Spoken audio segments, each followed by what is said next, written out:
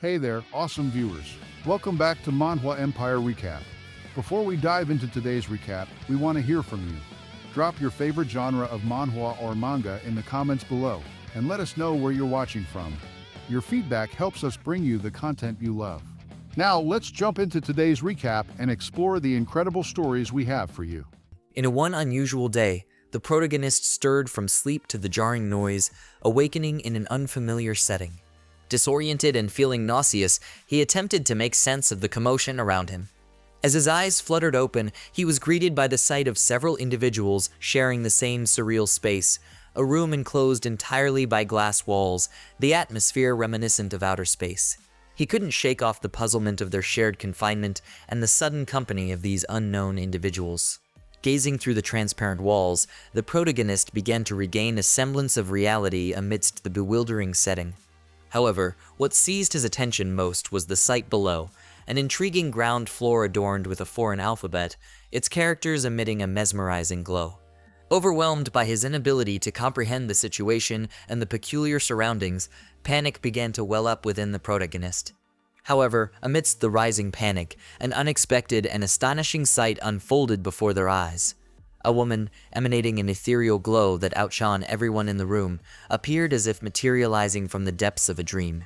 The already bewildered group found their confusion escalating as a hulking creature, an amalgamation resembling an orc and a golem, pounded furiously against the barrier of their room. A sense of denial swept over them, encounters with angelic beings, strange surroundings, and now a monstrous entity could be anything but a bizarre illusion. Some members started to entertain the idea that this could all be an elaborate prank or a carefully orchestrated hoax. Despite the growing skepticism among some, the protagonist remained lost in bewilderment. His mind struggled to reconcile the stark contrast between the familiar comfort of his home just moments ago and the fantastical, otherworldly elements now confronting him. In the calm familiarity of his home before he was sent to an unusual place, the protagonist sat at the dining table, relishing a meal with his family.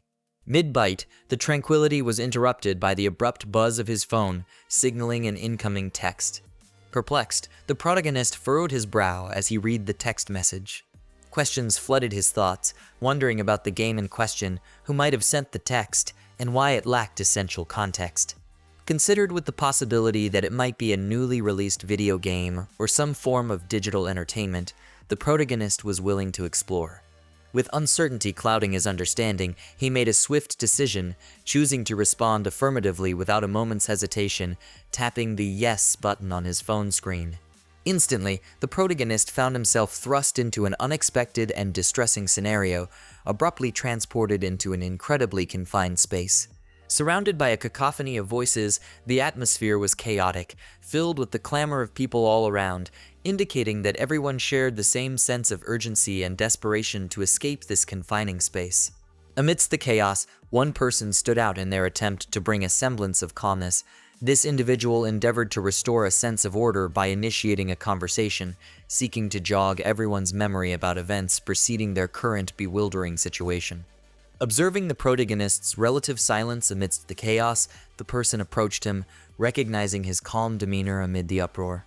Unable to respond, the protagonist watched the individual leave, feeling frustrated by the inability to communicate amidst the pandemonium. Yet, after the encounter, it affirmed that this experience was starkly real, dispelling any doubts of it being fictitious or a dream. As the protagonist attempted to make sense of the situation, the ethereal figure, exuding an angelic presence, reappeared before them. To the group's astonishment and horror, the woman, once radiating a celestial aura, unleashed a display of fiery magic outside the glass confines. The powerful surge of fire magic had a specific purpose. It is to repel the monstrous threat attempting to breach their enclosed sanctuary. As the attention of everyone within the confined space fixated on the enigmatic figure, she welcomed them to the enigmatic realm known as the Otherworld, expressing gratitude for their acceptance of the invitation. However, despite her words, a lingering sense of confusion persisted among the group, since one of them could recollect accepting such an invitation. The goddess figure, in an attempt to clarify the situation, revealed their selection as chosen heroes destined to save a dying continent. However, her words sparked frustration as saviors for an entire land felt far too unrealistic. The goddess urged for calmness, pleading with the assembly to listen. She emphasized the necessity of understanding her guidance for their survival, since not everyone among them would have the chance to venture to the dying continent. The goddess further explained the criteria, stating that only those capable of clearing a tutorial would earn the chance to journey to the continent, which elicited a sense of unfairness among the people. The assembly began to listen attentively, their initial skepticism giving way to a reluctant acceptance of the gravity of the situation as the goddess repeated her instructions. The goddess reiterated the limited number of individuals who could proceed to the dying continent. Her words made some among the group couldn't contain their emotions and erupted in tears. However, among the distraught and emotionally shaken group, one individual was too calm. The goddess began by elucidating the environment they were in, labeling it as the start point, likening it to a waiting room designed as a pyramid with transparent walls. Within this space, essential supplies crucial for survival, such as food, water, and an array of weapons, were provided, aimed at aiding their journey in the other world. Continuing her explanation, she delved into the concept of special classes available to the individuals. These classes bestowed unique traits upon the players, offering them distinct abilities tailored to their individuality. In an instant, he realized that the world he now found himself in mirrored the fantastical realms he had only witnessed in video games and novels. As the goddess continued her elucidation, she introduced the hierarchical structure of ranks. She delineated the classification into common, rare, heroic, and legendary ranks, each representing varying degrees of rarity and power. Given their novice status, the goddess revealed that the initial provisions provided were of common rank. These encompassed basic weapons essential for survival and initial combat encounters where the protagonist chose a spear. In her concluding announcement, she tasked them with ensuring their safety and survival within the start point until a pivotal moment, the breaking of the pyramid's roof, as if struck by a colossal rock. As the protagonist scrutinized the impending event, he was taken aback to discover that the destructive force wasn't caused by a massive rock, but rather by colossal hands punching through the roof. Reality struck as the walls crumbled, and the group collectively realized that the goddess figure's mention of a tutorial wasn't a mere jest. In the midst of the chaos, the goddess explained the diversity among the gathered individuals, each harboring unique personalities. She emphasized that their current surroundings would play a pivotal role in their growth and development. Following the chaos and destruction, the goddess figure directed them to say the words "status window" to gain a clearer understanding of the information she wished to convey. Without hesitation, the entire assembly echoed the words "status window." The protagonist, although initially composed and nonchalant, found himself compelled to participate along with the rest. Upon summoning the status window, a radiant line materialized individually in front of each person. As the glow subsided, the complete status window materialized, displaying personal data such as name, age, and player class. For the protagonist, his name was Lee Ki-young, 25 years old. However, confusion clouded Ki-young's understanding as he examined the numerical values indicating his strength and stamina, both registering at levels 10 and 11, leaving him perplexed about whether these figures were considered favorable or unfavorable. Surprise etched across Ki-young's face as the status window system delivered a notification that he had acquired a trait. The anticipation, fueled by the goddess figure's earlier mention of unique traits, heightened Ki-young's excitement as he eagerly delved into his newfound ability. Opening the traits section, Ki-young discovered a skill named Mind's Eye, classified as a heroic rank, granting him the ability to inspect the status windows and hidden talent ranks of both himself and others. Ki-young's eyes darted around the room, and to his surprise, the power of his newly acquired trait, Mind's Eye, allowed him to clearly perceive the status windows of everyone present. The realization of this newfound ability, while potent, also brought a sense of unease and overwhelm to Ki-young. Curiosity propelled Ki-young to observe others and their traits, wondering what unique abilities each person had acquired. As Ki-young observed others and their traits, he was taken aback by the discovery that some had acquired more powerful abilities, such as growth limit. Intrigued, Ki-young noticed the overall rating feature on the status windows, revealing that some individuals possessed incredibly average talent. To his surprise, their ratings were only marginally better than his own. Eager to gauge the extent of his own potential, he directed his mind's eye toward his own status window, seeking to unveil the overall rating that would shed light on the convenience bestowed upon him. As Ki-young scrutinized his own status window, he felt a sense of disappointment and disbelief since the talent he had acquired advised him to limit his actions due to possessing the worst talent among the group. Ki-young's eyes fixated on the words emphasizing the severity of his predicament. The careful reading only accentuated the negativity embedded in the assessment, painting a stark picture of his perceived disadvantage. A sense of injustice swept over Ki-young as he perceived the system underestimating his capabilities. The feeling of unfairness resonated strongly within him, fueling a surge of frustration at how the system seemed to have dealt him an unfavorable hand. However, Ki-young wasn't alone in his displeasure. The room buzzed with a collective reaction as other players expressed their discontentment with the results they had received. Ki-young, grappling with the perceived disadvantage imposed by his trait, couldn't shake the feeling that the system had set him on a path where winning seemed elusive. After they checked their status window, the goddess figures call for their attention as the monsters breach the start point, the atmosphere tensed with imminent danger. In her final words, the goddess wished them all good luck, leaving the group to confront the daunting challenge that had unfolded before them. While chaos erupted around him, Ki-young remained rooted in his disappointment, his nonchalance unabated by the turmoil. As the skirmish unfolded, Ki-young's disheartenment kept him aloof, detached even as others engaged in the frantic struggle for survival. Amid the mayhem, one individual recognized the need to rouse Ki-young from his apathy, attempting to break through his detachment. The urgency in the person's voice penetrated Ki-young's indifference, emphasizing the imperative to arm himself against the encroaching monsters, echoing the guidance of both the status window and the goddess figure.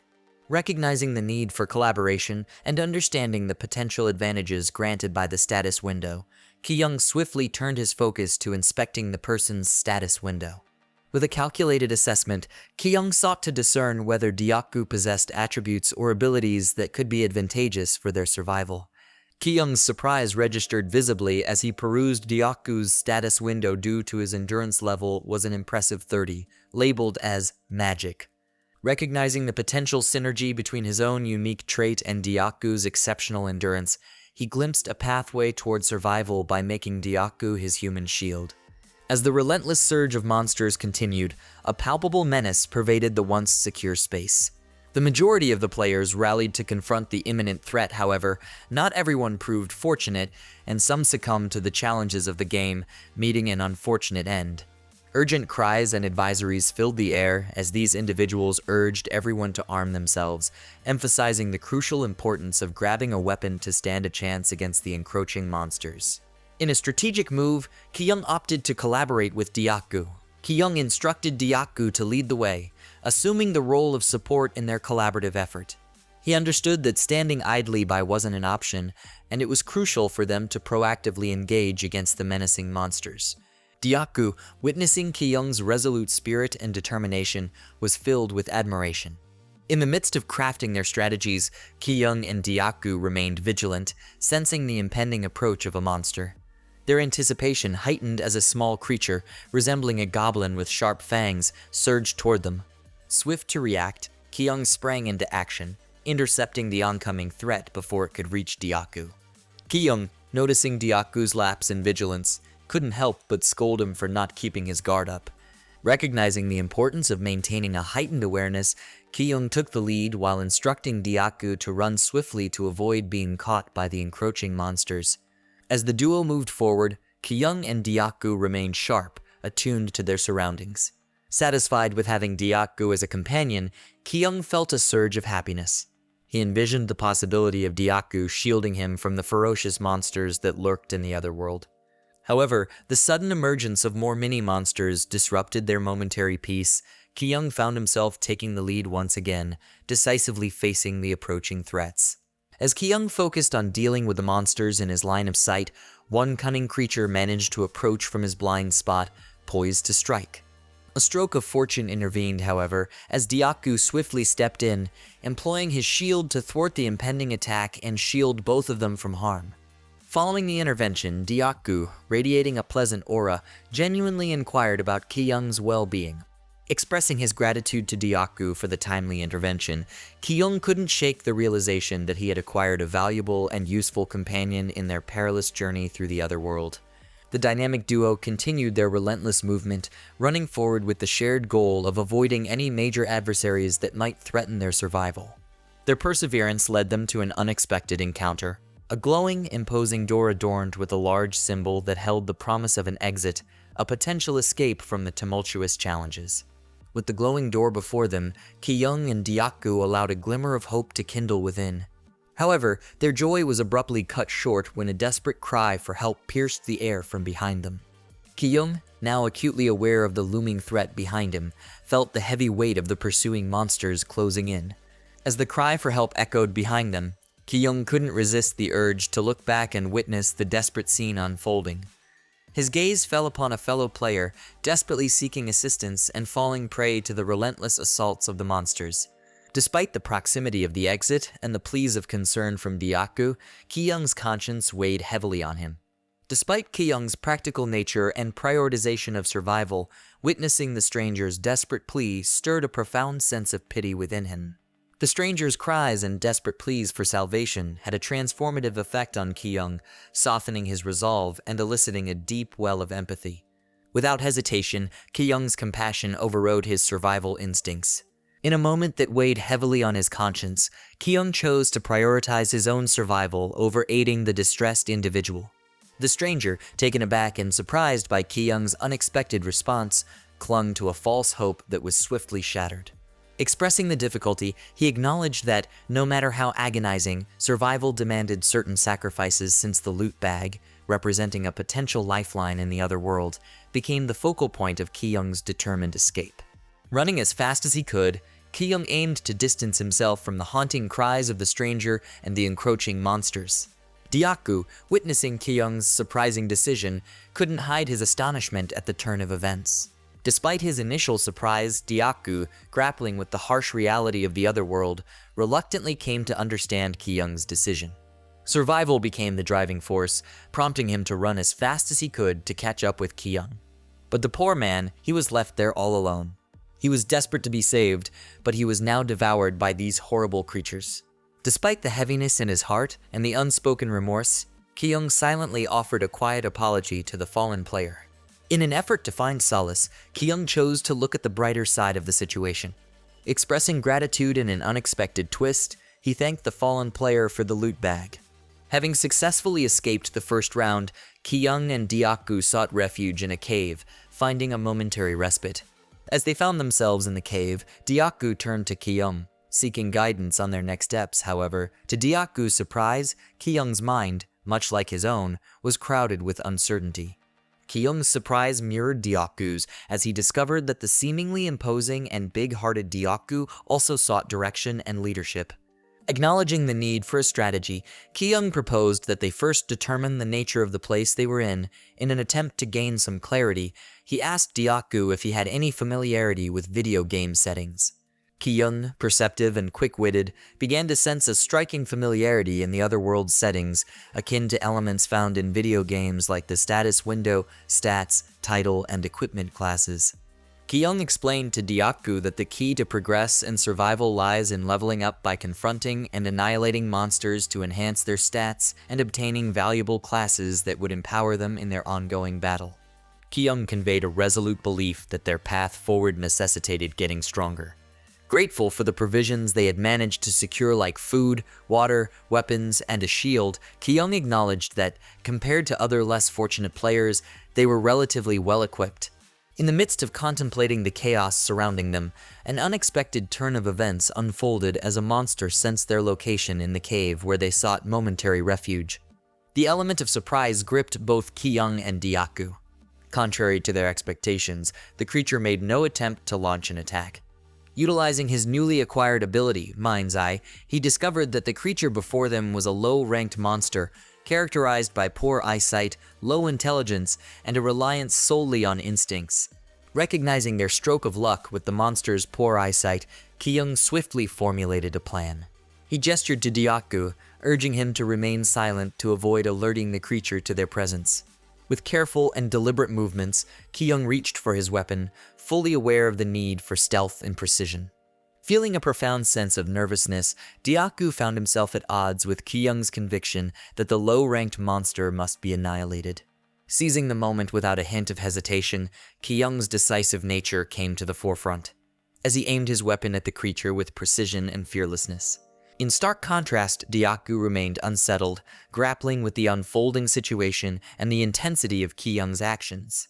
Ki-young's unleashed rage appeared to stem from a reservoir of bottled-up emotions, manifesting within the game as he confronted the low-ranked monster. Caught off guard by Ki-young's swift and fearless counterattack, the low-ranked monster found itself unable to react effectively. In the end, with Dyaku offering his support, Ki-young emerged victorious, defeating the surprised creature.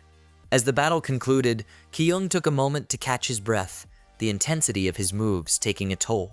The status window, however, brought a glimmer of reward, granting Ki-young an additional point for his strength. Meanwhile, Dyaku, unable to contain his admiration, continued to commend Ki-young for his courage and effectiveness in the face of adversity. Ki-young couldn't help but cringe at the genuine intensity of Dyaku's stare.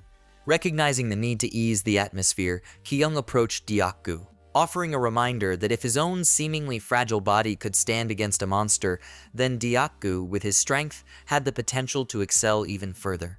As a camaraderie formed between them, Dyaku, seeking to solidify their newfound connection, decided to ask for Ki-young's name. Ki-young, while introducing himself, retained the mindset of someone prioritizing survival in the harsh reality of the other world. In response, Dyaku introduced himself and, expressing a desire for a more familial connection, asked if he could address Ki-young as an older brother, granting Dyaku the freedom to address him however he liked. But first, Ki-young diverted their attention to a makeshift solution. Confusion clouded Dyaku's face as Ki-young suddenly began disassembling an embroidered piece of cloth that lay on the ground before them. However, Ki-young's ingenuity became evident as he revealed that the torn cloth was meant to serve a purpose, that is to provide them with at least one endurance point, strengthening their resilience. The gesture, born out of Ki-young's resourcefulness, touched Dyaku, prompting admiration for his newfound companion's intelligence. With Dyaku expressing his commitment to follow Ki-young's lead, the duo prepared to take the next step in their journey by breaking free from being classless. However, their plans took an abrupt turn when an intense vibration resonated through the ground. It prompted both of them to remain alert for the possible arrival of another monster. Adding to the complexity of the situation, a fellow player was in desperate need, being chased by the formidable monsters. The disturbance was not caused by a lone monster, but by a trio large and menacing. With Dyaku by his side, he contemplated a strategic retreat, acknowledging the challenge of handling a pack of monsters. Despite the impulse to escape, Ki-young couldn't help but feel a curiosity about the monsters, and more intriguingly, about the identity of the girl being pursued by these creatures due to the chaotic situation they found themselves in. While sprinting alongside Dyaku, Ki-young activated his mind's eye skills once again, attempting to glean more information about the girl. The revelation unfolded as Ki-young discovered that the girl was named Young-hae Nim, with stats that predominantly fell under the rare category. However, one particular stat caught Ki-young's attention, and that is Haeun's magic power, a level 10 attribute, was classified as legendary. The astonishing nature of this discovery left Ki-young momentarily halted in his tracks, causing surprise in Dyaku. The revelation that Young-hae Nim possessed a legendary ranked stat, specifically in magic power, left Ki-young in a state of profound astonishment. Recognizing the invaluable potential that Young-hae Nim brought to their team, Ki-young made a heartfelt request to Dyaku, asking for his assistance in saving Haeun from the pursuing monsters. Dyaku, however, expressed concern about their ability to overcome the challenging task, considering the trio of monsters they would have to face. As Haeun exerted herself to sprint away from the relentless pursuit, she eventually caught sight of Ki-young. In response, Ki-young, opting for a stealthier approach, minimized his voice and guided Haeun to run towards their location. Understanding the urgency and the need for cooperation, Haeun swiftly grasped Ki-young's guidance. With Young-hae Nim now hidden alongside Ki-young and Dyaku, the trio braced themselves for the impending approach of the monsters. As the creatures drew near, it was Dyaku who first attracted their attention, being at the forefront of their group. Reacting swiftly, Dyaku took the lead and drew his shield, positioning himself to block the oncoming monster. Meanwhile, seeing Dyaku engaged in the struggle, Ki-young decided to take decisive action, joining the effort to support Dyaku and fend off the encroaching monsters. With swift precision, Kyung seized the opportunity to jump as high as possible, positioning himself midair with the intention of delivering a precise and powerful counterattack to the ferocious creature. The execution of this well-coordinated plan brought a sense of relief to Dyaku. He found himself astonished once again by Kyung's exceptional skills in combat. Kyung submitted to pour all his efforts into the fight against the monster in order for their survival. A determined look in his eyes, Kyung conveyed the unwavering resolve that survival was paramount. However, their perilous situation escalated as a second monster entered the scene, intensifying the challenge they faced. In a timely twist of fate, another player, appearing well-versed in the intricacies of the other world system, entered the fray. This mysterious player exuded a sense of professionalism, handling the situation with ease. To Kyung's surprise, the newcomer swiftly and effortlessly annihilated the second monster with just a single hit. Kyung, still grappling with the events that transpired, sought to comprehend the swift and efficient actions of the mysterious player who had come to their aid. The newcomer approached them with an aura that resonated strength, exuding a sense of familiarity with the challenges posed by the monsters within the other world. Nonchalant and experienced, the mysterious player seemed accustomed to the rigors of combat against the creatures that roamed the realm. Despite his handsome appearance, the weariness in his eyes hinted at the toll that continuous battles had taken on him. As the mysterious player faced Kyung, a moment of silent tension hung in the air, none of them taking the initiative to break the silence and initiate a conversation. Intrigued by the enigmatic prowess and aura of the mysterious player, Kyung found himself compelled to unravel the identity of this skilled individual. Utilizing his mind's eye ability once again, the status window revealed the name of this formidable ally, Kim Hyun-sung, who displayed stats painted a picture of remarkable prowess, with most of Hyun-sung's attributes ranking either heroic or legendary. Kyung's intrigue deepened when he noticed a unique skill in Hyun-sung's repertoire, one called Regressor of Altanus. The unfamiliarity of this skill prompted Kyung to speculate that it might involve the manipulation of time. While Kyung immersed himself in examining the details of Hyun-sung's status window, Dyaku, displaying politeness, took the initiative to introduce himself and inquire about Hyun-sung's name.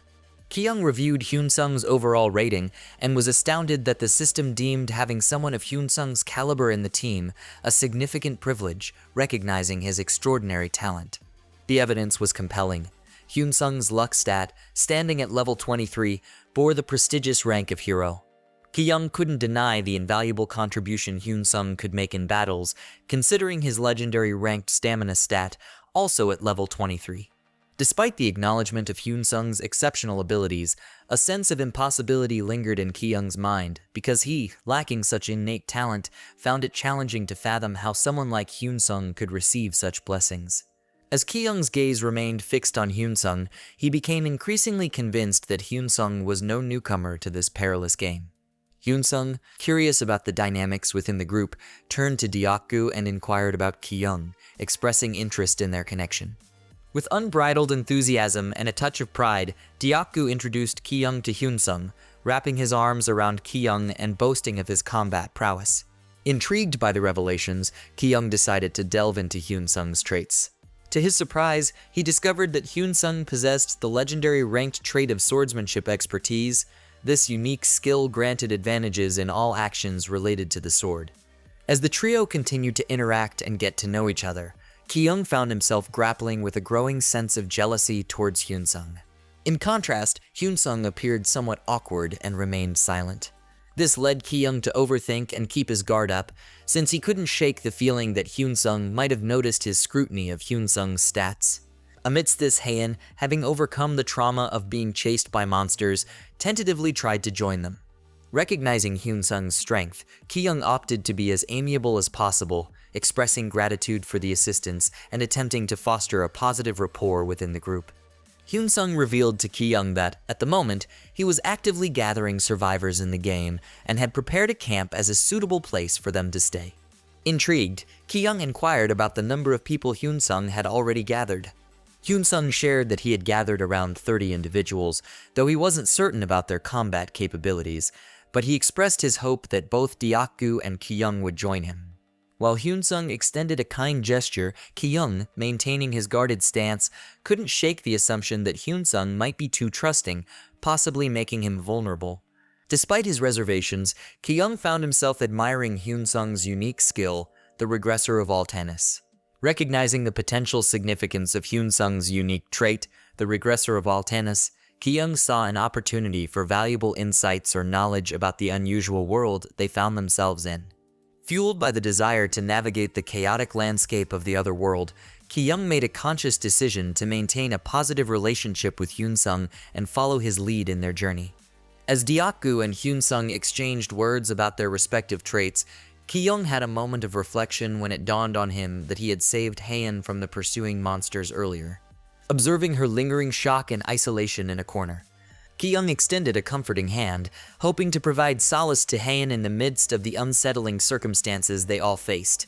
In Haein's eyes, Ki-young radiated a comforting aura as he reassured her that he and his companions were there to help. Despite the terrors surrounding them, Ki-young's presence provided a sense of comfort to the terrified and delicate Haein, who was delighted to have companions in the midst of the horrors. Hyun-sung, observing Haein standing up, felt a peculiar sense of familiarity, as if he had known her before. Intrigued by this revelation, Hyun-sung was surprised and excited, eager to initiate a conversation with Haein. As Haein introduced herself, it became apparent that she had never met Hyun-sung before. Nevertheless, Hyun-sung displayed the most bright and cheerful smile upon meeting her for the first time.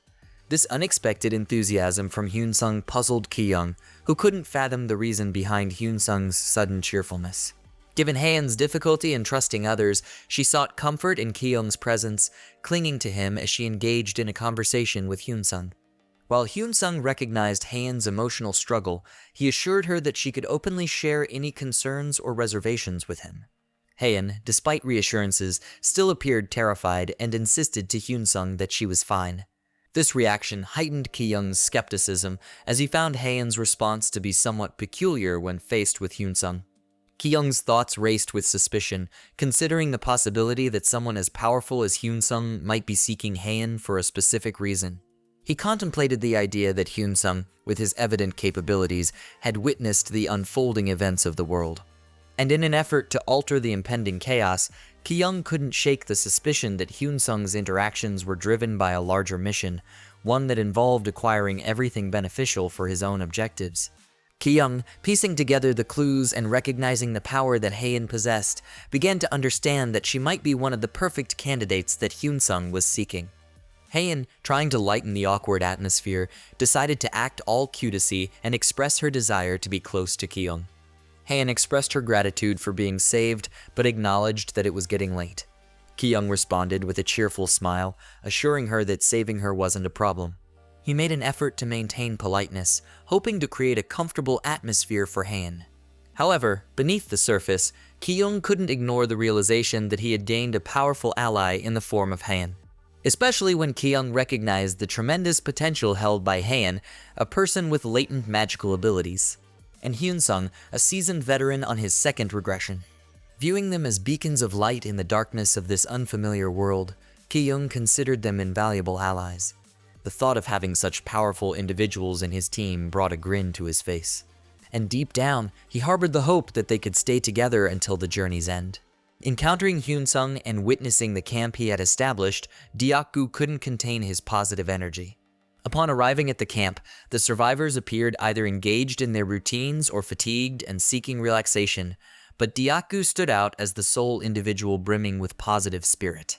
Despite the weariness evident among the survivors, Deok-gu marveled at the fortunate discovery of the campsite by Hyun-sung.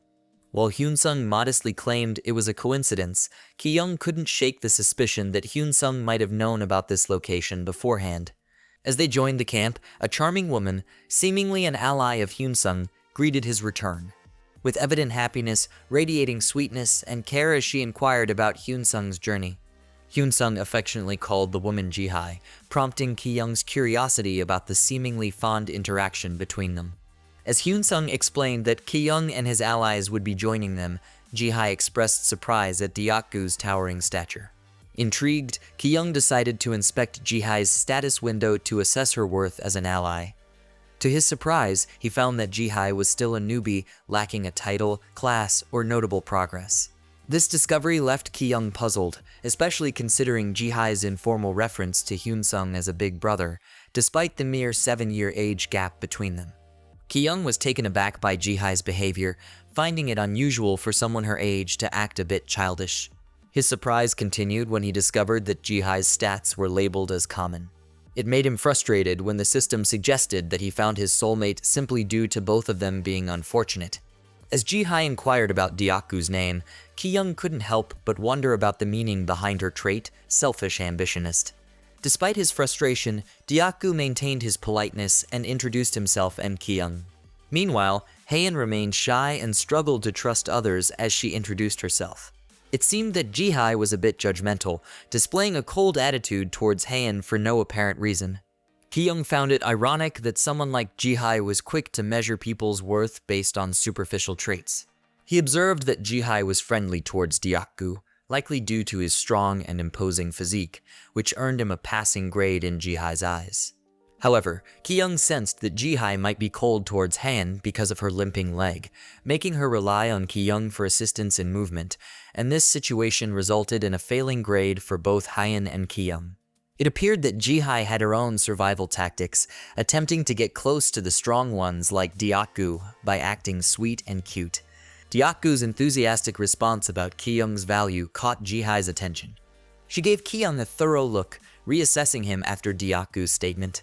Surprisingly, Ji-hai's attitude shifted from being cold to adopting a cutesy and friendly demeanor, seemingly trying to befriend Ki-young.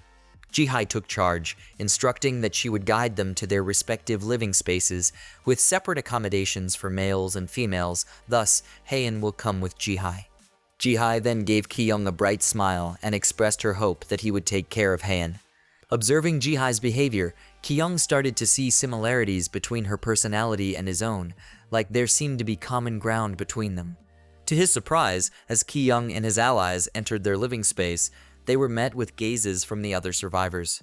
The survivors seemed genuinely happy to welcome additional fighters, assuming that Ki-young and his allies would be their protectors. They were all enthusiastic and happy to have another fighter in their living conditions. Ki-young recognized that Hyun-sung indeed had established a safe space, but it is primarily designed for those who couldn't actively participate in fights, not for individuals like Ki-young and his allies who were more capable. As he contemplated the situation, Ki-young pondered the possibility of taking a leadership role in future battles, especially since Dyaku, while physically strong, seemed to have a softer nature. The next day arrived, and everyone in the camp was doing their best to settle in. As Ki-young attempted to get some sleep, he was disturbed by a commotion nearby. Upon waking up, he noticed that Hyun-sung was checking on Dyaku to ensure he slept well in the camp. Seizing the opportunity, Ki-young took the initiative to discuss an important matter with Hyun-sung. Expressing his observation, Ki-young addressed the fact that the majority of people in the camp didn't seem prepared for combat. Ki-young inquired about the maintenance of the camp, but Hyun-sung honestly admitted that the current situation couldn't be considered good. He highlighted the struggles the majority of survivors were facing due to limited supplies of water and food for 30 people. Hyun-sung expressed concern, especially considering the potential growth in the number of survivors they might rescue.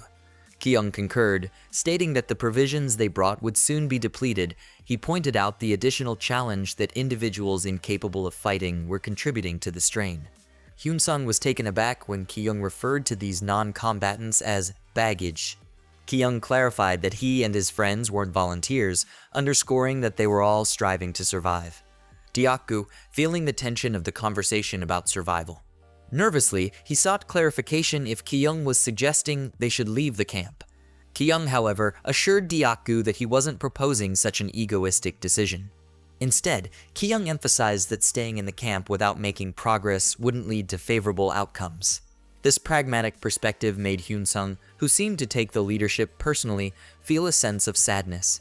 Acknowledging the practicality of their conversation, Ki-young made an effort to lighten the atmosphere. Both he and Dyaku assured Hyun-sung that, despite the challenges, they would continue to give their best in the fight alongside him. This assurance lifted Hyun-sung's spirits, grateful to have reliable fighters by his side. In a sincere conversation with Hyun-sung, Ki-young acknowledged that he comprehended Hyun-sung's desire for everyone to survive and escape the horrors of the other world together. Despite this understanding, Ki-young admitted a lack of empathy, acknowledging that he often prioritized his own well-being. Attempting to bridge the gap, Ki-young made an effort to explain that his actions, driven by a focus on survival, might be perceived as selfish. However, to Ki-young's surprise, Hyun-sung clarified that he fully understood Ki-young's practical approach, recognizing that survival often demanded decisions that might be viewed as self-centered. Although Ki-young was surprised by Hyun-sung's understanding. But the truth lingered beneath the surface, since what he really wanted was to ensure that in times of crisis, Hyun-sung wouldn't consider sacrificing him in combat. With a newfound sense of civility and mutual understanding, Ki-young decided to abandon veiled intentions and become more straightforward. He saw an opportunity to address a crucial matter regarding Hyun-sung's plans for the future. Without beating around the bush, Ki-young proposed that regardless of Hyun-sung's plans, he and his allies were willing to actively participate and contribute. Hyun-sung, taken aback by Ki-young's bold proposal, he couldn't help but sport a slight grin as it dawned on him that Ki-young, beneath his seemingly self-centered demeanor, possessed wits and a fundamental understanding of the game they found themselves in. Reflecting back to the beginning, Ki-young had an epiphany regarding the goddess's instructions and concluded that she had given them two choices. Ki-young realized that the options were to either attack and survive, a daunting task, or find an alternative approach.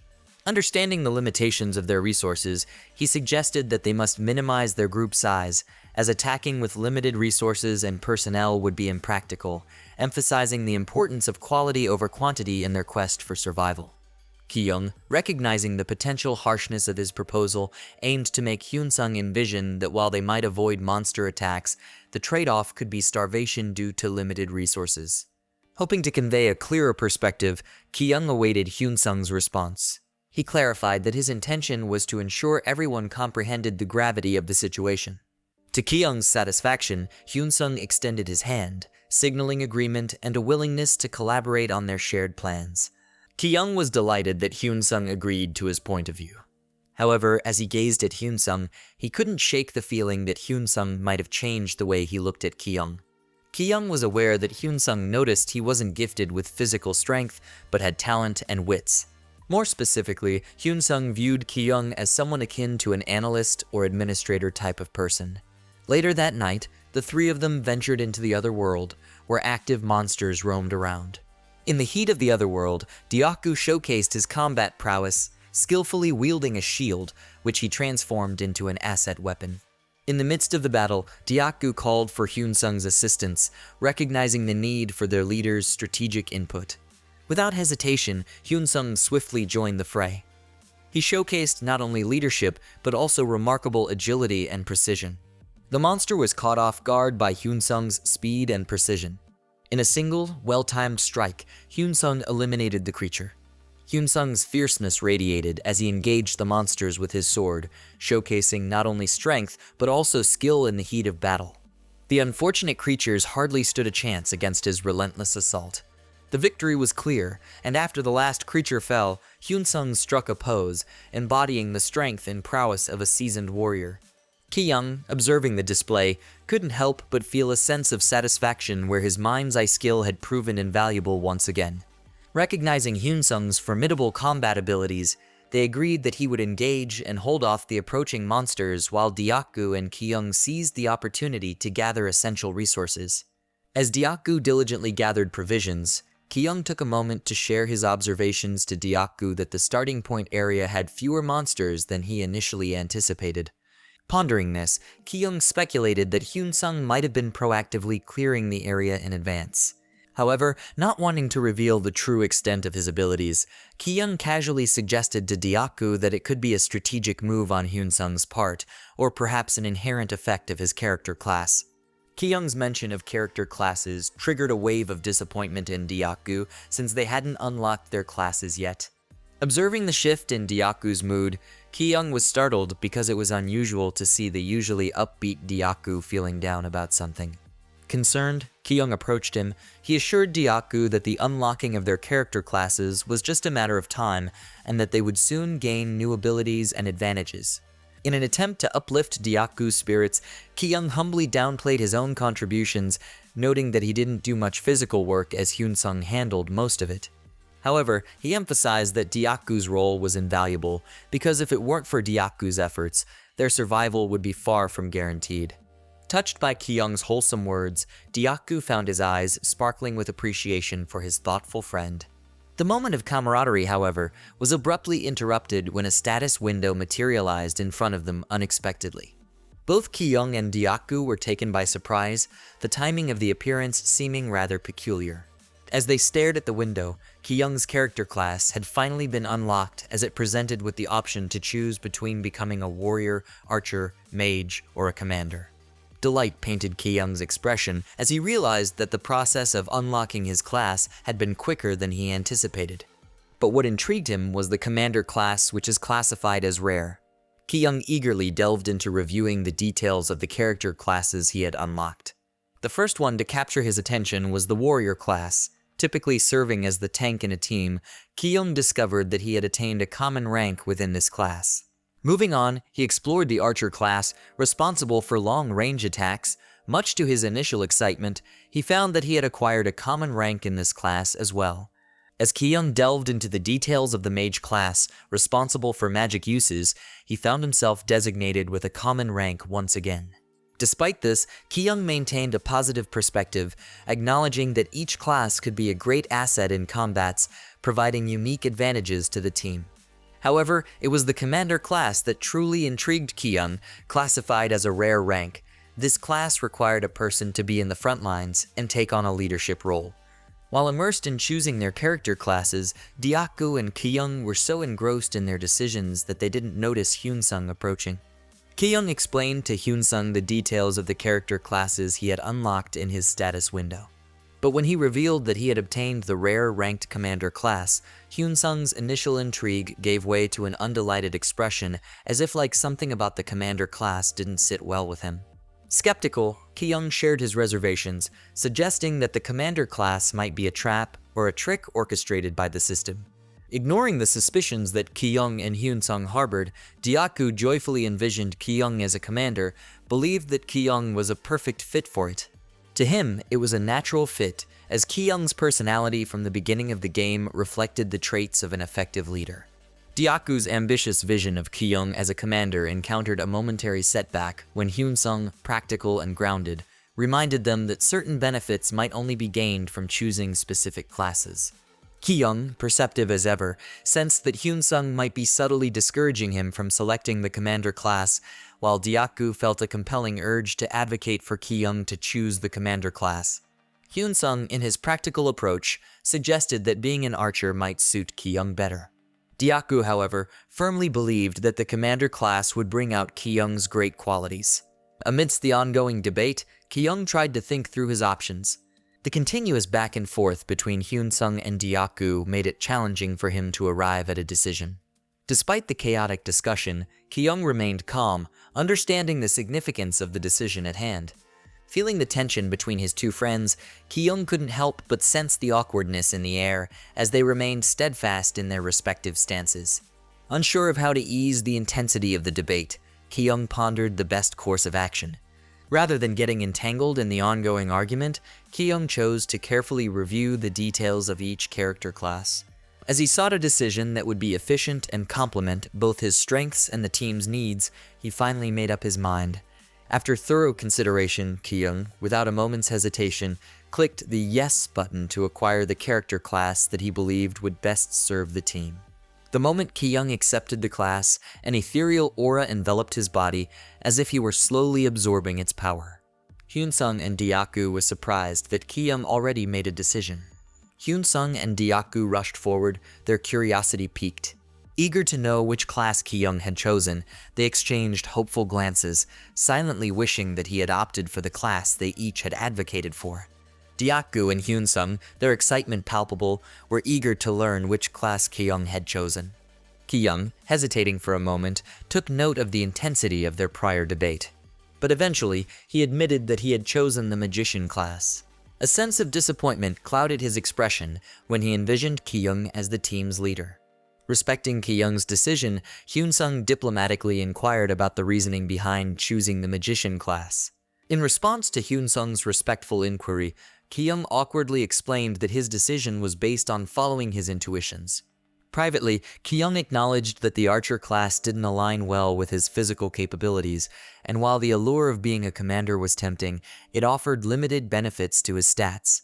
Choosing the magician class, Kyung strategically aimed to boost his intelligence stat, recognizing the importance of thorough thinking in their perilous situation. Additionally, the decision granted him a significant increase of 3 points in his mana, a previously unfamiliar territory for Kyung, but one that now held substantial merit. Kyung's wise decision not only expanded his knowledge of basic magic, but also saw a commendable increase in his mana stat by 3 points. As Kyung embraced the power surging within him, it felt like intelligence was filling up his brain. Curious about the progress he had made, he summoned his own status window, only to be advised that he needed to work a little harder to earn a title for himself. Undeterred, Kyung summoned his stats, discovering with surprise that 2 out of 7 were now labeled as heroic rank. Summoning his overview, the system described his progress as somewhat alright, acknowledging the challenges he had faced at the start of the game. However, a note of caution came with the information. The game, in its usual cryptic manner, warned Kyung not to get his hopes too high as a magician, hinting at potential challenges and limitations that lay ahead. Despite the cautionary notes from his own status window, Kyung chose to focus on the brighter side, finding solace in the progress he had made. Shifting his attention to Dyaku, who still seemed saddened by the earlier choice, Kyung inquired about the class Dyaku had picked. Dyaku, grappling with the decision between a shieldman and a priest, admitted the difficulty he was facing in making a choice. Almost instinctively, both Hyunsung and Kyung, synchronized in their response, suggested that Dyaku should choose the shieldsman class. However, a subtle conflict brewed within Dyaku, who harbored a desire to be a priest despite the external suggestions. Hyunsung and Kyung, without uttering excessive words, advised Dyaku to choose the shieldsman class. Responding to their synchronized suggestion, Dyaku made a swift decision and chose the shieldsman class without delay. Seeking reassurance, Kyung asked Dyaku about his chosen class. In response, Dyaku offered a genuine and pure smile, expressing contentment with his decision. Embracing the positive energy, Dyaku wholeheartedly swore to be a shieldsman from that point onward. Kyung, while outwardly expressing satisfaction with Dyaku's choice, harbored a deeper sense of relief, knowing that someone would now serve as his meat shield. After a while, Hyunsung congratulated the two of them and suggested returning to the camp. Before heading out, he contemplated dividing the looted food. To his surprise, Hyunsung discovered that Kyung and Dyaku had managed to loot and gather a substantial amount of food during their venture. Hyunsung's surprise at the abundance of food gathered, Kyung simply conveyed that they were more than willing to share the gathered food with others. Hyunsung's eyes sparkled with appreciation upon witnessing Kyung's generosity, recognizing the selflessness behind the act despite their differing survival mindsets. Grateful for the gathered food, he hugged the looted bags tightly, expressing his gratitude to Kyung and Dyaku. Prepared to return to the camp, Hyunsung bowed his head, a gesture of respect and appreciation towards both Dyaku and Kyung. Upon returning to the survivors' camp, the atmosphere was subdued despite the sunny day, as hunger took its toll on the residents. Eager for Hyunsung's return, one of them inquired about his arrival to Jihai. The person expressing impatience hoped for Hyunsung's swift return, sounding somewhat demanding. In the absence of Hyunsung, Jihai suggested they eat some of the leftovers or whatever remained in their storage to alleviate the hunger. Jihai got distracted as some man approached her. A man approached her with a desperate look, expressing a strong desire for just one bite of the bread she was eating. Moved by compassion, Jihai decided to share, cutting the bread in half to provide some relief. Jihai's act of sharing turned out to be mean and rude, as she only shared half of the bread with the woman she had been talking to. The man, who was already starving, received only crumbs. Despite his desperate hunger, he had no choice but to say thank you, even though Jihai's behavior came across as narcissistic and unkind. To Jihai's surprise, the atmosphere shifted as Hyunsung, Dyaku, and Kyung made their presence known. The survivors, starving and eager for their return, were genuinely happy to see them with bags filled with looted supplies. Despite her previous behavior, Jihai adopted a two-faced demeanor, acting sweet and cutesy as she approached Hyunsung upon his return. Jihai, with audacity, took the initiative to handle the loots as if she would take charge of them. Despite her earlier behavior, Hyun-sung appeared oblivious to Ji-hai's true nature, trusting her with this responsibility. On the other hand, another survivor attempted to approach Ki-young, expressing his intention to take care of the loots in Ki-young's possession. To the survivor's surprise, Ki-young responded with a cold stare, contrary to the warmth and trust usually associated with Hyun-sung. The shock stemmed from the expectation that Ki-young would exhibit similar leadership qualities as Hyun-sung. Deok-gu, perplexed by Ki-young's decision not to share the loots, followed him and sought clarification. Ki-young reiterated that they weren't volunteers, expressing concern that sharing too much might result in a bad reputation among the camp residents. Ki-young believed that risking their well-being for others was not viable. He speculated that Hyun-sung might have recruited them not just for their skills, but to inspire the camp residents to take a more active role. As Ki-young continued walking, he couldn't help but observe Ji-hai's sudden transformation into a sweet and generous person. Her demeanor had shifted entirely, leaving Ki-young intrigued by the apparent change in her behavior towards the camp residents. With a discerning eye, Ki-young considered the possibility of Ji-hai taking charge in the absence of Hyun-sung. Despite Ji-hai's sweet and appealing facade, Ki-young recognized her as someone who exhibited strength towards the weak and weakness towards the strong. Drawing a parallel to a ruler, Ki-young concluded that Ji-hai acted like a king when Hyun-sung wasn't present, wielding influence and authority in her own way. As Ki-young surveyed the camp, he observed a spectrum of experiences. While some seemed to be enjoying themselves, others were engaged in laborious tasks, creating a stark contrast in the overall atmosphere. Ki-young's attention was drawn to the laborious tasks being carried out in the camp, and to his surprise, he noticed someone familiar among the workers. It was Haein, diligently involved in stocking up rocks to fortify their camp's defenses. However, Ki-young observed a less than ideal situation for Haein.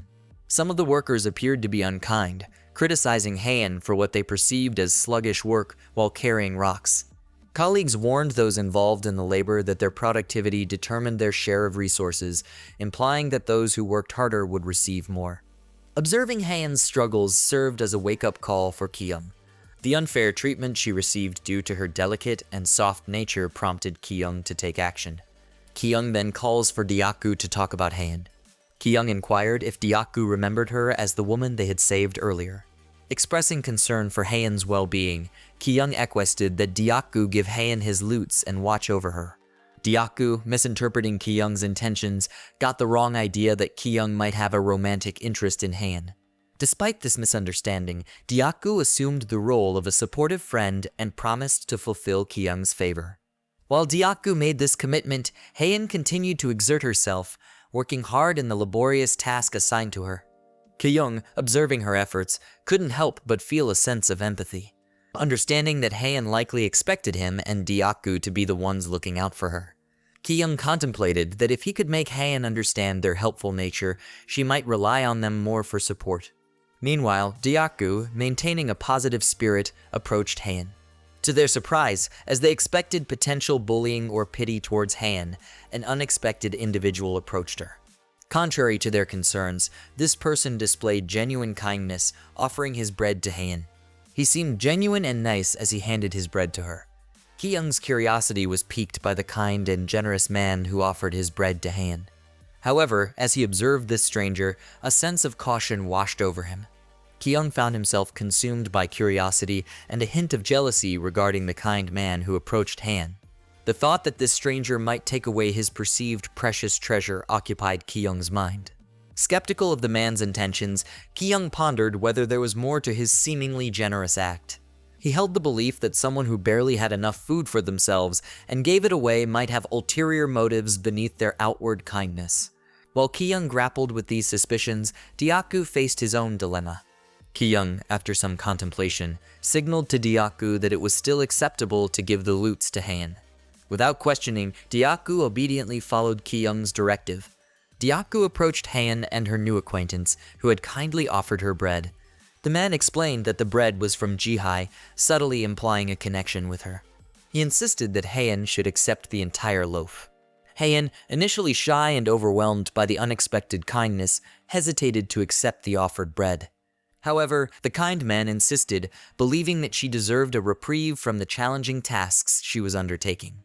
Grateful for the gesture, Heian eventually accepted the bread and expressed her thanks to the man for looking out for her. As she enjoyed every bite, her thoughts turned to Ki-young and Dyaku. The memories of being saved by Ki-young lingered in her mind, and she couldn't help but think of him fondly. Ki-young's image dominated her thoughts, and she found herself envisioning his handsome face as she savored the moments of respite provided by the bread. Heian couldn't suppress a blush that crept onto her cheeks as she found herself lost in thoughts of Ki-young. As Heian continued to daydream about Ki-young, it seemed that the kind man harbored a crush on her. He approached the situation cautiously, asking if it was all right for him to be close to her. Heian, still appreciative of his gesture with the bread, agreed, thinking of him as a kind person. However, the atmosphere shifted unexpectedly. The man's initial kindness took a different turn as he caressed Heian's hand, catching her off guard. The situation became more complex as the man suddenly became romantic. Heian asked him kindly to let go of her hands. Heian, perplexed by the sudden shift in the man's behavior, couldn't understand why his kindness had vanished. However, her confusion deepened as the man, disappointed by her rejection, turned mean. Expressing his dissatisfaction, he made Heian feel as though she had done something wrong. Clarifying that he didn't intend to perform acts of charity for her benefit, the man crossed a line. He went on to advise Heian to repay favors or kindness. The man then tightened his grip on Heian's delicate wrists. As the man continued to act out of line, he delivered a message to Heian, suggesting that fitting in required being on his good terms. Unable to tolerate the man's behavior any longer, Dyaku decided to intervene. He warned the man that if he didn't want to face consequences, he should release Heian's hand. However, the man, seemingly confident and disrespectful, disregarded Dyaku's warning. Faced with the man's rudeness and unwillingness to back down, Dyaku felt compelled to take action to protect Heian. Swiftly and decisively, Dyaku smacked the man's hand, causing him to release his grip on Heian's delicate wrists. Dyaku, asserting his authority, clarified that he hadn't hit the man too hard, but insisted that he needed to stop his inappropriate behavior. Taking matters into his own hands, quite literally, Dyaku picked up the man. Heian, taken aback by the sudden turn of events, Dyaku ensured that the man was kept at a safe distance, preventing any further harm to her. The commotion caused by Dyaku's intervention had grown so loud that it attracted the attention of Jihai and the other survivors in the camp. The noise reverberated, stirring curiosity among the survivors who began to gather, eager to understand the source of the disturbance. Observing the unfolding situation, Ki-young chose to remain a bystander for a while, gauging the extent to which the events would escalate. Meanwhile, the man involved in the disturbance overreacted dramatically. Just because of the nosebleed, it made him appear like a crying baby in the eyes of the onlookers. Heian, attempting to prevent further escalation, intervened and tried to calm Dyaku. She reassured him that she was fine, hoping to diffuse the tension and redirect the attention away from the overreacting man. Jihai, aiming to quell the commotion. She stepped in, offering comfort to the man named Syaku. She sternly addressed Dyaku, emphasizing that violence was strictly prohibited within the camp. Dyaku, standing his ground, explained that he had witnessed Syaku attempting to harass Heian, prompting his intervention. In an attempt to get to the bottom of the situation, Jihai turned her attention to Syaku and inquired about the validity of Dyaku's claims, only to be met with denial from Syaku. Syaku skillfully fabricated a narrative, asserting that the hand-grabbing incident was an accidental misunderstanding that Dyaku misinterpreted. This manipulation infuriated Dyaku, who saw through Syaku's attempt to portray himself as the victim in the situation. Syaku continued, stating that he merely wanted to be close to Heian, emphasizing her positive response to his actions.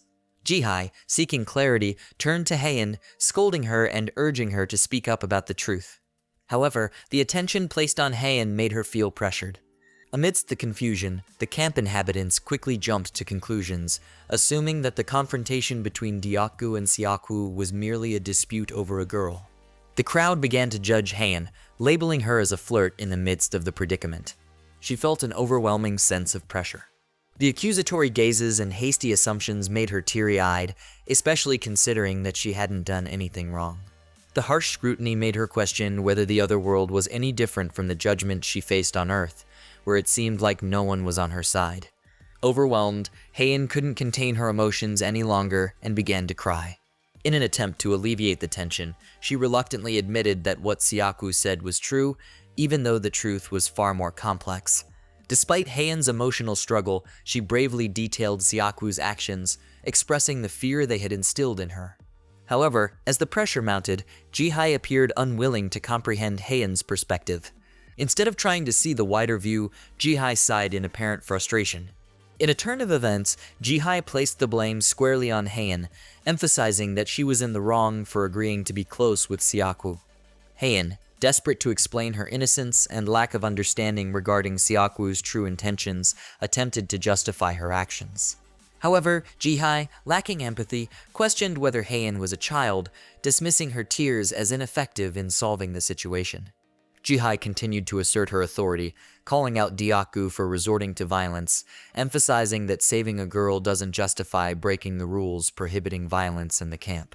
Despite Heian's plea for the situation to stop and her sincere apology, she was filled with pride as Jihai openly sided with Siaku. Jihai, unmoved by the distress she caused Heian, insisted that apologizing to her wouldn't resolve anything. However, her biased perspective became evident as she pressured Heian to apologize to Siaku, portraying him as the victim. Heian, shocked by the unjust demand, found herself in a dilemma. Jihai was waiting for Heian to apologize and beg as if like she's pressuring her. Pressure from Jihai weighed heavily on her, leaving her trembling with fear while Diaku, witnessing this unfair treatment, grew increasingly disgusted. Heian couldn't get the words out of her mouth, especially when she's not even at the wrong. Ki-young, observing the escalating tension and unfair treatment, decided it was time to step in.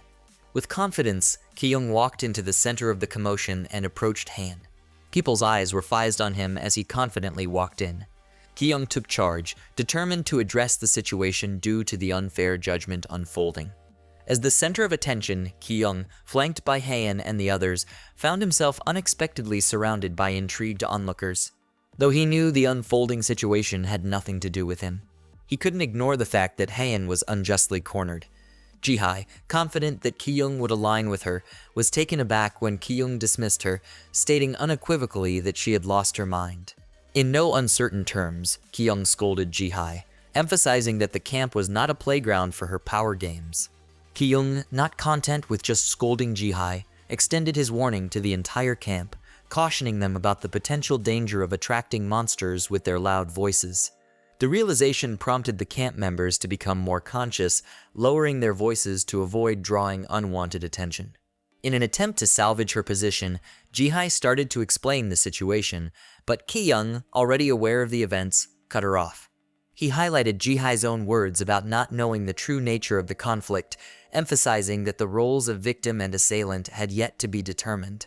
Ki-young's boldness in pointing out the unfair judgment resonated through the camp, leaving Jihai in shock and Heian visibly terrified. Jihai, trying to save face, attempted to justify her actions, blaming Heian. However, Ki-young interrupted her again, asking a crucial question, that whether she was absolutely certain of Siaku's innocence. Caught in her own deception, Jihai stood speechless and visibly ashamed as Ki-young skillfully exposed her complicity in Siaku's guilt. Ki-young, sensing his triumph, knew that Jihai's confirmation of Siaku's innocence would ultimately place the responsibility squarely on her shoulders. Seizing the moment, Ki-young emphasized the unpleasantness of ganging up on a single person, warning that such actions would undoubtedly disappoint Hyun-sung, who held a higher authority in the camp. The onlookers, now feeling the weight of their actions, shared in Jihai's shame, realizing the potential consequences if Hyun-sung were to discover the truth. Turning his attention to the distraught Heian, Ki-young approached her with a reassuring demeanor. As he consoled her, he couldn't help but feel certain that, in his eyes, Heian was not capable of leading men astray.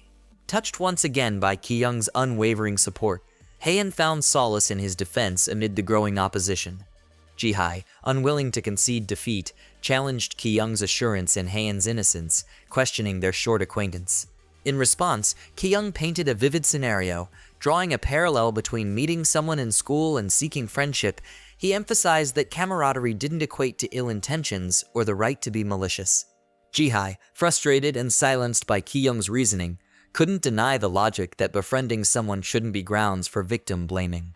Initially aligned against Heian, the collective sentiment turned against Jihai, now seen as unjustly accusing Heian for merely being friendly. Ki-young's perspective resonated, prompting a broader understanding among the camp members. As the tables turned against her, Ji-hai began to feel the weight of the pressure she had so readily applied to Haein. Desperate to salvage her position, Ji-hai turned to Ki-young in an attempt to talk her way out of the escalating situation. To her shock, she found herself trapped, realizing that there was no easy escape from the predicament she had created. As her gaze met Ki-young's, the power dynamic shifted, and Ji-hai felt a profound sense of powerlessness. Ki-young's assertiveness and the camp's collective disapproval had stripped Ji-hai of the control she once wielded. A silent acknowledgement passed between Ki-young and Ji-hai, a recognition that the imagined throne of authority in the camp had shifted.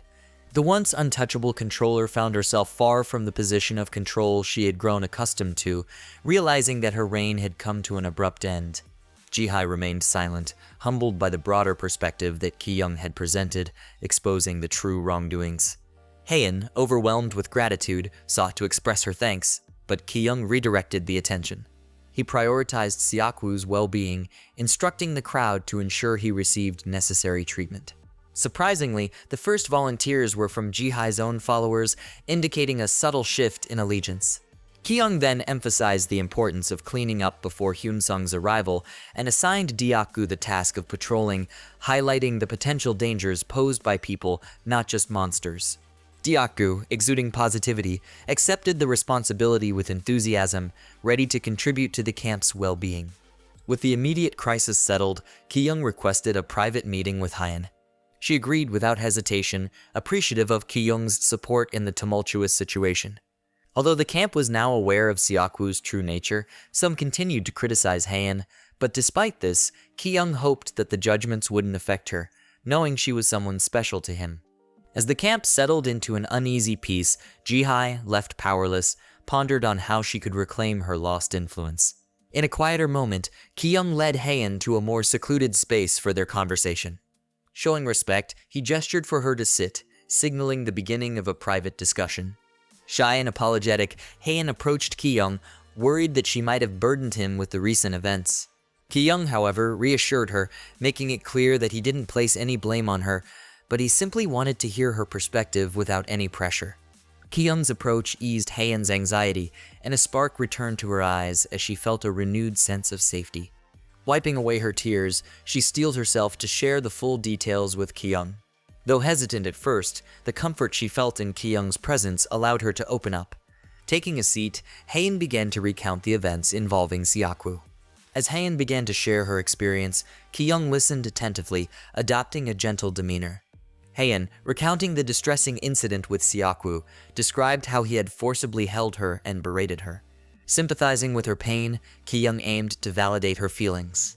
However, Haein's emotions ran deep, making it challenging for Ki-young to fully comprehend the extent of her turmoil. The nuances in her speech made it a bit difficult for him to grasp the entirety of her emotions. Despite this, Ki-young recognized the importance of empathy in this situation. As Haein continued to share her story, the comfort she felt in speaking to Ki-young allowed her to release the pent-up emotions. Grateful for Ki-young's support, Haein extended her thanks, but Ki-young, ever humble, clarified that he was merely attempting to provide a broader perspective on the situation. However, Haein, appreciative of Ki-young's belief in her, emphasized that his trust meant a great deal to her.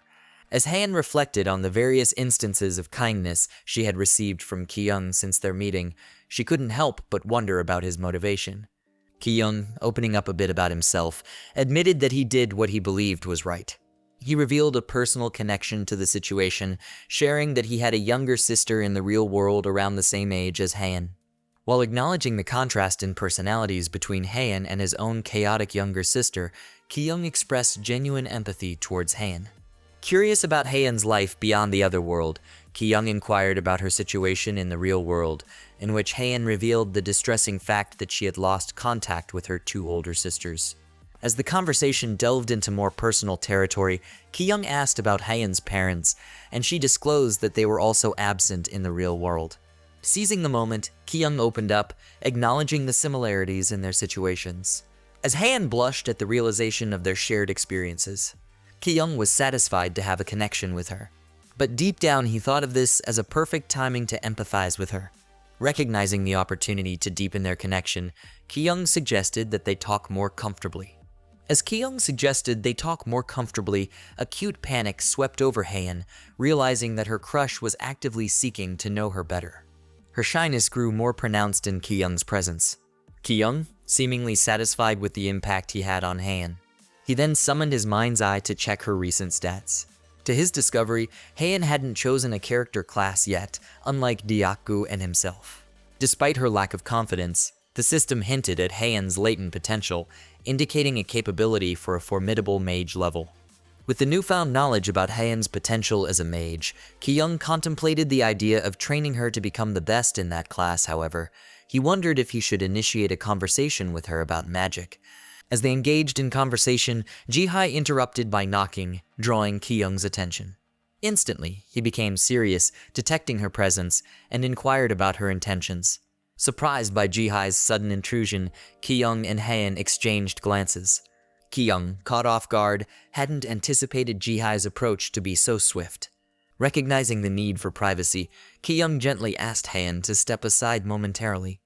Haein, looking uncomfortable, complied, awkwardly passing through, while Ji-hai couldn't help but notice the unease in Haein's demeanor.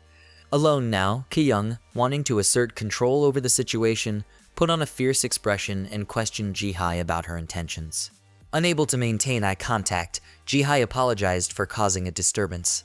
Ki-young, taking a mature stance, apologized as well for any perceived sensitivity on his part. However, Ji-hai, perceiving Ki-young's actions as the right thing to do, indicated that she believed his actions were justified. Despite the apologies, it was clear that Ji-hai desired further conversation and made Ki-young thought that she might not be aligning with the established dynamics, wondered about her intentions. Ji-hai then requested to handle the situation between Haein and Siakwu, expressing her remorse for the turmoil caused. Ji-hai appeared reluctant to relinquish her leadership. Ki-young, perhaps realizing that overstepping his bounds, let Ji-hai take charge, acknowledging her role in the camp.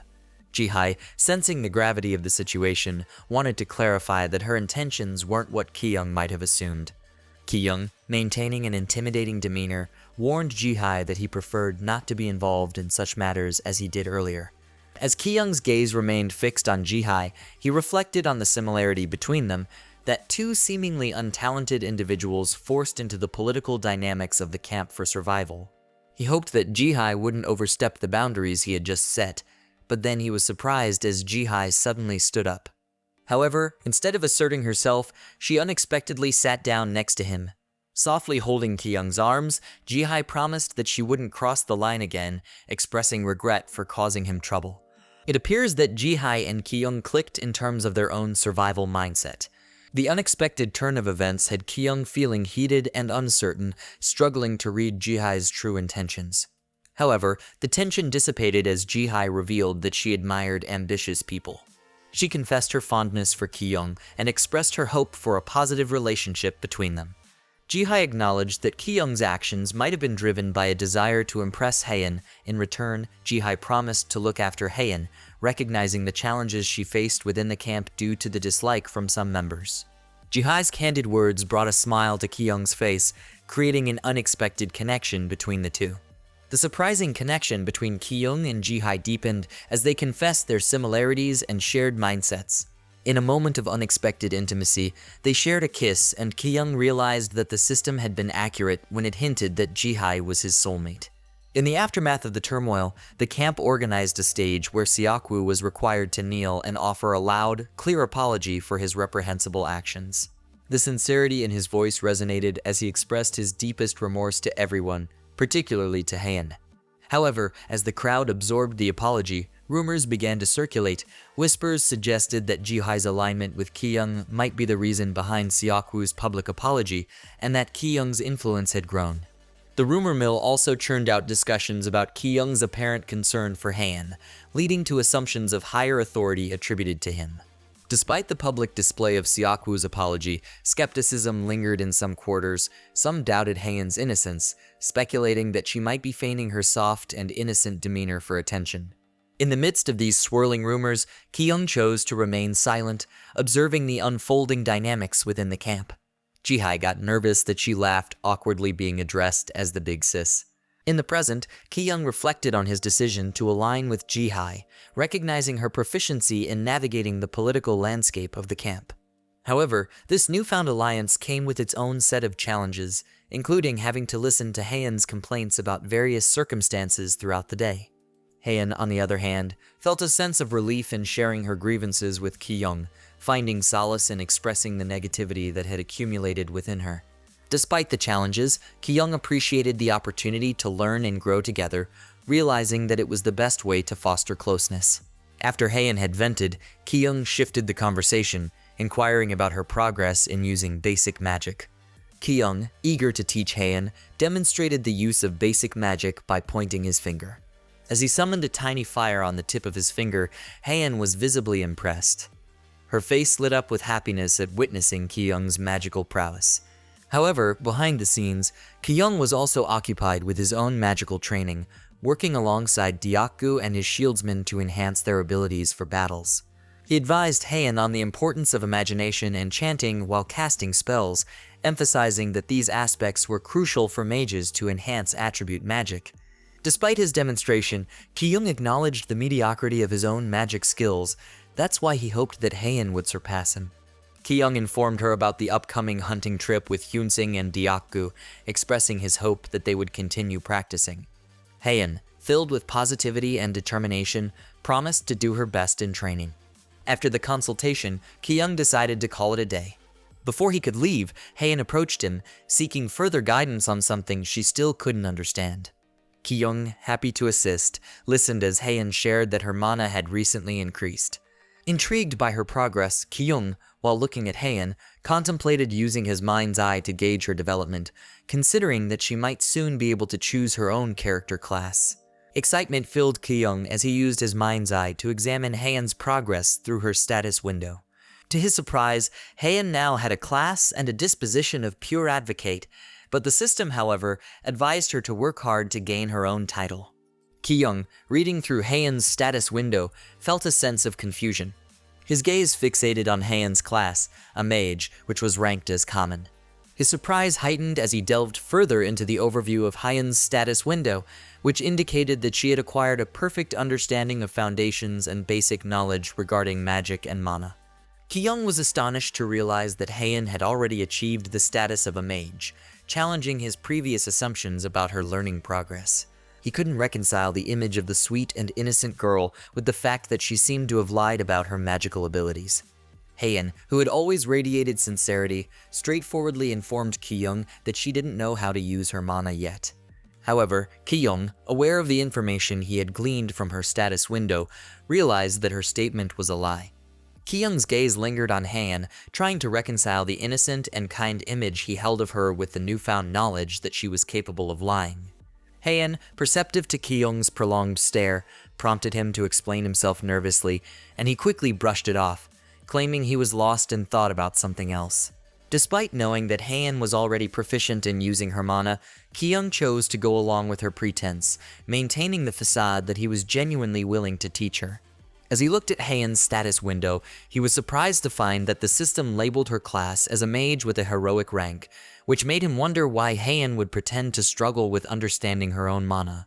While Ki-young played along, he couldn't help but ponder the reasons behind Haeun's charade and what her true plans might be. Ki-young took the initiative to teach Haeun how to summon a flame through the tip of her finger. To his surprise, after just one instruction, Haeun managed to summon a tiny flame effortlessly. However, her next move, she pretended as if she couldn't hold the flame for much longer. This left Ki-young in with disbelief, knowing that Haeun could definitely pull off some magic. Haeun, feigning vulnerability, acted as if she didn't grasp Ki-young's teaching, though Ki-young was convinced she did it intentionally. Haeun, eager to learn more, asked Ki-young for further instruction. However, Ki-young, having other commitments, decided to conclude their training session for the time being. Despite this, they compromised on resuming their training the next day, until Ji-hai's underling interfered with their session. This underling was revealed to be Park Ha-young. She is Ji-hai's lackey, as well as the connection Ji-hai sent after the incident with Seokwu. Ki-young had noticed Ha-young frequently around after the incident with Seokwu, but he couldn't fathom why she was summoning him now. To provide some privacy, Ki-young bid farewell to Haeun, intending to address whatever matter Ha-young had brought to his attention. Filled with joy, Haein expressed gratitude for Ki-young's assurance that they would resume their training together on another day. Observing Haein as she walked away, Ha-young couldn't help but notice a hint of insecurity in her demeanor, possibly due to her association with people connected to Ji-hai. As Ki-young questioned Ha-young about the sudden conversation, she hesitated to cut to the chase. Instead, she inquired about the members Ki-young planned to announce for the upcoming hunting trip. Ha-young then expressed her desire to be included in the expedition, wondering if it wasn't too late. However, before Ki-young could approve her request, he decided to analyze Ha-young's potential contribution and assess whether she could be an asset in the next hunting trip. Ki-young, analyzing Ha-young's stats, was impressed to find that her constitution stat was ranked rare, while her strength stat was even higher, ranked heroic despite not having a class. When Ki-young straightforwardly informed Ha-young that he might consider recommending Haein first, Ha-young asserted her belief that those chosen for the hunting trip should be capable fighters. She exuded confidence, convinced that she was more suitable than Haein, although Ki-young, in his mind, disagreed, recognizing Haein's untapped potential. Considering asking Hyun-sung instead, Ha-young sought advice from Ki-young. However, Ki-young cautioned her not to get her hopes up, hinting at the challenges she might face in convincing the camp leader. After some deliberation, Ji-hai, Hyun-sung, Ki-young, and Deok-gu gathered in front of the camp to make a special announcement about who would participate in the upcoming hunting trip. As Ji-hai called for Hyun-sung to make the announcement, an air of intrigue filled the camp, and murmurs began to circulate among the crowd. Hyun-sung, taking the stage, delivered a speech emphasizing the challenges posed by the system and the necessity for willing survivors to participate in the upcoming hunting trip. Even before the official announcement, rumors circulated among the crowd, speculating that Haein would likely be included due to her rumored status as Ki-young's favorite, perceived by some as unfair. In the face of judgmental words from others, Haein chose to cover her ears, seeking solace in thoughts of her crush, Ki-young. In those moments, she felt a sense of assurance that Ki-young was the only person she could truly rely on within the camp, providing her with a source of comfort. Deep down, Haein grappled with a sense of guilt for lying to Ki-young. However, she believed that revealing the truth could strengthen their connection, prompting her to consider coming clean about her abilities. Taking some alone time during the announcement, it was in this reflective moment that she unexpectedly crossed paths with Ha-young, which startled the both of them. Observing Haein's behavior, Ha-young called her out, sensing that she was waiting for Ki-young. Assuming a hint of jealousy, Ha-young couldn't resist being straightforward, suggesting that Haein sometimes pretends to be clueless. Teasingly, Ha-young remarked on how obvious it was that Haein had feelings for Ki-young. As Ha-young took a closer step, Haein became numb, feeling a sense of discomfort. The tension heightened as Ha-young questioned the possibility of Ki-young reciprocating Haein's feelings, leaving Haein with a sense of unease. In response to Haein's inquiry about her behavior, Ha-young explained that she wanted to ensure Haein wasn't being delusional, especially since they would be on the same team for the upcoming hunting trip. Offering a word of advice, Ha-young claimed to understand the type of person Ki-young was. Straight to the point, Ha-young expressed her belief that Ki-young was the type of person who doesn't trust easily. Once Ki-young no longer found convenience in someone, he would discard them without hesitation. Haein, feeling anxious, resisted believing Ha-young's words. Ha-young, perceiving Haein's vulnerability as a potential point of manipulation, warned her that Ki-young might eventually tire of someone like her and cast her aside. Getting personal, Ha-young speculated that perhaps all the nice people in Haein's life had left her, leading her to cling to Ki-young, who had been kind to her. This statement triggered vivid memories for Haein, recalling her two older sisters who had criticized her for depending on them too much. Ha-young seemed determined to push Haein to her limits, suggesting that unless she gave her best effort, Ki-young might lose interest. Ha-young insinuated that people like her were more suited to be on Ki-young's team than someone like Haein. The tension escalated until Hyun-sung announced the first two members of the hunting trip, revealing that Ha-young and Haein were selected. Ha-young expressed delight at being chosen. Busy with her own agenda, Ha-young decided to walk away, leaving Haein alone to grapple with the unsettling conversation they had. As Ha-young disappeared from view, Haein found it challenging to shake off the impact of Ha-young's real talk. Struggling to process the conflicting thoughts, Haein faced a dilemma of whether to believe Ha-young's warnings about Ki-young's nature. Despite the doubts planted by Young, Haein clung to her belief that Young was a kind man. Recalling the promises Young had made to her about hunting and practicing their skills together every day, Haein chose to hold on to the image of Young as a trustworthy companion. Despite Young's warnings, Haein was confident in her perception of Young as an understanding man who considered her part of his family. In her eyes, Young was different from the person Young had described. Haein believed that Young valued her despite her perceived lack of wisdom and speed.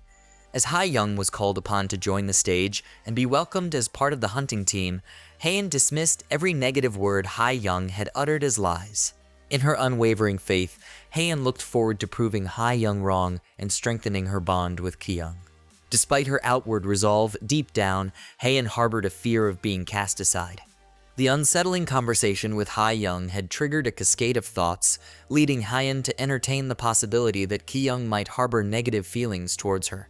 In the midst of these anxious thoughts, Haein began to experience hallucinations, hearing imaginary negative words suggesting that Young might hate her. The internal struggle intensified as Haein fought against these hallucinations, realizing the emotional toll they were taking on her. The mixture of jealousy and overthinking further complicated Haein's state of mind, creating a turbulent internal landscape as she grappled with her fears and insecurities. The sight of Young shaking hands with Young felt like a breaking point for Haein.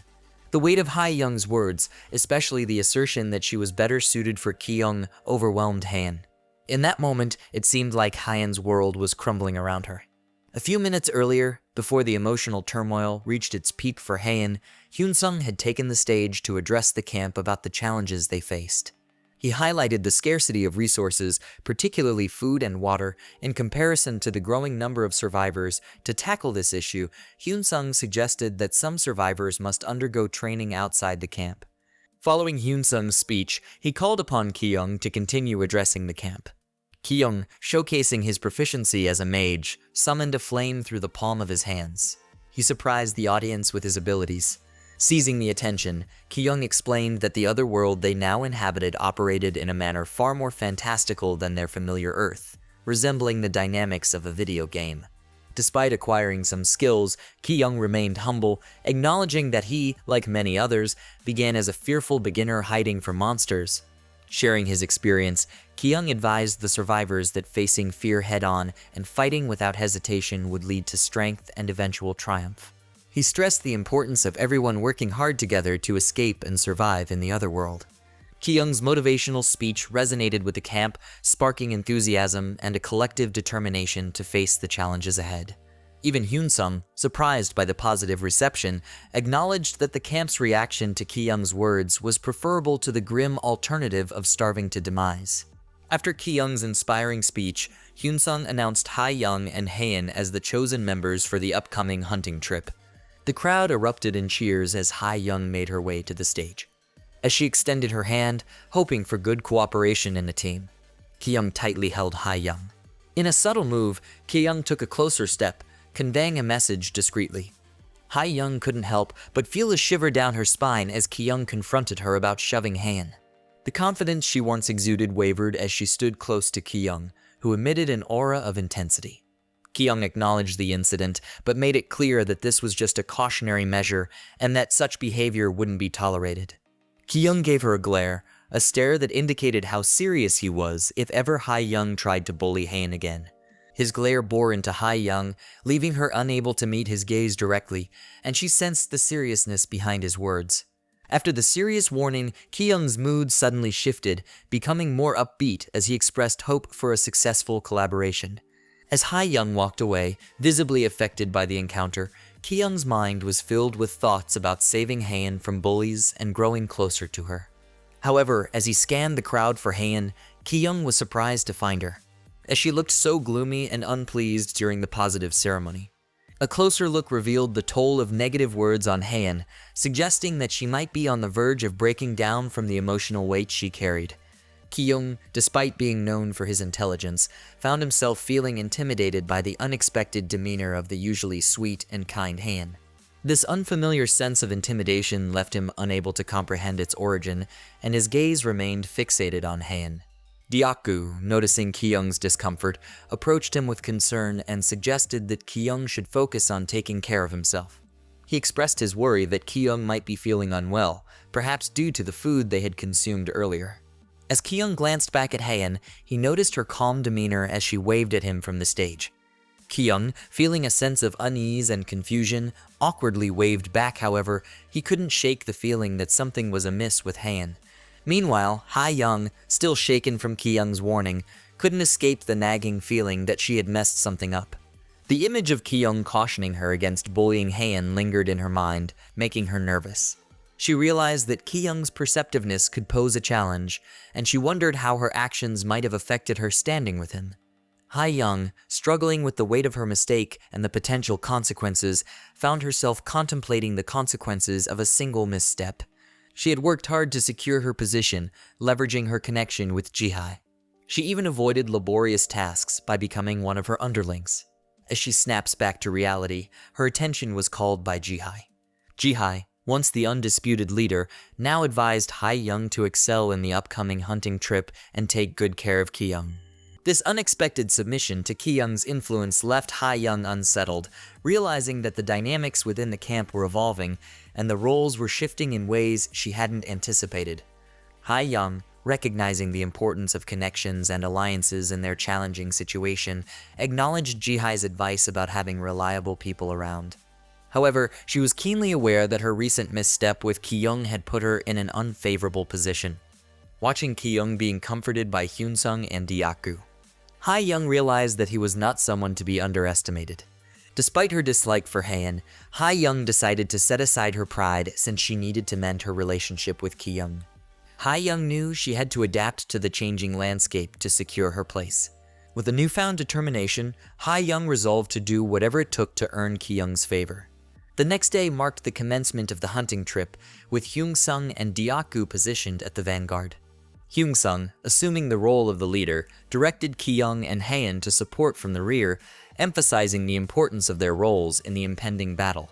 In addition, he urged Ha-young and Haein to be vigilant, acknowledging that it was their first battle, and he also hoped that Diaku and Ki-young would also be present at assisting the two.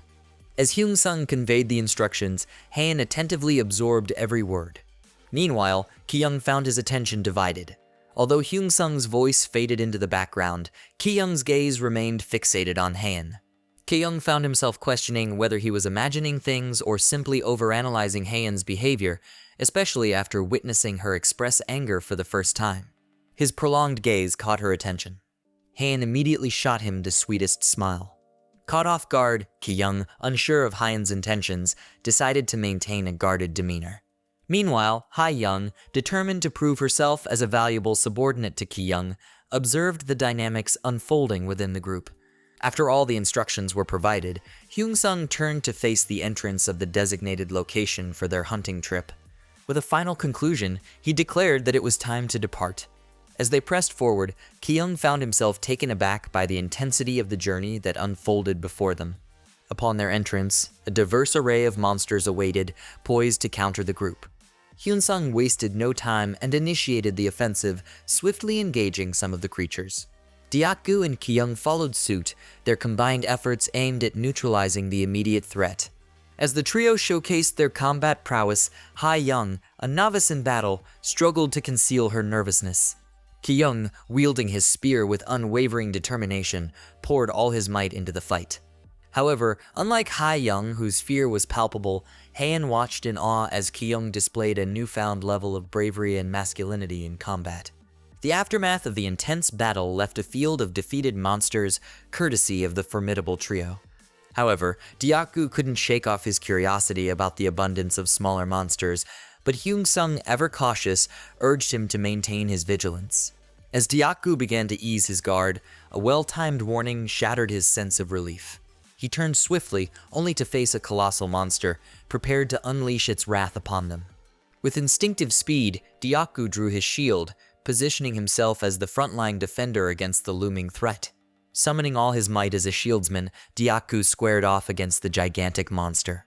The colossal monster, initially surprised by the audacity of this seemingly insignificant human, found itself immobilized under the unexpected strength of Diaku. In its desperate state, all the creature could muster was a resounding roar that echoed through the other world. Sensing the impending struggle, Dyaku urgently called for reinforcements, realizing that he couldn't maintain his hold on the massive monster for much longer. Amidst the crisis, Kyung, always strategic, saw an opportunity for the newcomers to gain valuable combat experience. He beckoned Ha-young to join the fray with her spear. The once so overly confident Ha-young trembles in fear to do the task, but she has no choice because this is the way to impress Kyung. As Ha-young mustered her strength, the monster glared at her with an intimidating gaze. As the critical moment unfolded, Ha-young succumbed to her fears, frozen in place rather than showcasing the toughness she once projected. Kyung was deeply disappointed, but he recognized the urgency of the situation and approached her, understanding that their survival depended on swift action.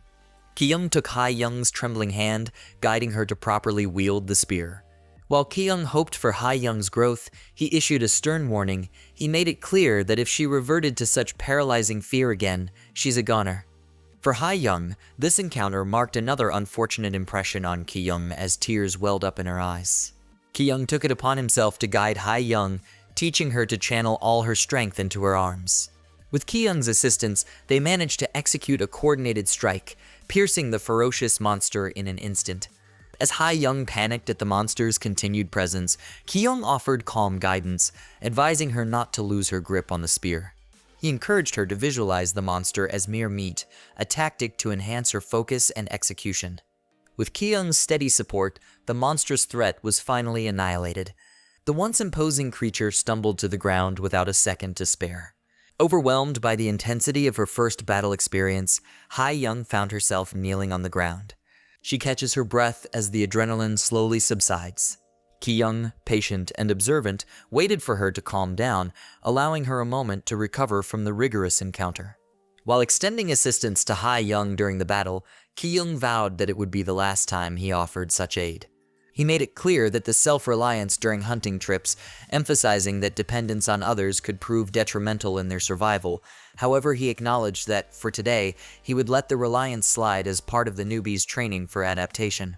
With a stern expression, Kyung reiterated that in the face of future challenges, they would be solely responsible for their own actions.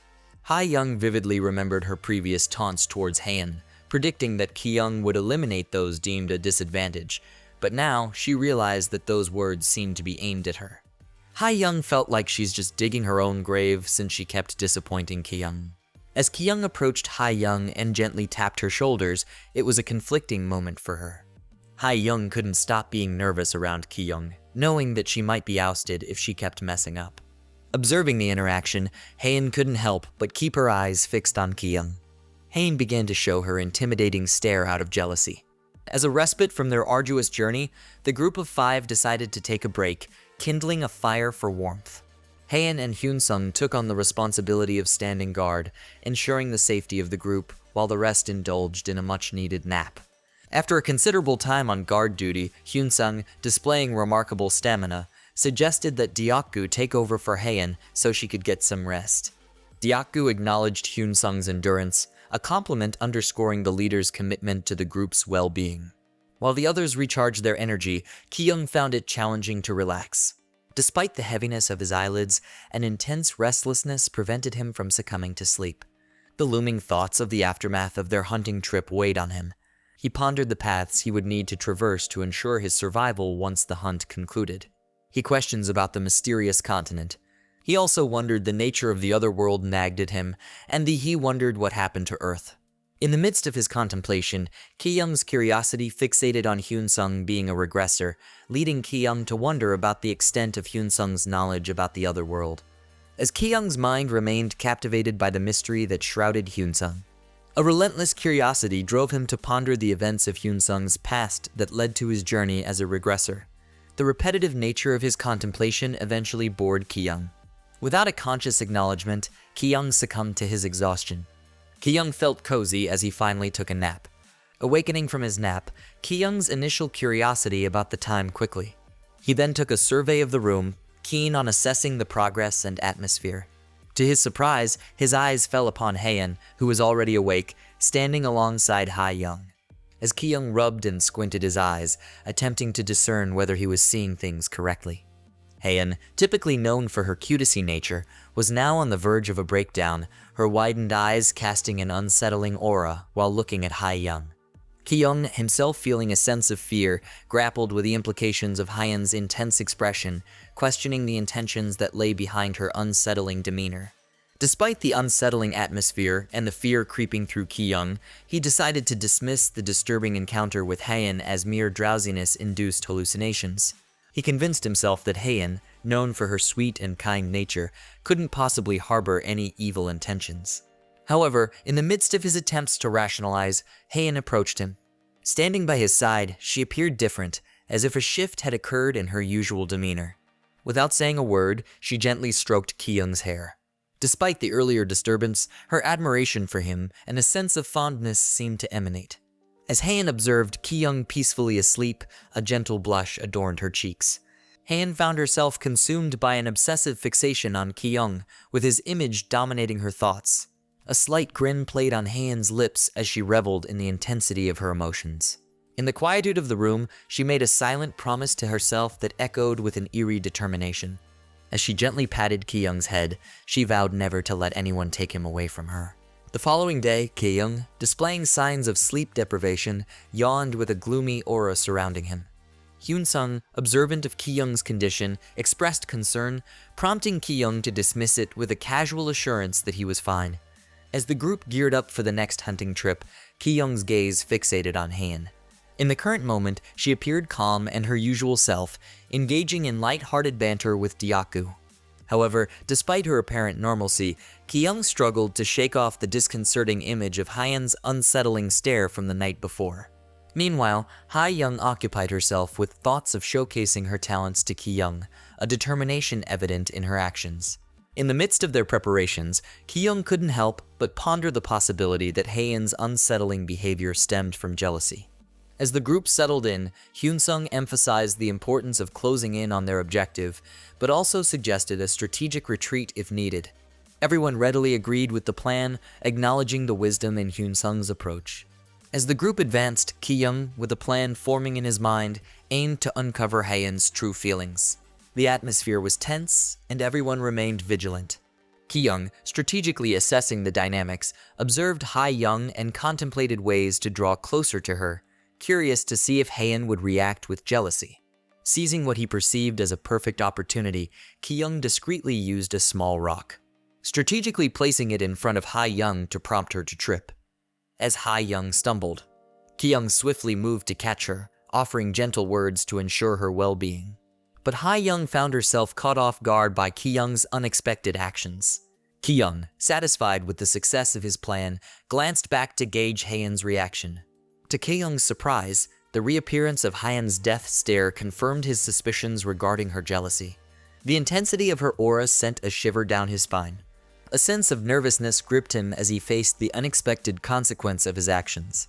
Ki-young, initially seeking a simple brotherly connection with Haeun, found himself uncomfortable with the intensity of her reaction. Ki-young's unease was so obvious that Hae-young beside him began to notice how strange he acts. But Hae-young misinterpreted his expression, mistakenly perceived it as Ki-young attempting to manipulate her. Fueled by frustration, Hae-young transformed her emotions into motivation, determined to prove herself and halt Ki-young's underestimation. As the group advanced, a growing darkness enveloped the atmosphere, creating an eerie backdrop. Ki-young, maintaining vigilance, scanned his surroundings, sensing an unsettling presence as they drew closer to their destination. The feeling of being watched lingered, intensifying the tension in the air. In response, Ki-young, perceiving a potential threat, cautioned the team to lower their voices, suspecting that the creatures ahead might be sensitive to human sounds. As they pressed forward in the ominous terrain, Ki-young's nerves were on edge. Sensing a shift in the atmosphere, Ki-young promptly alerted his team to the heightened awareness he felt in their surroundings. Hyun-sung, attuned to the nuances of the other world, shared his insights, detecting an unusual and weak magical presence that hinted at a potential impending attack. As a shieldsman, Deokgu's excitement showed, but Ki-young, ever the strategist, cautioned him against reckless enthusiasm. As they cautiously advanced to unravel the intriguing mystery ahead, Deokgu and Kyung were taken aback by the startling sight that unfolded before them. Before them stood a spiral staircase leading downward into the unknown. The group couldn't help but feel a surge of curiosity, pondering what secrets might lie hidden in the depths of the basement. Hyunsung, ever insightful, shared his suspicion that the staircase was a setup, hinting at the presence of something significant concealed below. However, Ki-young, familiar with Hyunsung's tendencies, couldn't shake the feeling that the leader was dropping hints rather than genuinely speculating. Regardless, Ki-young attentively listened as Hyunsung alluded to the possibility that the stairs might serve as the entrance to the tutorial dungeon. Deokgu's suggestion to hunt monsters in their current area found favor with Hyunsung, who deemed it a perfect plan, considering the potential risks of initiating an attack outright. Hyunsung further proposed that they explore the area, reserving the journey to the basement entrance for a future expedition, focusing instead on the more distant surroundings for the day. As the group began their quest to locate monsters, their senses heightened when they detected an approaching presence. In front of them emerged 3 creatures. This prompted Hae-young and Hyeon to prepare for the imminent threat. Seeing the encounter with the monsters as an opportunity to prove herself, Hae-young resolved to show Ki-young that underestimating her was a mistake. Hyunsung swiftly organized their strategy, assigning Ki-young and Deokgu to engage the monsters while tasking Hae-young and Haeun with delivering the final blows for practice. Not even a single hesitation in Deokgu and Ki-young was in their formation to counter the 3 monsters. Deokgu launched his shield with precision, resembling a boomerang. The shield struck one of the monsters, rendering it incapacitated in an instant. The remaining 2 creatures, incensed by the sudden assault, turned their fury towards the members of Hyunsung's team who dared to challenge them. With the 2 monsters standing their ground, they awaited the next move from Hyunsung's team. Deokgu and Ki-young coordinated in their efforts, and Deokgu, silently hoping his shield was made of vibranium for added durability, skillfully redirected the creature's attention. Ki-young, drawing upon his mage abilities, began chanting a spell named Blaze. A burst of flames enveloped his weapon as he prepared to strike. With unparalleled speed, Ki-young took the monster by surprise, using his magically enhanced spear to deliver a powerful blow. The monsters, now facing an unexpected onslaught, found themselves even more astonished as Hyunsung, previously overseeing the battle, entered the fray. With a sword in hand, Hyunsung effortlessly dismantled the remaining monster, his nonchalant expression betraying the ease with which he dispatched the creature. With 2 monsters now defeated, only one adversary remained. Deokgu, in a supportive role, used his shield to hold back the remaining creature, providing an opportunity for the team to plan their final moves. Recognizing that this was their last chance, Hyunsung called upon Haeun and Hae-young to deliver the decisive blows. However, when they looked back, only Haeun remained in the room. Ki-young and the others were left surprised and puzzled as Hae-young had seemingly vanished without a trace. Haeun, equally bewildered, confirmed that just moments ago, Hae-young had been standing right beside her. Hyunsung considered the option of searching for Hae-young, but Ki-young, confident in her return, argued against it, expressing concerns about falling behind if they engaged in additional activities. Their discussion was abruptly interrupted as a spear suddenly flew through the air, targeting the monster. The team was taken aback when they realized Hae-young had been hiding behind them all along. However, the poorly aimed throw failed to affect the creature, and the monster, regaining its composure, retaliated by tossing Deokgu aside, who had been holding it off. Ki-young's attention immediately shifted to the thrown shieldsman. As the battle unfolded, the monsters shifted their focus to target Ki-young, catching him off guard. In a moment of peril, Hyunsung's swift reaction saved Ki-young and the rest of the team by annihilating the monster. Once the immediate danger passed, Hyunsung inquired about the well-being of his team. However, their relief was short-lived as a woman's scream echoed through the air, leaving them all startled. The team fell into a tense silence as they recognized the voice as Hae-young's. She soon apologized, explaining that she had fallen while trying to follow the rest of the team. Hae-young's explanation about her attempt to help only added to the confusion, particularly for Haeun, who had been with her just moments before. Hae-young justified her actions, citing an imperfect spear throw in her attempt to contribute to the battle. However, Ki-young, keenly perceptive, saw through Hae-young's motives in his eyes. It became evident that Hae-young was sabotaging the team.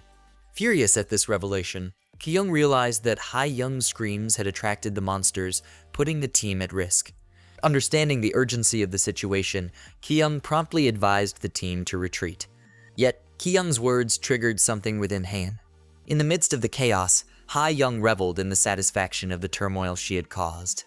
Witnessing Ki-young's humility and fear brought her joy, as it served her purpose of proving that Ki-young wasn't the king of this world. In her eyes, the camp could function without her, and Ki-young's perceived arrogance was unwarranted. Ha-young firmly believed that the circumstances revealed Ki-young's limited value in the group. As the team made their escape, Ki-young turned to Han, advising her to run as fast as she could. However, Han seemed to be in another world, as if experiencing a troubling episode amidst the turmoil of their hasty retreat. With the urgency of the situation pressing upon them, Ki-young remained highly alert, hoping to guide everyone to safety. However, their attempt at escape led them straight into the path of 3 monsters. Hyun-sung, demonstrating leadership, volunteered to act as bait to divert the creature's attention, allowing his team an opportunity to find temporary shelter. Yet, Ki-young couldn't help but be surprised by Haen's calm demeanor in the midst of the chaos. Realizing the gravity of the situation, he urgently called out to Ha-young and Haen, instructing them to move swiftly. As Han turned to relay the urgency to Ha-young, expecting a sense of responsibility, she was met with Ha-young's unapologetic gaze while lifting her middle finger. As the group sprinted away, more monsters closed in on them. Ki-young couldn't help but question the decision to bring Ha-young on the hunting trip, given her fragile ego. Despite this, he remained grateful for the presence of Deokgu and Hyun-sung. Halting in his tracks, Ki-young made a brave decision to face the approaching monsters. Drawing on his magical abilities, he summoned flames to the palm of his hands and called out to the monsters, hoping to divert their attention. Deokgu, once again in awe of Ki-young's abilities, couldn't hide his astonishment as he idolized the protagonist. Chanting a magic spell, Ki-young summoned a fireball on his hands, ready to confront the monsters and stall their advance. The unleashed flames danced before the monsters, leaving them astonished by Ki-young's magical prowess. As Ki-young's magic successfully struck the monster, he and Deokgu felt a surge of delight at the critical hit that led to the creature's defeat.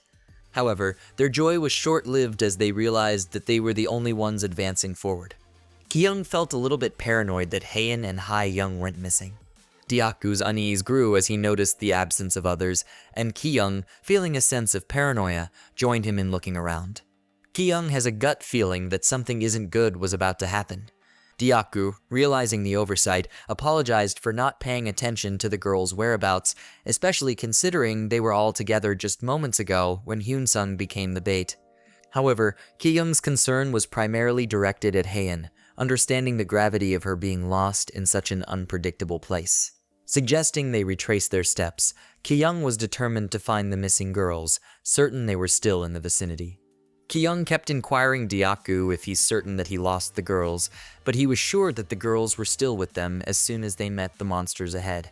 Despite Deokgu's assurance that the girls were with them when they encountered the monsters, Ki-young found it strange that 2 people could go missing simultaneously. The worry for Haen's well-being intensified, fueled by the memory of her peculiar behavior the night before. Roaming around in search of the missing girls, Ki-young sensed a familiar and intense aura. It distracted him significantly, causing concern for Deokgu. Feeling the need to handle the situation with Haen alone, Ki-young urged Deokgu to search in a different direction, gaslighting himself in an attempt to dismiss any negative assumptions about Haen. Ki-young ran as fast as he could, following the intense aura. Meanwhile, on Ha-young's side, she was retracing the steps, picking up rocks left behind as a means to mark their path and find their way back. A bit tired from the continuous walking, Ha-young followed the pebbles she had left behind, feeling a sense of pride in marking their path. Unbeknownst to her, Haen had been silently following all along, and as they distanced themselves from the team, Haen confronted Ha-young about sabotaging the group. Surprised by the revelation, Ha-young insisted that she hadn't planned on bringing anyone with her during her escape. Inquiring why Haen had appeared, Ha-young was met with another surprise as Haen summoned her magic to create a cage. The display of magical abilities left Ha-young deeply confused. Haen felt like she has no other choice but to set things right with Ha-young.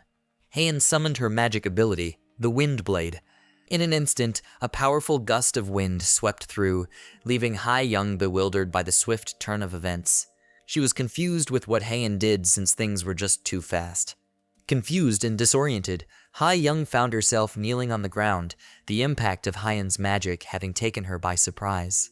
She felt extreme agony as her leg got amputated. Ha-young's desperate screams for help echoed in the air, but it was useless since Haein got her cornered now. Haein revealed that with her magical abilities, had effectively blocked out any sound. In a moment of vulnerability, Ha-young admitted her fault and apologized, pleading for Haein to stop the impending harm. However, Haein, consumed by her own emotions, couldn't find it within herself to feel any remorse as her sole desire was to silence Ha-young. Haein, fueled by a desire for vengeance and to inflict the pain she had felt onto Ha-young, employed her magic to place a tape over Ha-young's mouth, effectively silencing her, determined to make Ha-young suffer as much as she had. Haein emphasized the emotional turmoil she experienced when Ha-young attempted to draw Ki-young away from her. In Haein's perspective, having Ha-young around would only make things more difficult and uncomfortable for her. Convinced that the presence of Ha-young posed a threat to her emotional well-being, Haein had made a firm decision. Apologizing for what she was about to do, Haein's actions made Ha-young cry in desperation. Despite her seemingly delightful smile, Haein remained resolute in her intentions. Ha-young, still desperate to be saved from Haein's wrath, pleaded for mercy. Haein, unfazed, released her wind blade, and the room descended into a chaotic and violent scene. As Ki-young finally found Haein, the aftermath revealed a tragic outcome, with the consequences of Haein's actions unfolding in a bloodbath. Shocked by the gruesome scene in the room, where Ha-young's amputated arm flew around, Ki-young's happiness at finally finding Haein was overshadowed by the shocking violence he witnessed as Haein, who had previously worn an angelic face, now bore a murderous look. Ki-young couldn't reconcile the gentle girl he knew with the one who had just committed such a gruesome act. However, as soon as Haein's gaze fell upon Ki-young, her demeanor softened abruptly. In a state of shock over Haein's sudden violent outburst, Ki-young found himself grappling with the unexpected and disturbing reality of the situation. On the other hand, Ha-young trembled in fear, clinging to the hope of being saved by Ki-young. Ki-young was dismayed since he knew things would escalate, and he would do anything to prevent it, but it was all too late now. As he looked at Ha-young's severed arm, he couldn't deny that it was such a terrifying sight. But despite the horrors, Ki-young realized that running away wouldn't resolve the situation. Haein, still somewhat scared and uncertain about Ki-young's reaction. But to her surprise, Ki-young inquired about her well-being. Ki-young then asked Ha-young what happened to Haein, which surprised her since she was the one who was injured and hurt. Ki-young's gentle inquiries sought to understand the events leading to Ha-young's injuries. Haein, overcome with emotion, sobbed in response to the question, leaving Ki-young hopeful that she would provide an answer that aligned with his wishes. Ki-young harbored a silent hope that Haein's response would absolve her of any involvement in the injuries sustained by Ha-young. Haein began to recount her experience, explaining that upon regaining consciousness, she found herself separated from the group. Ha-young, taken aback by Haein's account, processed the information about the unfortunate events that unfolded in her absence. Despite the disturbing circumstances, Ki-young, showing empathy towards Haein, asked if she was doing all right. Ki-young embraced her as if acknowledging the trauma she had experienced. Despite a lingering sense of fear deep within him, Ki-young masked his emotions with a forced smile. Determined to offer comfort to Haein, he gently patted and stroked her head, praising her for handling the situation well. Unbeknownst to Ki-young, Ha-young, witnessing the display of favoritism, experienced a blur in her vision. In the tragic realization of her own downfall, Ha-young recognized the consequences of her actions. Attempting to avoid triggering another episode from Haein, Ki-young chose to believe that Ha-young might have inadvertently activated a trap within the dungeon, or perhaps stumbled upon a magical mechanism designed to safeguard the area. Ki-young, with a heavy heart, relayed to Haein the existence of a magical wall encountered upon entering the dungeon. Despite harboring reservations about Ha-young's usefulness to the team, Ki-young found no satisfaction in the unfortunate turn of events. As Ki-young surveyed the scene, he couldn't ignore the unnaturally clean cuts on Ha-young's body, a detail that might raise suspicions, especially from someone as perceptive as Hyun-sung. In the face of this chaotic situation, Ki-young took a deep breath. Despite the weight on his conscience, Ki-young convinced himself that this was the best course of action given Ha-young's unfortunate demise. A sense of dismay lingered in his thoughts as he made the difficult decision. In order to avoid leaving Ha-young's body to rot in the dungeon, Ki-young utilized his flame wall magic to conduct a proper cremation. The intense flames swiftly consumed her remains. Ki-young, understanding the sensitivity of the situation, acknowledged that a proper burial within the camp might have been ideal, but the current circumstances didn't permit it. Despite the difficult choice, Ki-young believed that offering Ha-young a dignified farewell through cremation was the most considerate option in their perilous reality. Ki-young, despite the grim circumstances, believed that a small gesture of respect should be extended to Ha-young. Ki-young still felt a little dismay, but for him, this was the right thing to do. While Ki-young grappled with a lingering sense of dismay, Haeun's unapologetic demeanor and growing obsession with Ki-young added an eerie atmosphere to the situation. Ki-young couldn't shake off the unsettling feeling as he noticed Haeun quietly laughing. Ki-young couldn't help but feel a sense of unease, questioning whether, on that fateful night, Haeun wasn't the only one who had transformed into a monster because he was the same. As the gloomy mood persisted, Ki-young and Haeun approached Deokgu, carrying with them the weight of the recent events. Deokgu rushed to Ki-young's side, concern etched on his face, inquiring about their well-being and the whereabouts of Ha-young. The somber silence from Ki-young spoke volumes. Deokgu immediately understood and sympathizes silently. As the trio moved forward to find a shelter, Ki-young pondered the presence of remaining monsters. Deokgu explained that Hyun-sung had managed to divert most of the threats away. Ki-young suggested to head back to the camp since Hyun-sung is capable of handling the monsters anyway. However, the strain on Ki-young's stamina became apparent as he teetered on the brink of exhaustion. Ki-young, grappling with the realization of his mana exhaustion, accepted Haeun's suggestion to rest in the dungeon for a while. Deokgu, displaying genuine concern, proposed setting up a camp before their departure, while Haeun, sharing the same concern for Ki-young, agreed to the idea. Haeun was a bit paranoid that maybe Ki-young's fatigue was the effect of witnessing Ha-young's unfortunate fate. As they found a shelter, Deokgu worked on setting up a fire for warmth. In the midst of the task, he initiated a conversation expressing sorrow over the day's events.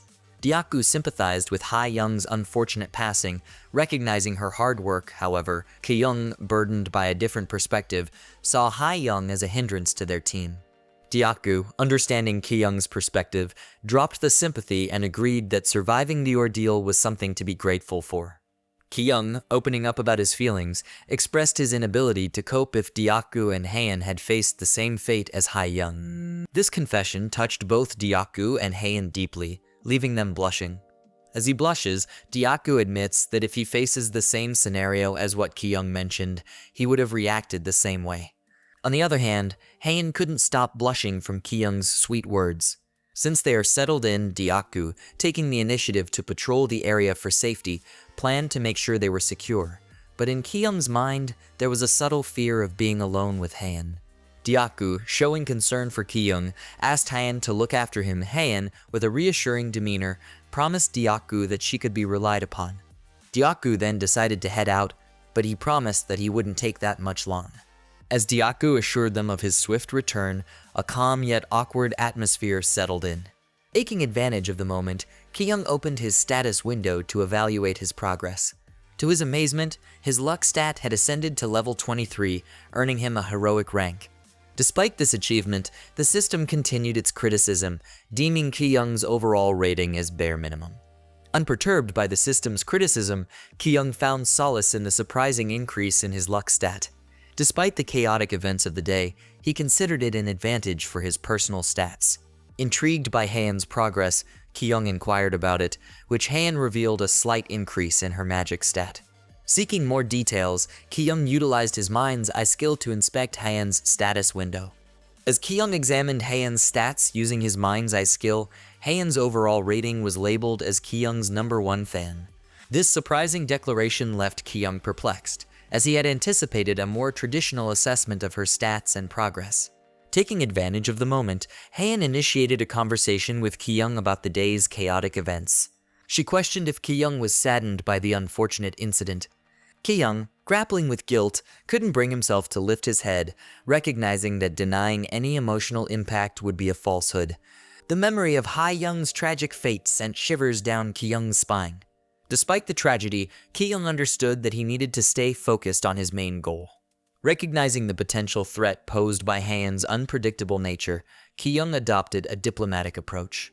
He embraced her gently, expressing relief that she remained unharmed. Ki-young knew that, in this harsh and unpredictable world, he had to navigate carefully and act amiably to survive. Despite the tender hug, there was a noticeable absence of genuine warmth in his eyes. In stark contrast, Haeun, who had developed a sociopathic nature, found herself in tears of joy as Ki-young embraced her. Despite Ki-young's single-minded focus on his survival goal, he understood the necessity of treading carefully with Haeun. In a way, he acknowledged that she could be a crucial element in his survival, and he resolved to hold on to her until the end. Despite the acceptance, there was an air of calculated strategy in his approach, acknowledging the reality of the individuals they had become. Ki-young, feeling the urgency of the situation, made the unexpected decision to entertain a romantic interest in Haeun. Despite believing that a platonic relationship would be more appropriate, he saw it as a strategic move to quickly gain Haeun's favor and cooperation. As the atmosphere intensified and things became more intimate between Ki-young and Haeun, with blushes coloring Haeun's cheeks. But then Haeun was slightly furious as Deokgu returned from his patrolling and disrupted the romantic moment. Deokgu, realizing he had interrupted something, swiftly apologized, but his subsequent statement left Haeun startled and slightly embarrassed. Ki-young, puzzled by Deokgu's seemingly intentional interference, questioned why he suddenly took on the role of a wingman.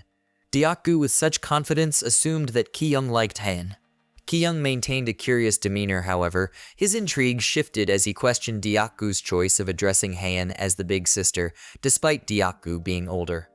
Haeun, in response to Deokgu's respectful reference, blushed as Deokgu sees her as a potential sister-in-law. Ki-young, on the other hand, found himself flabbergasted by Deokgu's assumptions.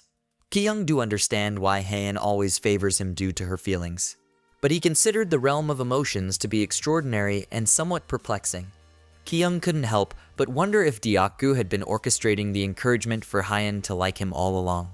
Deokgu, admitting to his role in the matter, revealed that Ki-young's request to look after Haeun had been the starting point for him to actively promote a potential romance between them. Deokgu was proud, declaring himself as the love doctor who crafted love stories. But Deokgu's passion for making Ki-young and Haeun the epitome of romance left Ki-young increasingly weirded out and slightly irritated. Despite Ki-young's lack of romantic interest in Haeun, Deokgu's determination persisted, thinking he's giving Ki-young a huge favor. The realization that he and Haeun were the main characters in the romance story Deokgu wanted to craft made Ki-young cringe deeply. The thought triggered discomfort, yet Deokgu, seemingly compassionate about spreading love, remained oblivious to Ki-young's unease. As the night passed, the trio slept soundly, the sun casting a gentle glow through the holes in the dungeon walls at dawn. Amidst the quiet, Ki-young observed Deokgu, who claimed not to be very bright, sleeping loudly. Deciding it was time to wake them up, Ki-young shook off the discomfort, acknowledging the need to prepare. Turning his attention to Haeun, Ki-young gently attempted to wake her up. In her sleep, Haeun, with a cute plea, expressed her desire for a few more minutes of rest. However, the transition from a seemingly adorable sleeper to a rather demonic-looking individual upon awakening surprised Ki-young. Despite the contrasting personalities, he couldn't help but find her a cute woman with a somewhat terrifying demeanor. Recognizing the need to cooperate with Haeun in this unpredictable world, Ki-young, although slightly unnerved, decided that avoiding her was not the best choice. Ki-young made a conscious effort to approach Haeun with calmness and gentleness, patiently waiting for her to wake from her slumber. Once Haeun was fully awake, Ki-young informed her of the need to return to the camp. Ki-young was hoping for a smooth start to the new day and averted troubles. Back at the camp, Ji-hai assumed a regal demeanor, receiving a massage from her underlings and exuding an air of authority. However, Ji-hai lingered on Hyun-sung and the others who had not yet returned from the hunting trip. Timing was on their side as the camp guards spotted Ki-young, swiftly deciding to open the entrance. Ji-hai, losing her composed demeanor, hurriedly stood up to welcome Ki-young and the others back from their hunting trip. Approaching them, she commended their efforts. She then inquired about the well-being of Ha-young and Hyun-sung, which Ki-young responded that Ha-young had passed away while Hyun-sung was just running late and will return shortly. Ji-hai was shocked, but Ki-young, recognizing the need for a more in-depth explanation, hinted at a long story and inquired why they had set up a block at the entrance. Still in a state of shock, Ji-hai, seeking privacy, asked Ki-young for a private conversation. Sensing that Ji-hai might be seeking a more comprehensive explanation, Ki-young realized that her request likely indicated a desire to understand the full details. Ki-young glanced back to check on Han and, as expected, noticed her jealousy when he was talking to another woman. In response, Ki-young gently patted Hyen's head and explained that he needed to discuss something privately to reassure her and prevent Ji-hai from facing a fate similar to Ha-young's. Both Deokgu and Hyen understood the importance of privacy, respectfully moving forward in the camp. In their private conversation, Ji-hai questioned Ki-young's seemingly casual announcement of Ha-young's death and speculated that Ha-young must have done something to meet such a horrible fate. Ki-young opted for a simple explanation, stating that Ha-young had screamed amidst the monsters, almost like she intentionally made herself the bait. Ki-young, however, had to carefully navigate the conversation, pretending that they all equally suffered to shield Hyen's name from any blame. As Ji-hai and Ki-young delved into the matter of the block at the entrance, Ki-young felt a sense of relief that Ji-hai didn't press for more details about Ha-young. Ji-hai then disclosed that the previous morning, Seokwoo and some camp members had decided to leave the shelter in what seemed like an act of rebellion. This revelation shocked Ki-young, especially considering Seokwoos questionable past and their strained relationship. Confusion deepened for Ki-young as Ji-hai explained that Seokwoo had framed their departure as a mission to save Hyun-sung. Ki-young expressed frustration to Ji-hai, ranting that Seokwoo and his companions were likely feeling threatened in their current position, while an intimidating man entered the camp. Keen on learning more details, Ki-young was interrupted as Seokwoo and his subordinates made a flashy entrance. Ji-hai clarified that they were being cautious, considering the possibility of Seokwoo and his comrades planning vengeance against the camp. As Seokwoo approached Ki-young with an air of complete confidence, the camp's atmosphere grew tense. Ji-hai's disappointment hung in the air, but for Ki-young, a sense of unease settled in as Seokwoo entered with an intimidating figure by his side. Seokwoo himself faded into the background for Ki-young as his attention fixated on this mysterious individual. Ki-young, feeling a chill down his spine, went numb in the presence of this enigmatic person. Unable to comprehend the situation fully, Ki-young couldn't shake off the ominous feeling that this individual brought into the camp. Amidst the group accompanying Seokwoo, the mysterious man stood out distinctly, overshadowing the others despite their apparent skill. Ki-young's observation led to a grim conclusion that out of the 7 people who had left the camp with Seokwoo, only one had survived. Ki-young formulated a theory that the demise of the majority might be linked to their reckless actions in aiding Seokwoo. Feeling an unnerving sensation from the mysterious individual, Young Jin-ho, Ki-young decided to utilize his mind's eye. Upon inspecting his status window, Ki-young uncovered disturbing details that Jin-ho possessed a murderous tendency, yet the astonishing aspect was his rare-ranked class as a magic swordsman. Ki-young got even more goosebumps to see that Jin-ho has a killer vibe, which is alarming. Ki-young examined Jin-ho's overall rating, prompting heightened caution due to the realization that Jin-ho was indeed a dangerous individual. Taking a cautious approach, Ki-young requested Ji-hai to summon Deokgu and Hyen. Ki-young knew he had to stay vigilant in the presence of such a formidable character. Expecting a potentially tense encounter, Ki-young was taken by surprise as Jin-ho greeted him politely. Jin-ho's genuine and bright smile gave the impression of a person willing to be a companion. Ki-young, now confused, observed that despite Jin-ho's scars and a masculine physique, his smile made him appear friendly.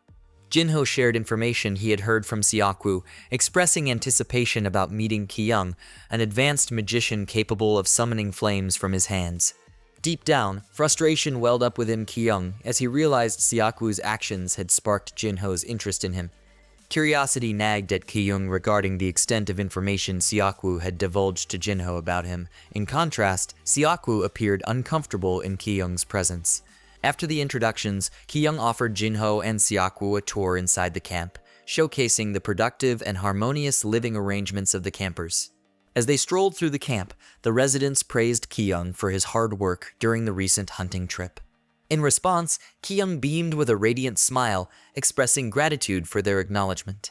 However, Jinho couldn't conceal his astonishment at the peaceful and oasis-like atmosphere of the camp. The unexpected tranquility stood in stark contrast to the chaos he had experienced since the beginning. While Jinho merely expressed his amazement, Ki-young, following his gut feeling, couldn't shake the instinct to maintain caution and distance from Jinho. After some time, Dyaku and Heian hurriedly approached Ki-young with a sense of urgency, their expressions indicating concern. Dyaku and Heian quickly glanced at Jinho and his companions as Ki-young introduced them as newcomers. However, the expressions on Dyaku and Heian's faces revealed a sense of fear in response to Jinho's intimidating presence. The tension became palpable, and Jinho, perceiving the unwelcoming atmosphere, voiced his surprise and offered an apology. He explained that they were a bit on edge and needed a place to stay. Apologizing once more, Jinho encouraged Ki-young to take it easy, expressing a belief that they were not so different. Ki-young, now perplexed by the revelation, grappled with the idea that there were individuals in this world who hunted people rather than monsters.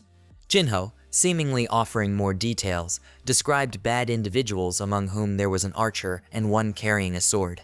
Sensing a potential intimidation tactic, Jinho asked Ki-young if he had ever encountered anyone matching those details. Recognizing the implied challenge, Ki-young immediately raised his guard, understanding that Jinho was insinuating that he and his companions were the ones he spoke of. The atmosphere turned awkward and intense, akin to a standoff, as if a silent duel was about to unfold. Ki-young felt the weight of the challenge and maintained a sharp gaze, realizing that the situation had escalated. Jinho's companions began preparing for the impending duel. Dyaku and Heian, ready to assist Ki-young, stood prepared for the escalating tension. Jinho, visibly excited, readied himself to draw his sword, wearing a disturbing smile. Just as the confrontation reached a critical point, Hyun-sung arrived, bringing a sense of relief to Ki-young. Jinho, slightly disappointed that the anticipated duel had been averted. He quickly shifted his demeanor to a more friendly one, wearing a smile as he expressed happiness to meet Ki-young. While Ki-young was grateful for Hyun-sung's safe return, Hyun-sung curious about the newcomers. Ki-young took the initiative to introduce Jinho and his companions as individuals brought by Siakwu. Despite Hyun-sung's innate strength and gifted abilities, he, too, felt an unusual sense of intimidation when Jinho engaged him in conversation. As Jinho approached him and formally introduced himself, a chill ran down Hyun-sung's spine, a reaction that Ki-young keenly observed with concern. Ki-young couldn't help but wonder about the cause of Hyun-sung's reaction. It was unusual to see a kind and composed person like Hyun-sung expressing dismay towards others, and made Ki-young think that maybe Hyun-sung is repressing his anger. Ki-young, puzzled by Hyun-sung's unusual reaction, entertained the possibility that Hyun-sung might have met Jinho before, but it became evident that this encounter was the first time Jinho had met Hyun-sung. Ki-young swiftly picked up on the hint that perhaps in Hyun-sung's past life, or before his regression, he had encountered Jinho. The possibility lingered that Jinho might have been an adversary to Hyun-sung in his previous existence. Ki-young attentively observed Hyun-sung's reaction, noting the evident dismay that the gifted and strong individual couldn't conceal. Ki-young, noticing Hyun-sung's struggle to maintain composure, gently poked his shoulders to help him regain focus. As Hyun-sung snapped back to his senses, he politely introduced himself and extended a handshake to Jinho. Despite Jinho's attempts to appear nice and polite, Ki-young remained certain of Jinho's dangerous and killer nature. Jinho initiated a conversation, expressing gratitude for meeting Hyun-sung, the person Siakwu had mentioned as the one in charge of the camp. Jinho, displaying his curiosity, inquired about Hyun-sung's stats, intrigued by the strength he exuded, but Hyun-sung, maintaining his guarded stance, responded firmly, considering his stats to be personal information. As the conversation shifted to how Hyun-sung managed to save numerous survivors, Ki-young, on the sidelines, admired Hyun-sung's ability to handle his emotions in the face of probing questions. Observing Hyun-sung's reactions, Ki-young formulated a theory, speculating that perhaps in Hyun-sung's past life, he had encountered Jinho. And maybe Jinho may have been a malevolent villain responsible for annihilation and chaos. Meanwhile, Jinho, despite his seemingly genuine demeanor, prepared to ask Hyun-sung for a favor. A collective surprise swept through Ki-young and the group when Jinho requested permission for himself and his companions to stay in the camp. Jinho quickly reassured them, emphasizing that they wouldn't be freeloading since they had brought food supplies and were willing to contribute to the camp. Hyunsung, demonstrating his welcoming nature, decided to give Jinho and his companions a chance to become residents, believing in the camp's ethos of embracing survivors. As they officially became camp citizens, the archer introduced himself as Kim Yi-jun, leaving Ki-young still puzzled about Hyunsung's decision. Another companion, Lee Jicheol, holding a spear, politely introduced himself to Ki-young. Ki-young took the initiative to assign Dyaku the task of giving the newcomers, Jinho, Yi-jun, and Jicheol, a tour of the camp along with Jihai. Although Dyaku harbored reservations about Hyunsung's decision, Ki-young advised him to go along with it for now, but he instructed Dyaku to remain vigilant and report any suspicious activity to him. Dyaku, despite his discomfort with the newcomers, decided to be cordial as he politely invited Jinho and his companions to follow him for a tour. Jinho expressed delight at being accompanied on the tour, but Ki-young and Haein couldn't conceal their discomfort. Glancing back at Hyunsung, Ki-young speculated that perhaps Hyunsung, being wise, chose to keep potential adversaries close for strategic reasons. The surprise came when Ki-young observed that Jinho, a notorious individual, hesitated to engage in a supposed duel upon Hyunsung's arrival. Ki-young, impressed by Jinho's quick-witted assessment of Hyunsung's strength, began to view Jinho as a psychopath. Despite the unpleasant aura surrounding Jinho, Ki-young saw this situation as a perfect opportunity, sparking a new set of considerations and strategies. Ki-young, sensing Hyunsung's distracted and gloomy aura after the encounter with Jinho, decided to approach him to discuss the day's events. But Hyunsung was still distracted about Jinho, as his gloomy aura could be sensed by Ki-young. Ki-young inquired if he had met Jinho before, given the strong reaction. Hyunsung, not divulging full details, acknowledged a brief encounter with Jinho in the past, explaining that Jinho didn't know him well. Ki-young, understanding the complexity of Hyunsung's emotions, respected the boundaries of the conversation. Ki-young, in an attempt to be a reliable confidant, assured Hyunsung that he wouldn't reveal his feelings towards Jinho. Hyunsung, touched by Ki-young's genuine and somewhat silly approach, couldn't help but smile. Ki-young, expressing gratitude for Hyunsung's safe return, received an even deeper appreciation from Hyunsung, who was more thankful for the safe return of the entire group. As Hyunsung inquired about any concerns during their journey back to the camp, Ki-young's demeanor shifted to one of sadness. Haein, sensing the gravity of the situation, felt a sense of nervousness as Ki-young will deliver the somber news to Hyunsung.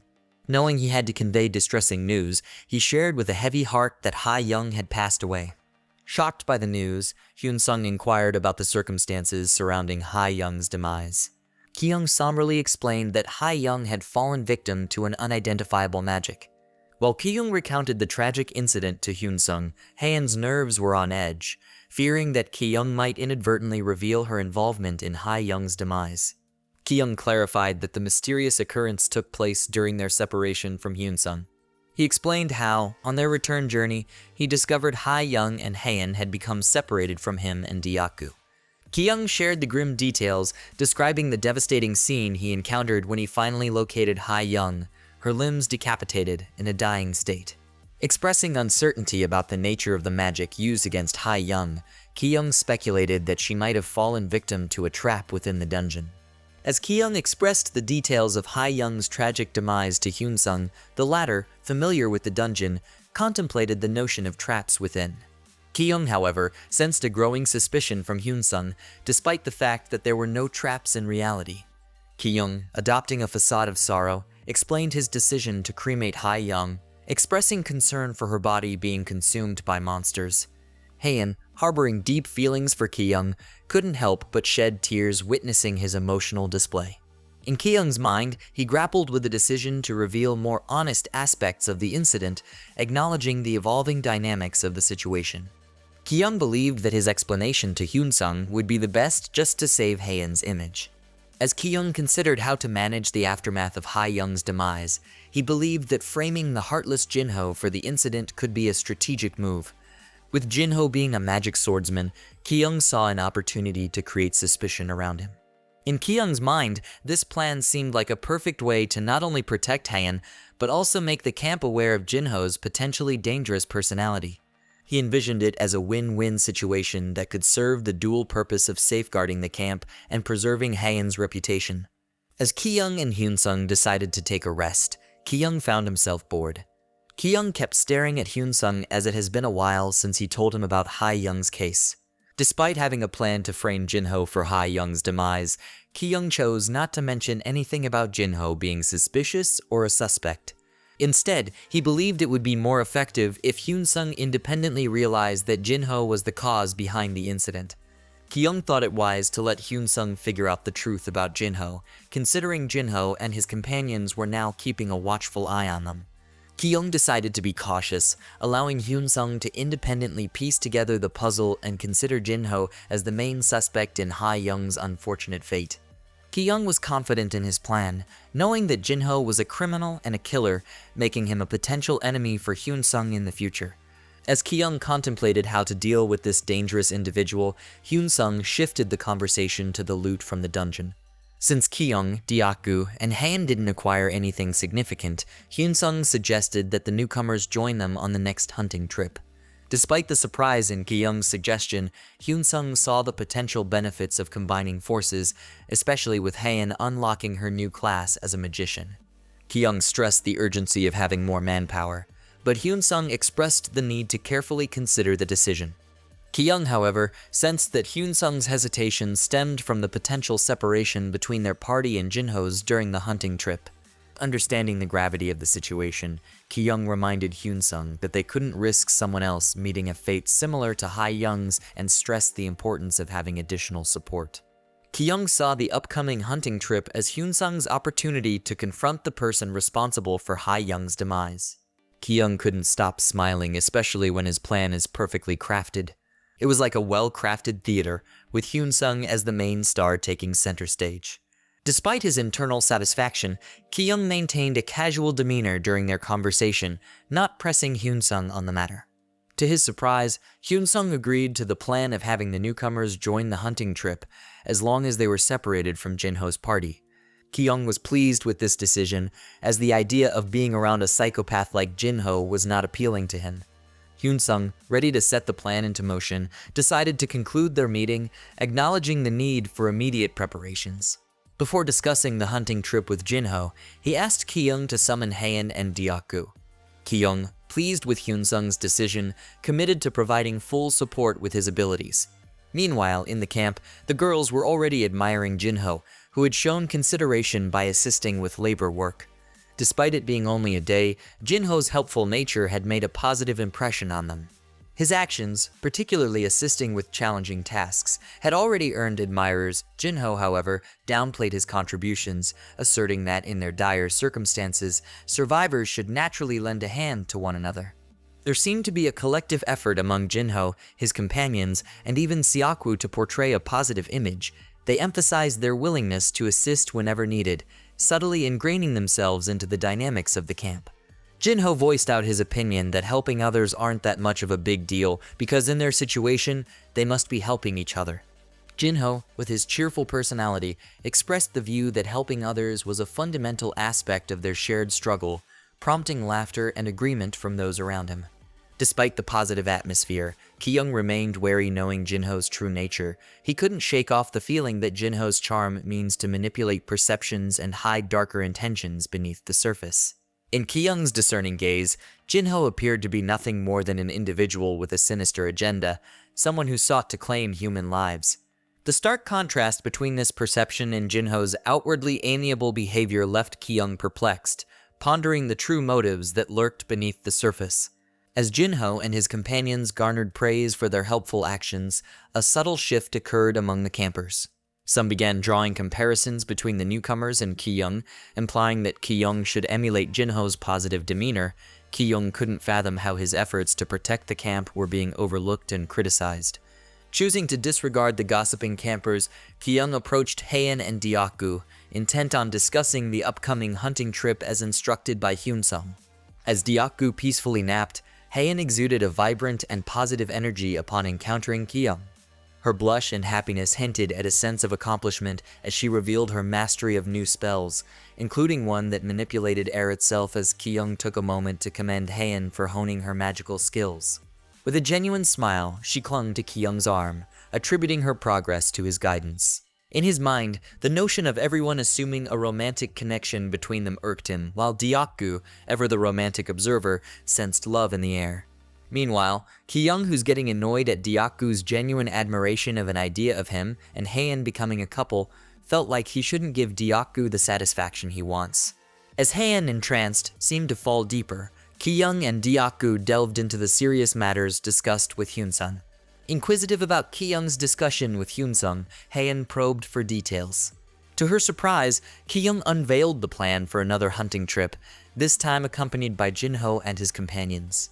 Deokgu and Haein, sensing the ominous nature of these newcomers, couldn't hide their gloominess, but understanding the potential risks, Ki-young advised them to maintain a safe distance. Despite their reservations, Deokgu and Haein pledged to give their best with unwavering determination. Ki-young made it clear that Haein could interact with Jinho's party, excluding Seokwu due to their troubled history. With determination, Haein assured Ki-young that she would avoid individuals like Seokwu. Following this brief exchange, the trio advanced to their meeting with Hyun-sung. During their passage, they encountered Jinho and his companions. It resulted in an awkward stare-down between the two groups. In that tense moment of mutual scrutiny, Ki-young's gaze bore into Jinho, emphasizing his deep-seated mistrust. Jinho reciprocated the intense gaze with a steely one of his own. Later on, the trio went to Hyun-sung. The three of them were full of energy as they greeted Hyun-sung. Even Hyun-sung was surprised that they were full of spirit despite all the circumstances. Hyun-sung, observing the trio's energetic entrance, was pleasantly surprised to see them all gathered simultaneously. Deokgu jokingly inquired whether Hyun-sung might have been keeping some delicious food hidden from them. Hyun-sung, wearing a smile, reassured them that what had occupied his time wasn't overly serious. To further ease the mood, he presented a bag he had packed, a gesture of preparation for the trio as they embarked on their upcoming hunting trip. Hyun-sung's action of opening the bag revealed a radiant glow emanating from within. The radiant glow spilled forth, captivating the attention of the trio. Even the typically nonchalant Ki-young couldn't help but feel a sense of affirmation in his decision to trust Hyun-sung from the beginning. In a surprising turn of events, Hyun-sung revealed the items hidden in the seemingly ordinary bag, each radiating a sense of hidden value despite their humble appearance. As they marveled at the unexpected treasures, Hyun-sung disclosed that during their separation in the dungeon, he stumbled upon a treasure chest containing these valuable artifacts. Choosing Hyun-sung as his leader felt like hitting the jackpot for Ki-young, especially considering that this was Hyun-sung's second chance in the other world. They all analyzed the items, and the first one was the Iron Dwarf's steel bracelet, a common ranked accessory crafted by the now extinct Iron Dwarf race. The bracelet boasted stat-boosting properties, elevating the user's stamina by 3 points, endurance by 1 point, and strength by 1 point. Next is the Sacred Healing Ring. This rare-grade ring had an air of mystery surrounding its origin, equipped with low-grade holy magic and the ability to heal, albeit restricted to once a day. The final item unveiled was the Magic Shield Ring, another rare-grade accessory with an ancient history. Despite its unknown origin, this ring could conjure a magic shield twice a day, utilizing the magic power stored within it.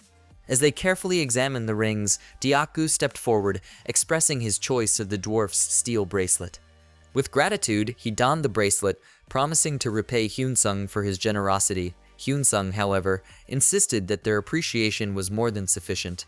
Ki-young couldn't help but feel content as the bracelet fit Deokgu perfectly, sealing their decision to let him have it. With the 2 remaining rings in front of him, Ki-young found himself admiring the Magic Shield Ring. He saw it as a valuable item, comparable to the common grade bracelets that enhance various stats.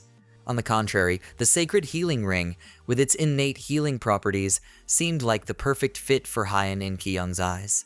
Ki-young considered the practicality of Haein possessing the Sacred Healing Ring, envisioning her swift healing abilities in case he ever got injured. To his delight, it seemed like a perfect match when Haein instinctively chose the Sacred Healing Ring without any prompting.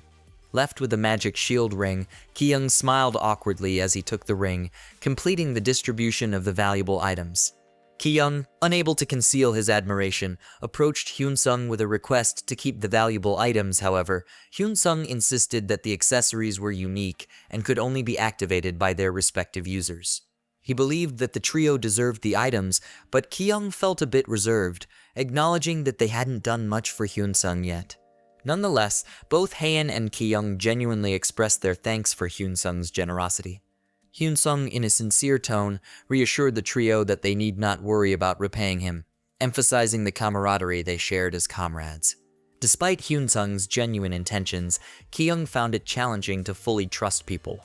Lingering doubts persisted in Ki-young's mind, wondering if Hyun-sung's goodwill was a mere act to create a sense of indebtedness. Regardless of these suspicions, having Hyun-sung as their companion was a comforting thought.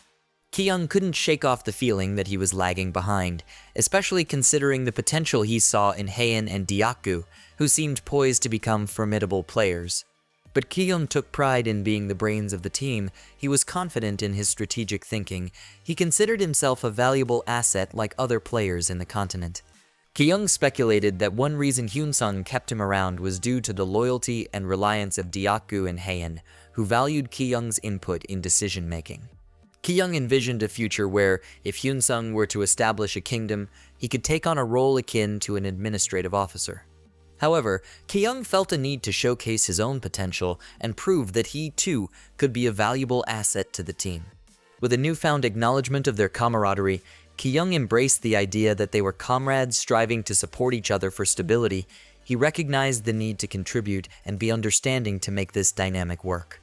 After the distribution of the items, Deokgu, expressing admiration for his comrades, interjected and inquired about the timing of their departure. Hyun-sung, adopting a straightforward approach, emphasized the urgency of the deployment. However, he cautioned that they must remain vigilant, as he recognized the potential threat posed by Jinho and his companions. Hyun-sung's concerns resonated with the trio, who openly admitted their suspicions about Jinho's party. Understanding the potential danger, Hyun-sung stressed the importance of being prepared, especially considering the possibility of working underground during the hunting trip. Amidst the intensity of discussing their plans and the potential danger, Deokgu lightened the atmosphere by suggesting a cheer for their camaraderie.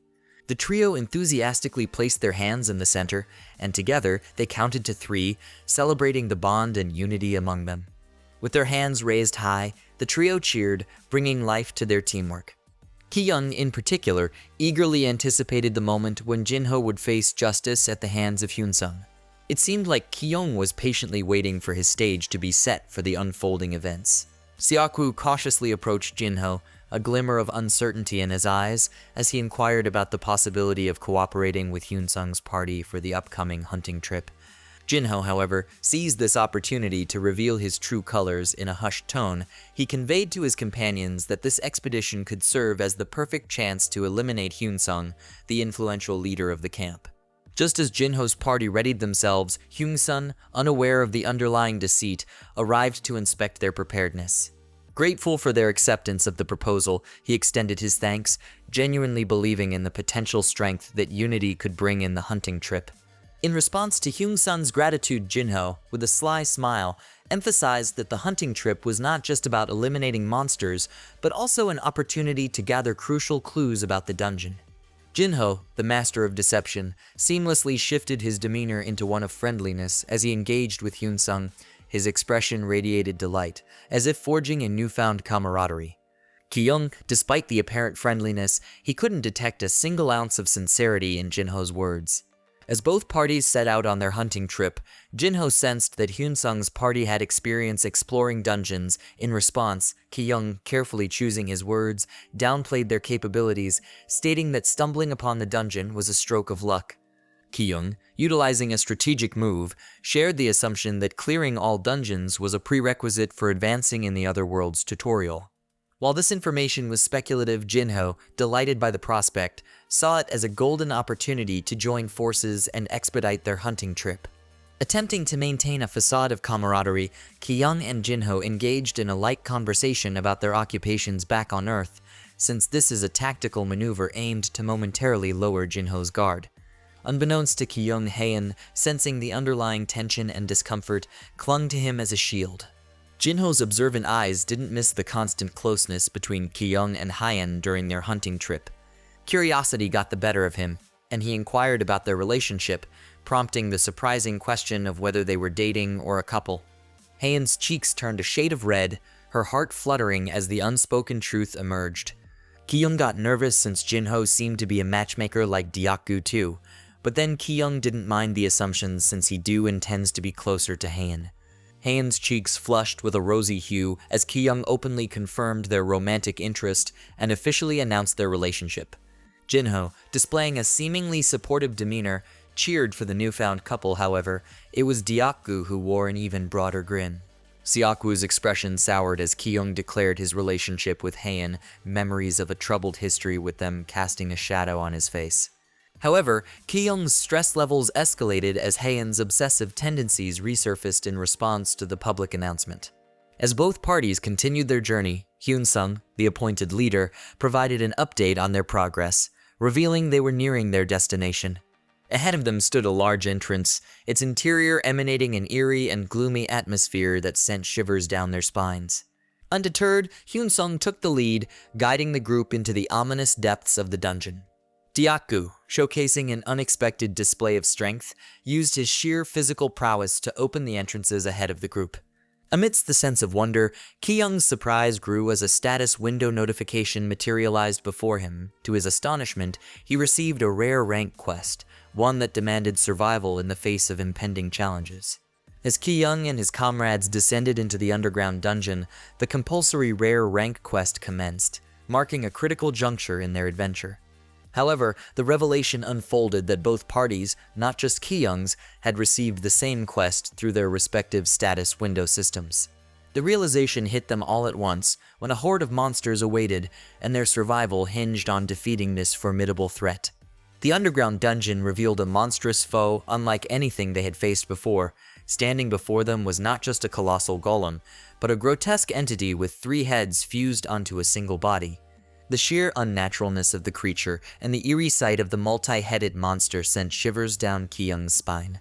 The horde of 3-headed monsters exuded a disturbing excitement, their numerous eyes fixated on the group as if they had just stumbled upon a delectable meal.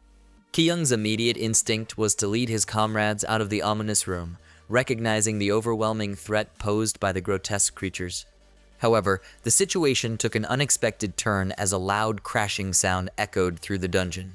To intensify matters, the entrance of the room abruptly sealed shut, blocking their escape route just as they were on the brink of fleeing. In the midst of the chaos, Jinho, displaying a different approach, rallied his party to wield their weapons and face the oncoming threat head-on. Utilizing his mind's eye, Ki-young unveiled crucial information about the 3-headed monsters known as the evolved demons, and to his surprise, their stats were all ranked as common. Despite their terrifying appearance, the monsters possessed remarkably low intelligence and eyesight, a revelation that could potentially be exploited in combat. However, the sheer number of evolved demons presented a challenge made Ki-young grapple with the realization that their defensive capabilities might be insufficient. In the face of adversity, Hyun-sung, the stalwart leader, radiated determination. Despite the odds, he expressed unwavering confidence that they could overcome the imminent threat. Ki-young, who admired and looked up to Hyun-sung, found reassurance in his leader's certainty, deciding to trust in Hyun-sung's conviction to guide them through the perilous situation. Jinho, Hyun-sung, and Deokgu swiftly armed themselves with shields, adopting a strategic formation to confront the looming threat of the evolved demons. However, the cohesion of their defensive stance was disrupted when Deokgu noticed the 2 leaders, Jinho and Hyun-sung, were drawing closer. A subtle but palpable standoff ensued, a clash of determined leaders each vying to establish dominance and prove themselves as the superior decision-maker in this perilous situation. In this critical moment, Hyun-sung, known for his calm and strategic approach, assessed Jinho's intentions, trying to decipher his next move.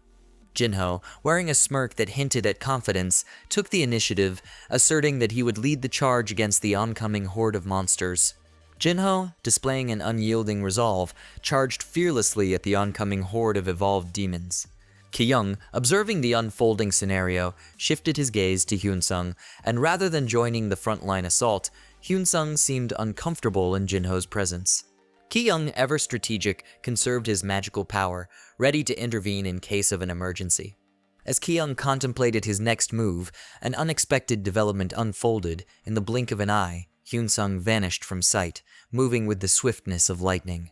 His nonchalant expression belied the incredible speed at which he maneuvered through the battlefield.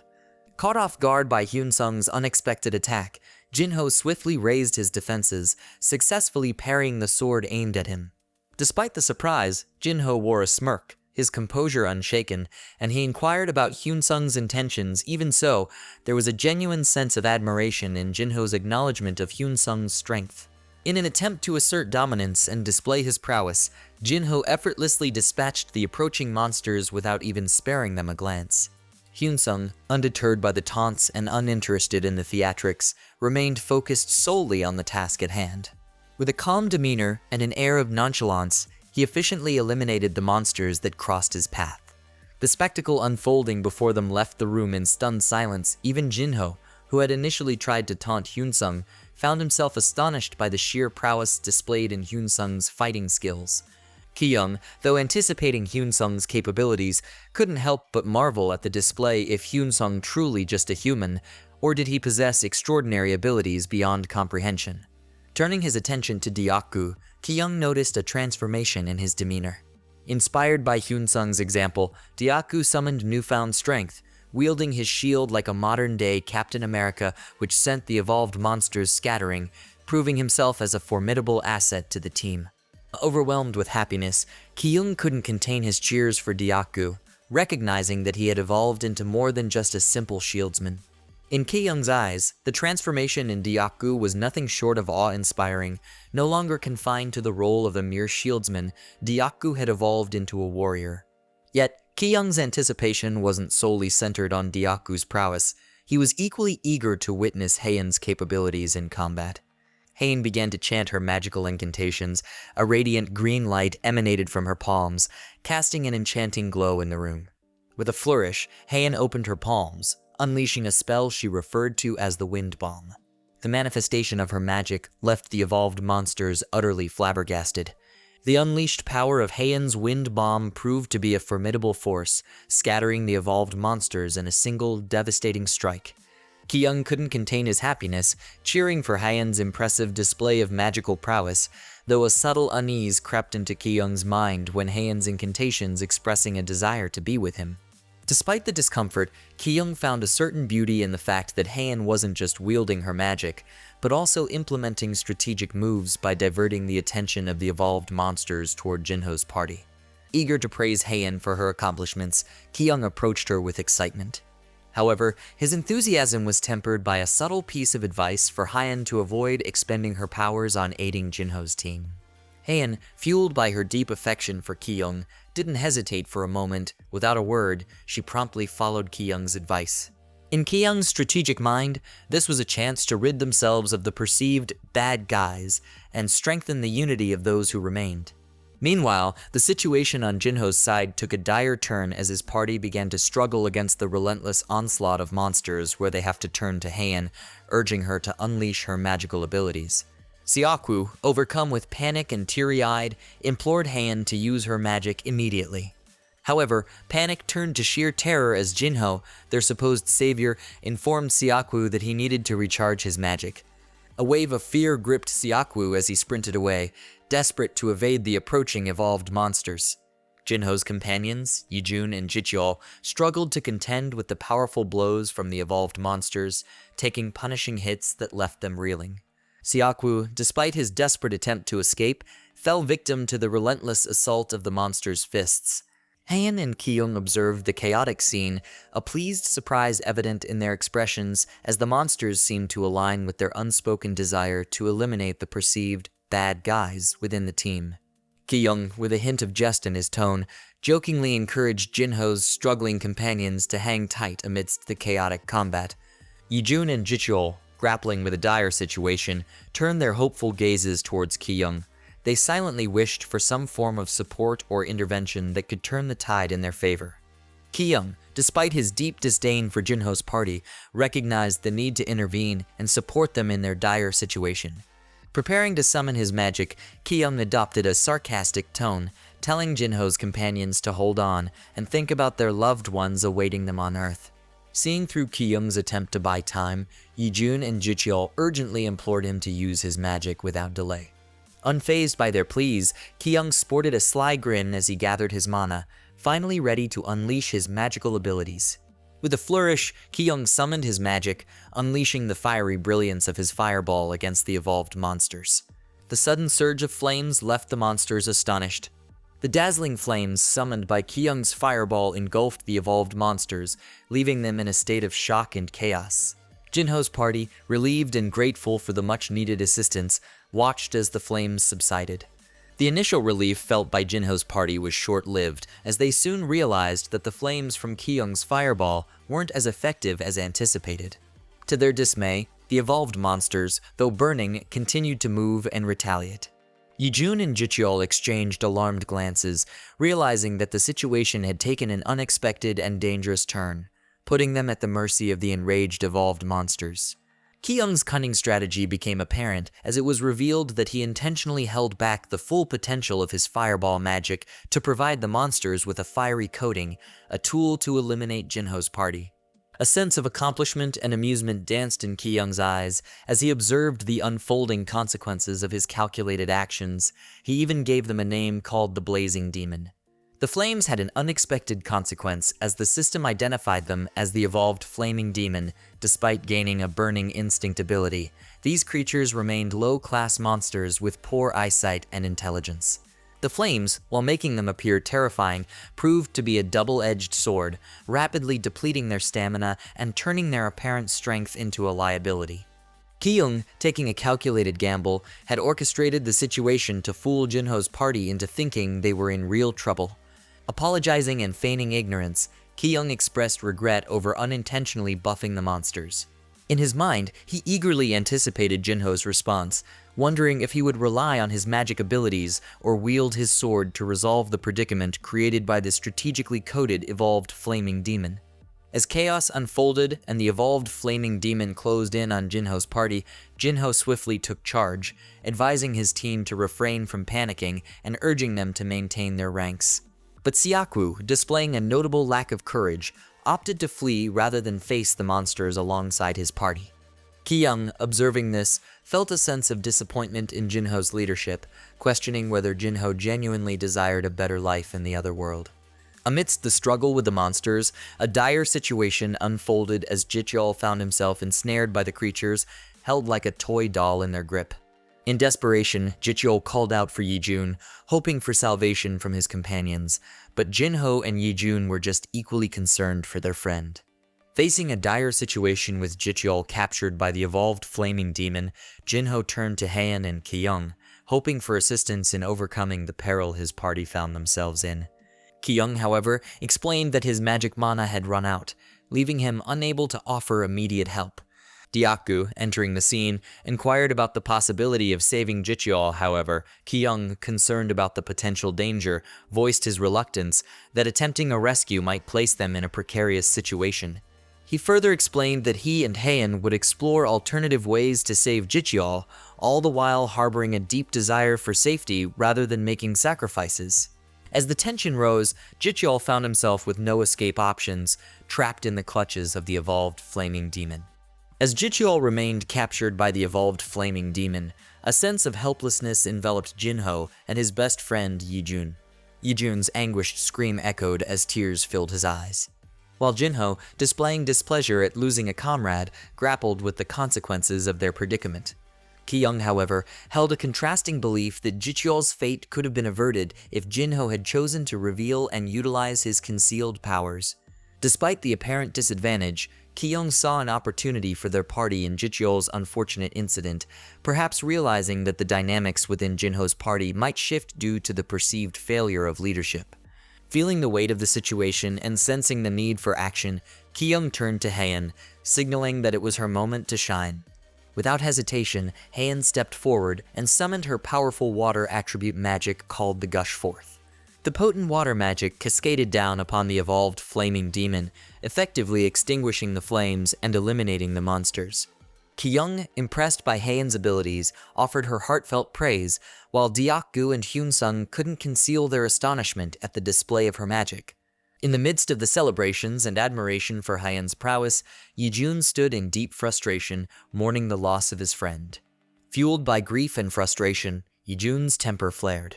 He directed his anger at Ki-young, yelling with tears streaming down his face. Jinho and Siakwu, observing Yijun's loss of control, became concerned, while Heian and Diakgu were taken aback by the sudden outburst.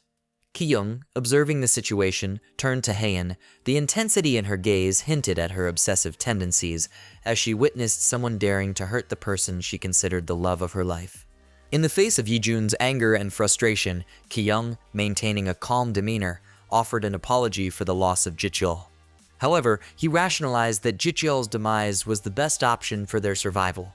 He taunted Yijun with a sly grin, emphasizing that the paramount goal was to ensure everyone's survival. His belief further fueled Yijun's sense of betrayal and despair. Acting on his overwhelming emotions, Yijun, without hesitation, threw a punch at Ki-young's face. Witnessing the sudden act of aggression, Diakgu and Heian panicked, rushing to Ki-young's side out of concern. Attempting to defend Ki-young, Diakgu and Heian intervened, but Ki-young, blocking them, reassured that he was alright, concealing the pain he felt from the punch.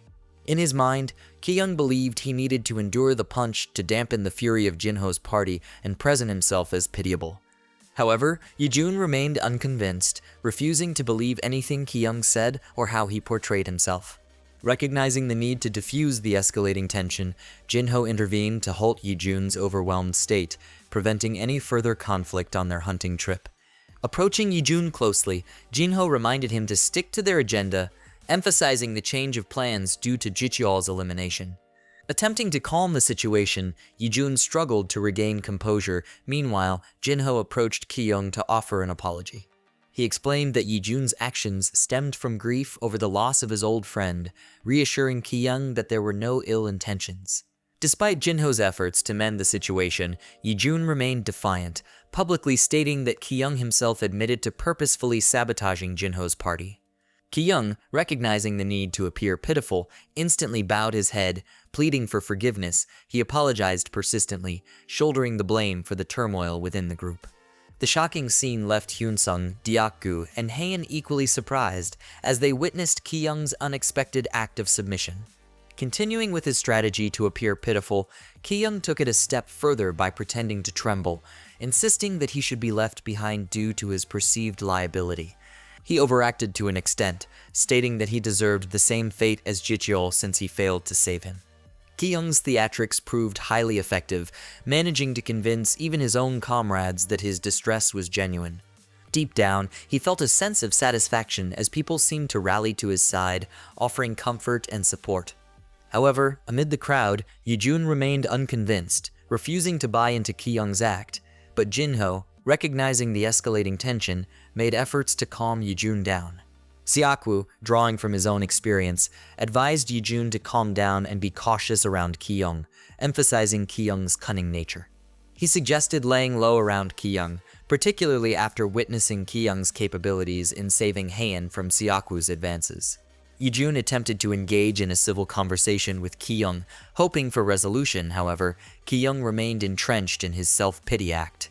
Ki-young was deeply apologizing to Yijun while his strong companions stood by, offering intimidating glares to encourage Yijun to accept the apology. Feeling pressured by both Ki-young and his own party, Yijun grappled with the decision to accept the apology and diffuse the tension or maintain his stance of distrust towards Ki-young. Yijun, feeling trapped and misunderstood, grappled with the idea that he had become the antagonist in the situation. Convinced that Ki-young was relishing in the manipulation, Yijun chose to walk away, unable to endure the perceived injustice. In contrast, Ki-young reveled in the success of his acting, finding amusement in the chaos he had orchestrated. While he enjoyed the satisfaction of fooling those he deemed as adversaries, Jinho keenly observed Ki-young, suspecting that the entire display was nothing more than an elaborate act. In Jinho's contemplative thoughts, he found himself surprisingly impressed by Ki-young's intellect, considering the possibility of recruiting him into his team. However, Hyunsung, ever observant and perceptive, discreetly watched Jinho, sensing the ulterior motives behind his consideration of Ki-young. This awareness left Hyunsung feeling uneasy about Jinho's intentions. Siakwu, attempting to lighten the mood, struck up a conversation with Ki-young. He acknowledged Ki-young's clever maneuvering and playfully teased him about manipulating everyone to be on his side, subtly alluding to the controversial events that transpired, including Jicheol's unfortunate fate. The cringe on Ki-young's face was so palpable that it startled Siakwu, triggering memories of a past encounter where he crossed Ki-young's boundaries. Siakwu promptly retreated to the safety of his own party, realizing that getting too close to Ki-young might lead to undesirable consequences. Ki-young's demeanor turned serious, a clear indication that he was keeping his guard up, especially around Jinho's party. The tension in the air lingered, and Ki-young's focus shifted as he spat out some blood, feeling the aftermath of the punch delivered by Yi-jun. The pain setting in, Hyun-sung approached Ki-young to check on his well-being, concerned about the effects of the blow. Despite the pain he felt, Ki-young maintained a facade of normalcy around Hyun-sung, refraining from expressing the discomfort he experienced. Hyun-sung, showing genuine concern, extended his hand as a gesture of assistance, an act that touched Ki-young deeply. In that moment, Ki-young cherished the privilege of being Hyun-sung's comrade, finding solace in the bond they shared. However, in the midst of this comforting moment, Haein noticed something amiss. She picked up a tooth, a tangible piece of evidence from the recent confrontation. Ki-young, sensing the burning rage behind him, became aware that someone harbored intense emotions, potentially leading to further complications within the group. Facing Haein's intense emotions, Ki-young felt a mixture of fear and surprise. As he looked into her tear-filled eyes, he realized that her concern for his well-being ran deep. The unexpected act of keeping his tooth added a layer of sentimentality to the situation, leaving Ki-young perplexed. Sensing the delicate balance between Haein's love and her potential for vengeful rage, Ki-young chose to play the victim a bit more by coughing up blood from his injury. Haein, deeply concerned and emotional, rushed to Ki-young's side. Her demeanor shifted from sweet to a more intense, almost frightening expression as thoughts of vengeance crossed her mind. Ki-young, however, recognized the need to tread carefully. He pondered the delicate situation, realizing that if he allowed Haein to unleash her fury on Jinho's party, it could lead to more chaos. Deciding to lay low for the time being, Ki-young understood that strategic patience was key. As the group settled in after the tumultuous incident, Siakwu's displeasure towards Ki-young became evident through intense glares.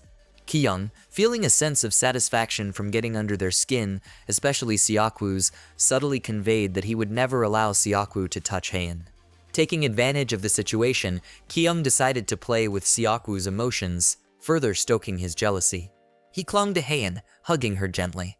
Deep down, Ki-young enjoyed the game he was playing, reveling in the knowledge that Siakwu would never have the chance to be with Haein. Intent on taking his acting to the next level, Ki-young decided to add a touch of clumsiness to his performance. Pretending to trip, he executed a graceful fall, portraying himself as a cute and clumsy guy. The act worked seamlessly as Haein quickly caught him, holding his waist. The gesture made the atmosphere become overly romantic, but Ki-young cringed a bit at the unintended intensity. Despite the unintended romantic flair, at least Ki-young achieved his objective. As Ki-young glanced back at Siakwu, he couldn't help but revel in the jealousy written all over Siakwu's face. It was as if Ki-young had stolen Siakwu's lover right from under his nose. While Haein didn't mind being gently hugged by Ki-young, Siakwu was visibly affected, slowly losing his composure. In an attempt to regain some control, and perhaps play the hero himself, Siakwu offered assistance to Haein. However, due to their tumultuous past, Haein promptly rejected him, asserting her independence and straightforwardly telling Siakwu to mind his own business. Siakwu's surprise at the rejection was evident, and Ki-young couldn't help but chuckle. He believed that if Siakwu had exercised some self-control in the past, he wouldn't have found himself in this predicament. Amidst the mental games, they continued with their agenda and faced a horde of monsters in the next room. Everyone immediately gets in their position to be prepared to fight. Meanwhile, Ki-young suggested to Haein that she should stay close to Diakgu, but Haein expressed concern for Ki-young's well-being and insisting on staying with him. Ki-young, always thinking a step ahead, decided to provoke Siakwu intentionally, hoping to instigate a physical confrontation. Confident in his agility to dodge attacks from the opposing party, Ki-young believed that this would create an opportunity for Haein to enter the scene and heal him promptly. Additionally, Ki-young was chill to combat the monsters since Hyun-sung gave him an item that could shield him from the adversaries. In Ki-young's mind, he will make Siakwu the antagonist in the team. With a mischievous grin on his face, Ki-young openly questioned Siakwu about his jealousy. As usual, Siaku, who can't control himself, loses his cool and tried to confront Ki-young. Siaku succumbed to anger and swung his sword at Ki-young. Despite the pain from the impact, Ki-young motivated himself to endure it. He motivated himself that enduring this physical pain was a crucial step toward achieving his plan of painting Siaku as the antagonist. Siaku's sudden attack on Ki-young caught everyone's attention, even distracting Diaku and Heian from their battle with the monsters. The room was filled with astonishment at the sight of Siaku using his sword against Ki-young. To everyone's surprise, Siaku seemed oddly proud of his actions. While this might have been part of Jinho's party's plan to eliminate Hyunsung's party, Jinho himself appeared displeased with the unfolding situation. The mastermind behind the plan was visibly frustrated, realizing that Siaku's actions had disrupted the carefully laid out scheme. On the other hand, Siaku appeared proud of his bold move, seemingly unaware of the potential consequences. However, for Ki-young, this was a calculated sacrifice. He had strategically placed himself in a position to provoke Siaku, anticipating that it would force Jinho's party to reveal their true intentions.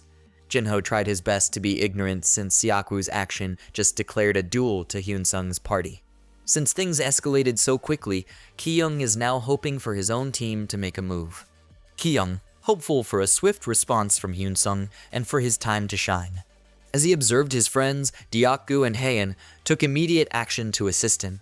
The sight of their quick intervention brought delight to Ki-young. Meanwhile, Yijun's displeasure was evident, reflecting the tension within Jinho's party. Ki-young tried his best to press the wound to prevent it from bleeding more. Caught off guard, Ki-young felt the unexpected strike on his back as Yijun took advantage of the moment to avenge his best friend Jicheol. It was like his world was collapsing to see a wound on his back. Heian, witnessing Ki-young's injury, felt her world crumble. In Ki-young's fading consciousness, he observed the profound sadness in Heian's eyes. As he slowly lost awareness, Heian hurriedly approached him, desperate to salvage the situation. In the chaos that ensued, Heian desperately tried to wake the trembling Ki-young. Meanwhile, Diaku took a stand and approached Jinho to issue a warning, but Jinho, however, feigned ignorance about Siaku's intentions. With the situation spiraling out of control, Jinho, faced with the prospect of further harm, contemplated eliminating both Siaku and Ki-young. However, Hyunsung, swift and determined, intervened to prevent Jinho from causing more damage. Caught off guard, Jinho found himself struggling to match the strength and resolve of Hyunsung in this unexpected confrontation. Jinho, determined to maintain his stance, ensured that he still held his ground even after being pushed away by Hyunsung. Jinho felt challenged since he expected that he'd be less suspected from his party. The unexpected turn of events had thrust Jinho into a challenging situation as he now faced the formidable Hyunsung in a duel. While Siaku and Yijun visibly trembled in fear, Hyunsung instructed Diaku to stand guard over Heian and Ki-young. Without hesitation, Diaku swiftly approached Heian and Ki-young, ready to offer his assistance and protection. Since Siaku and Yijun realized that Siaku just pushed them out of the bus, they decided to flee in the hunting trip. But Siaku, fueled by a desire for revenge and ignoring the urging of his frightened companion, Yijun, decided to stay behind in the hunting trip. Firmly committed to confronting Ki-young and settling the score, Siaku clutched his sword with unwavering confidence. Diaku and Heian made sure to be loud as they could so that Ki-young would stay awake. But then Diaku realized that Heian has an item that could be used for healing, which impressed Ki-young. Diaku, in a state of panic and urgency, urged Heian to use her magical ring to heal Ki-young's wounds. With determination and a deep sense of hope, Heian summoned the magic, directing it towards Ki-young's injured body. As the magical energy enveloped him, Ki-young experienced a soothing sensation. Ki-young, now fully healed and with a renewed sense of vigor, was astonished to find his body restored. Even the missing tooth had miraculously grown back. Diaku and Heian shared a moment of relief and celebration over Ki-young's unexpected revival. However, Siaku remained steadfast in his desire for vengeance against Ki-young. Undeterred, he attempted to confront Ki-young once more, only to be intercepted by Diaku, who stood as a formidable barrier to prevent any harm befalling his friend. Amidst the interpersonal tension, the looming presence of the horde of monsters in the room served as a pressing reminder that their collective survival was still at stake. Ki-young realized that it was time to utilize the unique capabilities of his magical ring. Activating the ring, he summoned a protective barrier that enveloped their immediate surroundings, shielding them from the menacing horde of monsters. Dyaku, witnessing the impressive display of magical prowess, couldn't help but be astonished, while Ki-young was relieved that Hyun-sung is a reliable companion. However, Ki-young's relief was short-lived as he noticed Haeun's absence within the safety of the barrier. Given Haeun's formidable magical abilities and her unpredictable nature, Ki-young immediately deduced that she had likely pursued Yi-jun, who had chosen to flee in the midst of the turmoil. Despite the chaotic circumstances, Dyaku, burdened by guilt for not reaching Ki-young in time, took the opportunity to offer a sincere apology. In response, Ki-young displayed a compassionate side, gently patting Dyaku's head as a gesture of reassurance. Understanding the weight on Dyaku's shoulders, Ki-young, in turn, expressed his own apology for any perceived carelessness. The soft-hearted Dyaku couldn't help but to be in tears while being comforted by Ki-young. Ki-young, with a joking tone, requested Dyaku to halt his tears, teasing him about the contrast between his emotional demeanor and robust physique. Despite Ki-young's acknowledgement of some miscalculations, he found solace in the overall outcome of the situation. On the other hand, Yi-jun ran as fast as he could to escape. Yet, a surge of fury gripped him even more intensely when Jinho had callously cast them into a perilous situation, forcing them to confront a formidable adversary like Hyun-sung without warning. While Yi-jun was completely off guard escaping, he was caught by Haeun's wind blade. Everything happened so fast that he couldn't react when his foot was decapitated. Yi-jun's frantic gaze shifted backward, only to be met with the unnerving sight of Haeun veiled in an unsettling aura of terror. Panic surged through him, prompting desperate cries for assistance, unable to fathom the abrupt shift in Haeun's demeanor. Haeun uses her air bomb magic to prevent Yi-jun from screaming.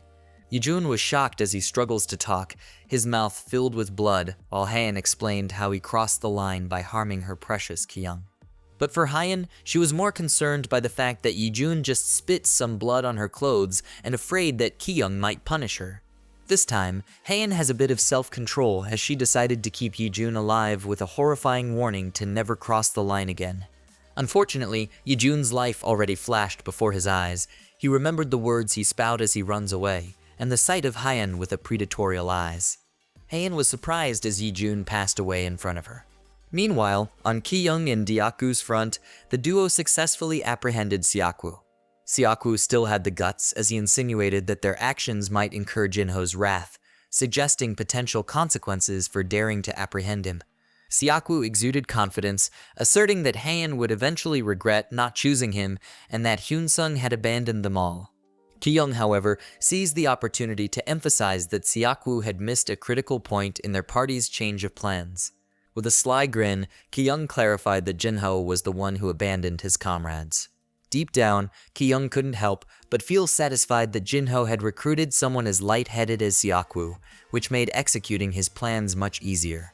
Seizing the chance to taunt Siakwu, Ki-young expressed gratitude, claiming that Siakwu was the reason he was now closer to Haeun. This only fueled Siakwu's anger, and he vowed revenge. Ki-young, however, dismissed Siakwu's threats, metaphorically stating that he had merely provided him with utensils and a bowl of rice, though considering Siakwu was currently tied up and unable to use them. The atmosphere got darker as Ki-young presented Siakwu with a grim choice of death to relieve himself from his predicament. Dyaku, anticipating the severity of Ki-young's decision, was advised to look away if he found it too difficult. Siakwu, feeling the weight of impending doom, yelled out in protest. Ki-young, however, remained steadfast, emphasizing that the options presented were the most reasonable given Siakwu's actions. The realization dawned on Siakwu that he would now have to face the consequences of his choices. Accused of madness, Ki-young responded with a smile, claiming that Siakwu was no different. Stripped of his earlier arrogance, Siakwu realized he had to humble himself and begged Ki-young for mercy. However, Ki-young remained unmoved by any sense of remorse as he raised his spear. Ki-young, having brought an end to Siakwu's existence, reflected on the familiar scenes of death he had witnessed before. Recollections of people pleading for salvation, only to be led into traps by Ki-young himself, resurfaced in his mind, in which he dispatched Siakwu was, in essence, no different from his past actions. Ki-young acknowledged the inevitability of such actions in the quest for survival. Siakwu, now a part of the Fallen, joined the ranks of Yijun and Jicheol in the realm of the departed.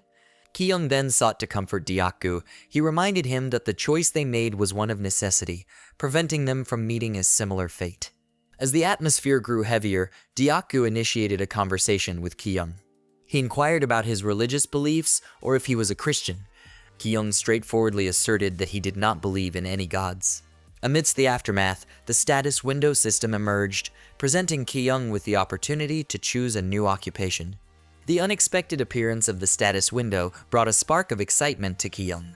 Diaku, taken aback, witnessed Ki-young's renewed determination. In a more serious tone, Ki-young shared a piece of advice with Diaku, urging him never to succumb to death. Continuing their journey through the dungeon, Diaku and Ki-young engaged in a conversation about choosing a new occupation. The decision proved to be challenging for Ki-young, as all the options seemed appealing. As they progressed, Hain caught up with them and immediately sought out Ki-young. She embraced him tightly, expressing her concern for his well-being. Hain inquired about any lingering pain, and in response, Ki-young shared the news of Siakwu's demise. Ignoring Siakwu's fate, Hain expressed her primary concern for Ki-young's well-being. When Diaku inquired about Hain's whereabouts during the recent events, he sought an explanation from her. Ki-young contemplated whether to assist Hain by crafting a narrative that portrayed her pursuit of Hyunsung as an act of concern. However, Hain chose honesty over deception and revealed that she hadn't gone after Hyunsung. She struggled to articulate her emotions regarding Ki-young's injuries and the anger she harbored towards those responsible. Diaku surprisingly empathized with Hain, recognizing her emotional struggle despite her actions against Yijun. Witnessing Hain's tears, Diaku felt a sense of panic, understanding the weight of the situation. Ki-young, however, assured Hain that she had nothing to apologize for, expressing genuine appreciation for her protective anger when he was harmed. In Ki-young's eyes, Hain remained the lovely and kind person he cherished. Ki-young, sensing Hain's emotional turmoil, comforted her by gently cuddling her. Observing the situation, Diaku felt a sense of accomplishment, believing that he successfully brought Ki-young and Hain closer together. Ki-young, noticing Diaku's satisfaction, urged him to coax Hain. Despite the unintentional fear factor, Diaku was content, having orchestrated the circumstances that seemed to foster romance between Ki-young and Hain. Ki-young, perceptive to Diaku's hidden agenda, realized the intentions behind his friend's actions. After some time, Hyunsung caught up with them. Upon seeing him, he speculated that Jinho had proven to be a formidable opponent. Hyunsung then inquired about the other party's whereabouts. In response, Ki-young openly admitted to eliminating them. In response, Hyunsung revealed that he, too, had successfully dealt with Jinho without uttering a word. Hyunsung clarified that engaging in a duel with Jinho's party was a necessary choice for their survival, emphasizing the potential danger to the camp if they were the ones eliminated. Ki-young appreciated the alignment of their perspectives and felt reassured by Hyunsung's understanding. Hyunsung commended his team for making the right decision, acknowledging that they would face even greater challenges in the future. Despite uncertainty about the comfort his words might provide, Hyunsung expressed sincere hope that the group would overcome the challenges ahead. Although the team still harbored dismay over recent events, they collectively expressed gratitude towards Hyunsung for his understanding. As they moved forward, Hyunsung inquired about Ki-young's injury from the opponents. Ki-young expressed gratitude, acknowledging that without the special abilities bestowed upon them by Hyunsung's gifts, they might not have survived. With genuine delight, Ki-young swore never to forget Hyunsung's generosity. Observing Hyunsung's demeanor, Ki-young could sense the leader's pride in their accomplishments. After the intense events, Diaku suggested that their team take a break and rest in the dungeon, considering they were all exhausted. As they walked together, Ki-young felt that their bond was strengthening, forged through the crucible of the crises they had overcome. He took comfort in the assurance that his relationship with the team, especially under Hyunsung's leadership, would remain steadfast and reliable. Ki-young gazed at his comrades with a genuine expression, treating them as his cherished treasures. As they settled in the temporary shelter, the room, adorned with a candle chandelier. The room was filled with the warmth and comfort of a lit fire. Ki-young, still reveling in the realization of the value he placed on his friends, caught the attention of Hyunsung, who noticed him lost in thought. To divert attention, Ki-young changed the subject and informed Hyunsung about the occupation options presented in his status window. Hyun-sung, curious about Ki-young's choice, inquired about the kind of job he intended to take. Ki-young, still uncertain about his decision, sought advice from Hyun-sung and opened his status window, allowing the team to contribute to the decision-making process. The status window began loading as it prepared the options for Ki-young. As the status window loaded and presented the options, Ki-young was faced with several choices: Summoner, Demonic Lancer, Dark Magician, Alchemist, and Fire Magician, all ranked as rare occupations. Ki-young, while acknowledging the greatness of the available options, couldn't help but feel relieved that the Swindler occupation was not among them. Ki-young also considered the potential liability if Deokgu were to choose a commander job, especially given Deokgu's perceived lack of intelligence. As he delved into the details, the first option, Summoner, this occupation would grant him the ability to summon creatures and messenger familiars, with potential upgrades to other summoner jobs like Tamer, Familiar Summoner, and Summoner of magical creatures. Ki-young envisioned a scenario where he wouldn't have to engage much in combat, relying on his summoned minions. The next option was Demonic Lancer, a mid-range position that utilized both magic and lances, requiring intermediate knowledge of spears and magic. As Ki-young proceeded to read about the Dark Magician, Hyun-sung expressed interest, signaling that he wanted to listen to the details. For the Dark Magician, Ki-young discovered that it was a long-range magician specializing in dark magic, and its power level seemed to surpass the other occupations listed.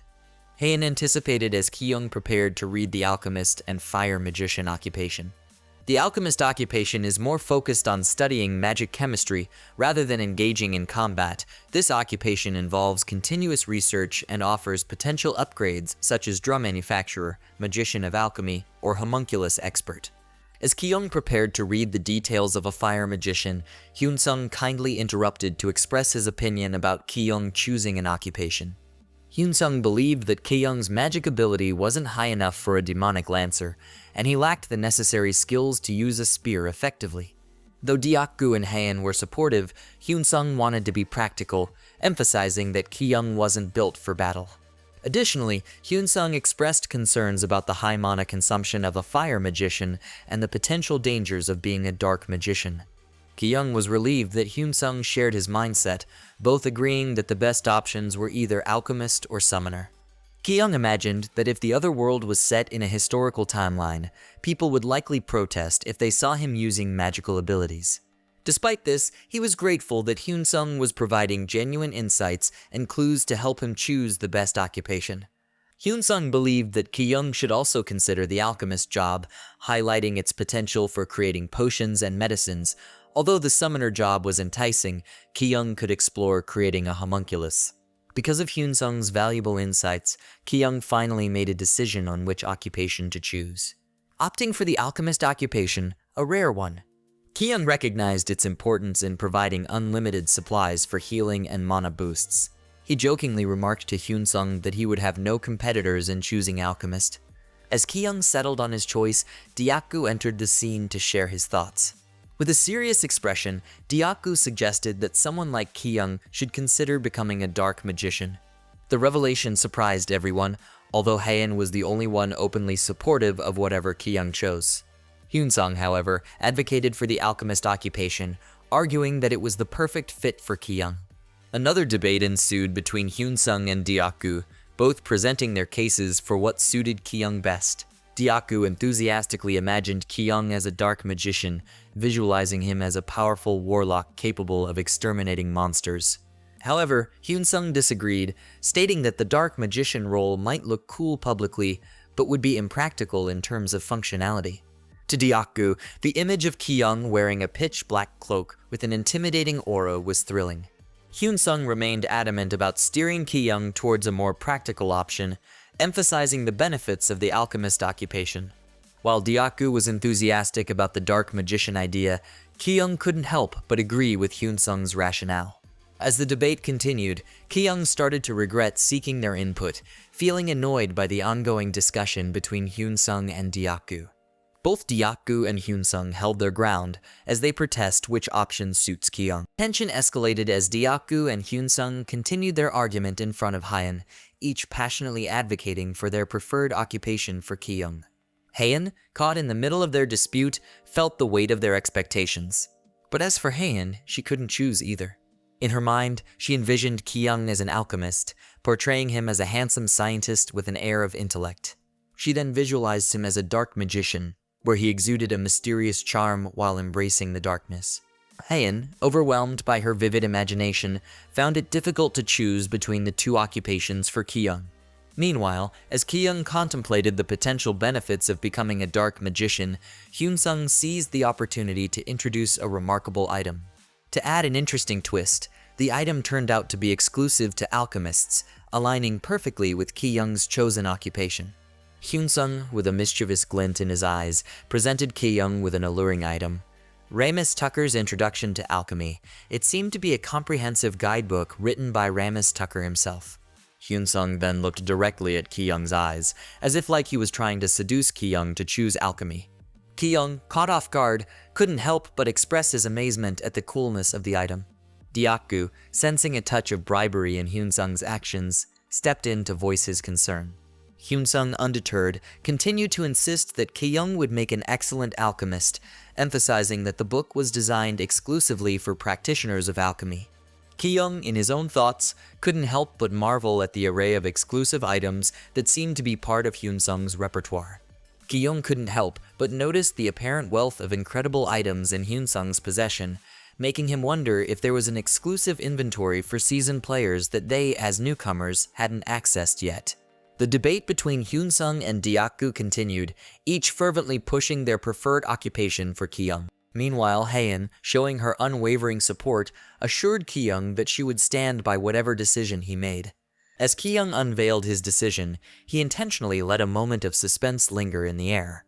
Deokgu's disappointment was palpable when Ki-young announced that he had chosen to be an alchemist, but he quickly clarified that it wasn't influenced by the book Hyun-sung presented.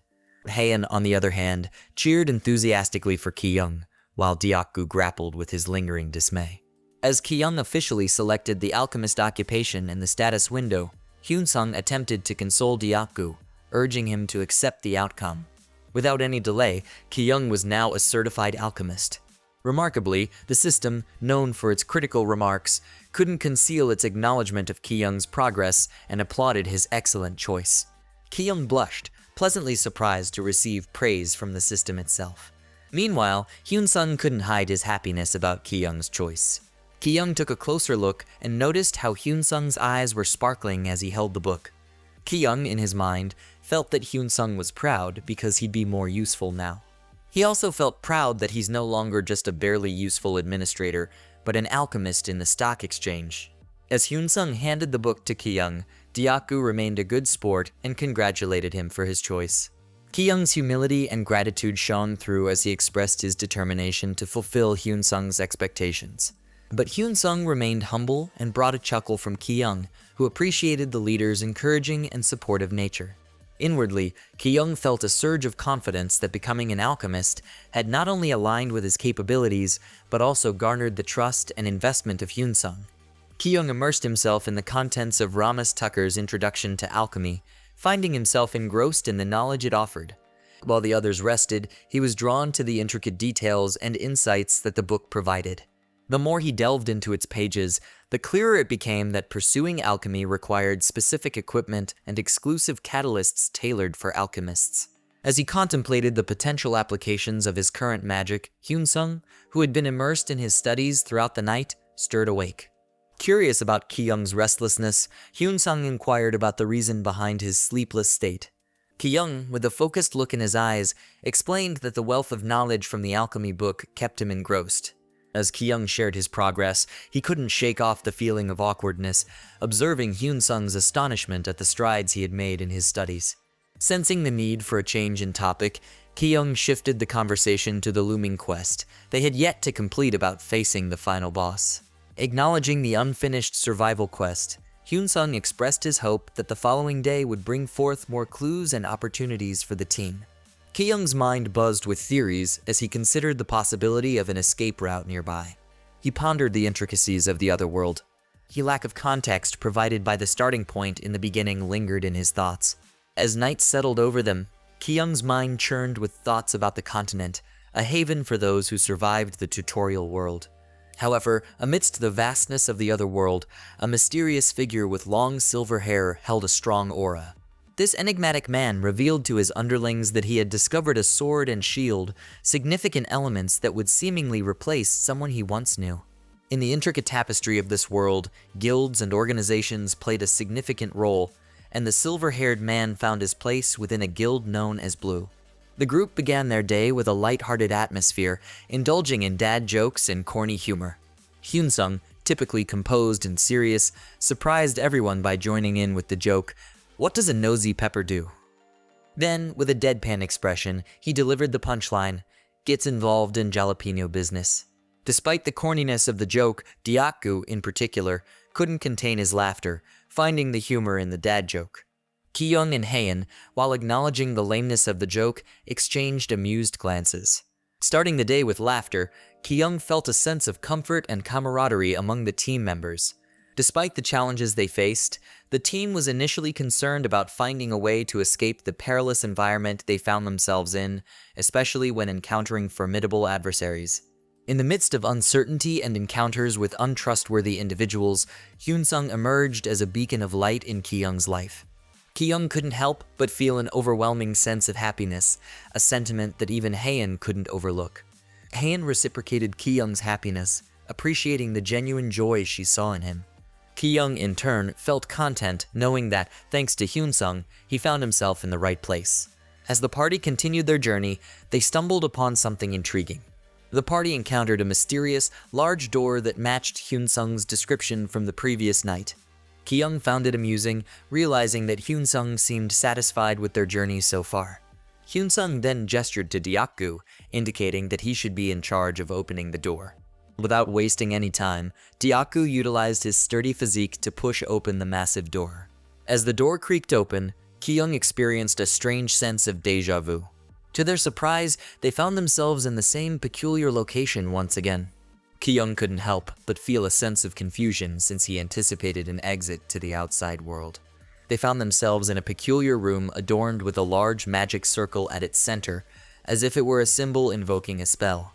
To add to the mystery, a new quest notification appeared before the party, introducing another set of challenges and uncertainties in their journey. The party was taken aback by the sudden appearance of a rare ranked quest, heightening the level of mystery in the room. The discovery of another door within the space intrigued them, prompting Dyaku to swiftly attempt to open it. However, his efforts proved futile as the door remained steadfast and unyielding. Ki-young found himself contemplating the possible methods for overcoming the challenge presented by the sealed door. Amidst his musings, he was taken by surprise as Hyunsung stepped forward. It seemed as if Hyunsung had an idea, as he confidently approached the mysterious magic circle within the room. Surprisingly, Hyunsung summoned a magic light on his hand. A sense of awe filled the room as Hyunsung summoned a magical light onto his hand, directing it towards the intricate magic circle. Ki-young, catching on to the pattern, understood that the party needed to contribute their mana to activate whatever lay beyond the sealed door.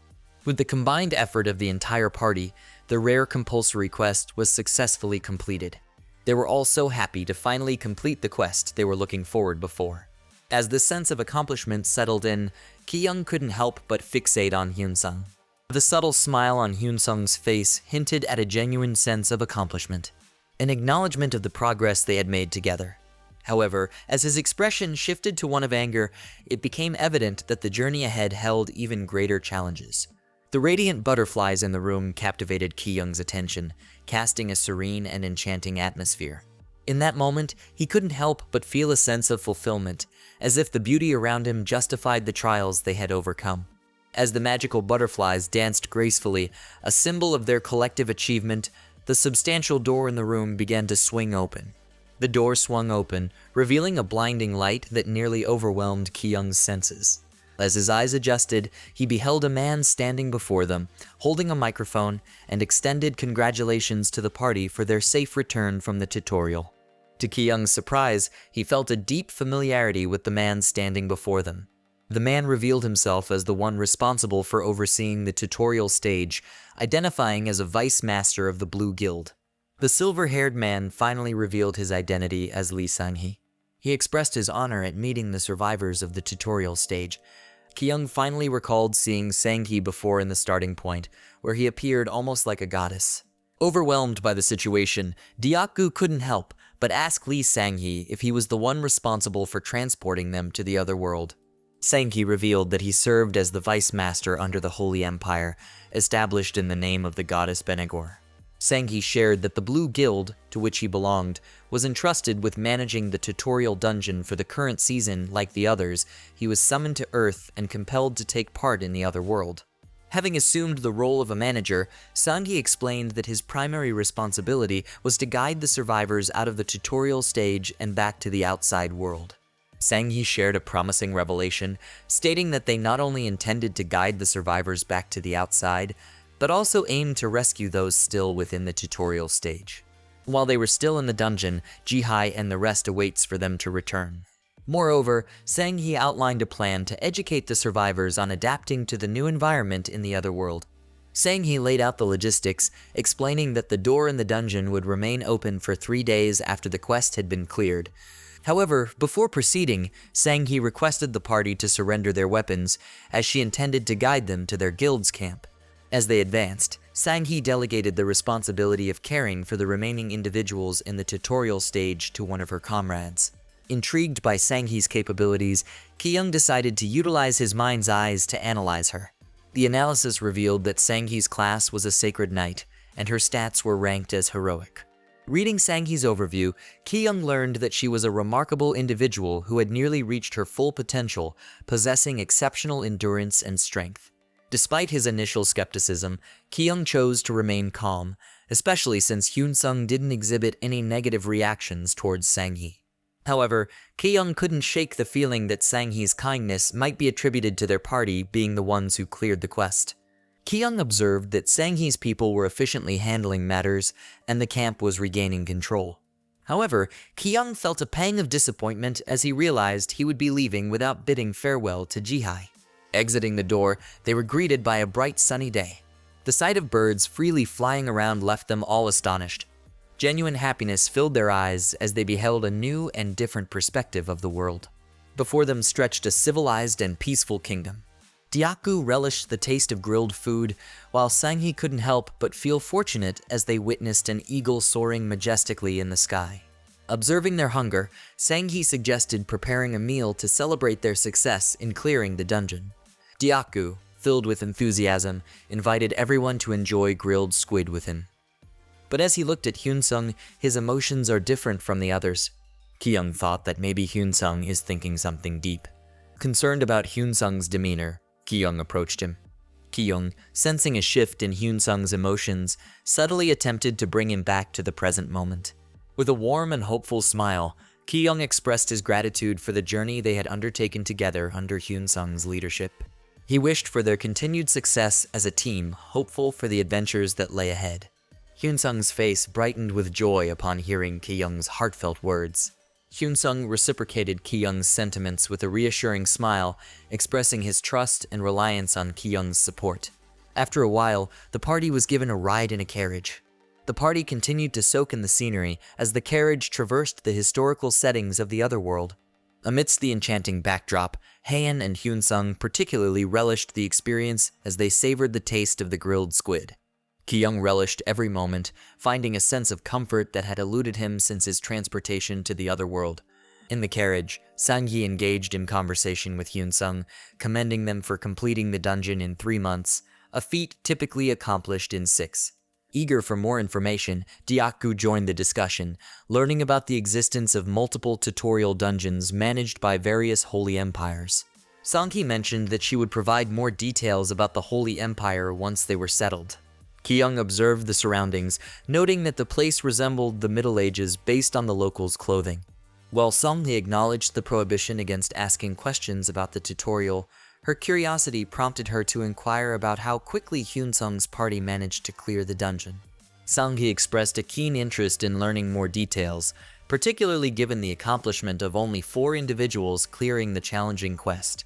Hyun-sung responded, attributing their success to their teamwork and dynamics. As he mentioned that they also rescued people during the tutorial, Deokgu enthusiastically added that Hyun-sung played a pivotal role in saving individuals at the camp. Sang-hee praised them as amazing newcomers. Later on, the people from the camp are now guided to be a part of the Holy Empire. Ki-young observed the stark contrast between the treatment his party received and the terrified survivors being escorted by guards.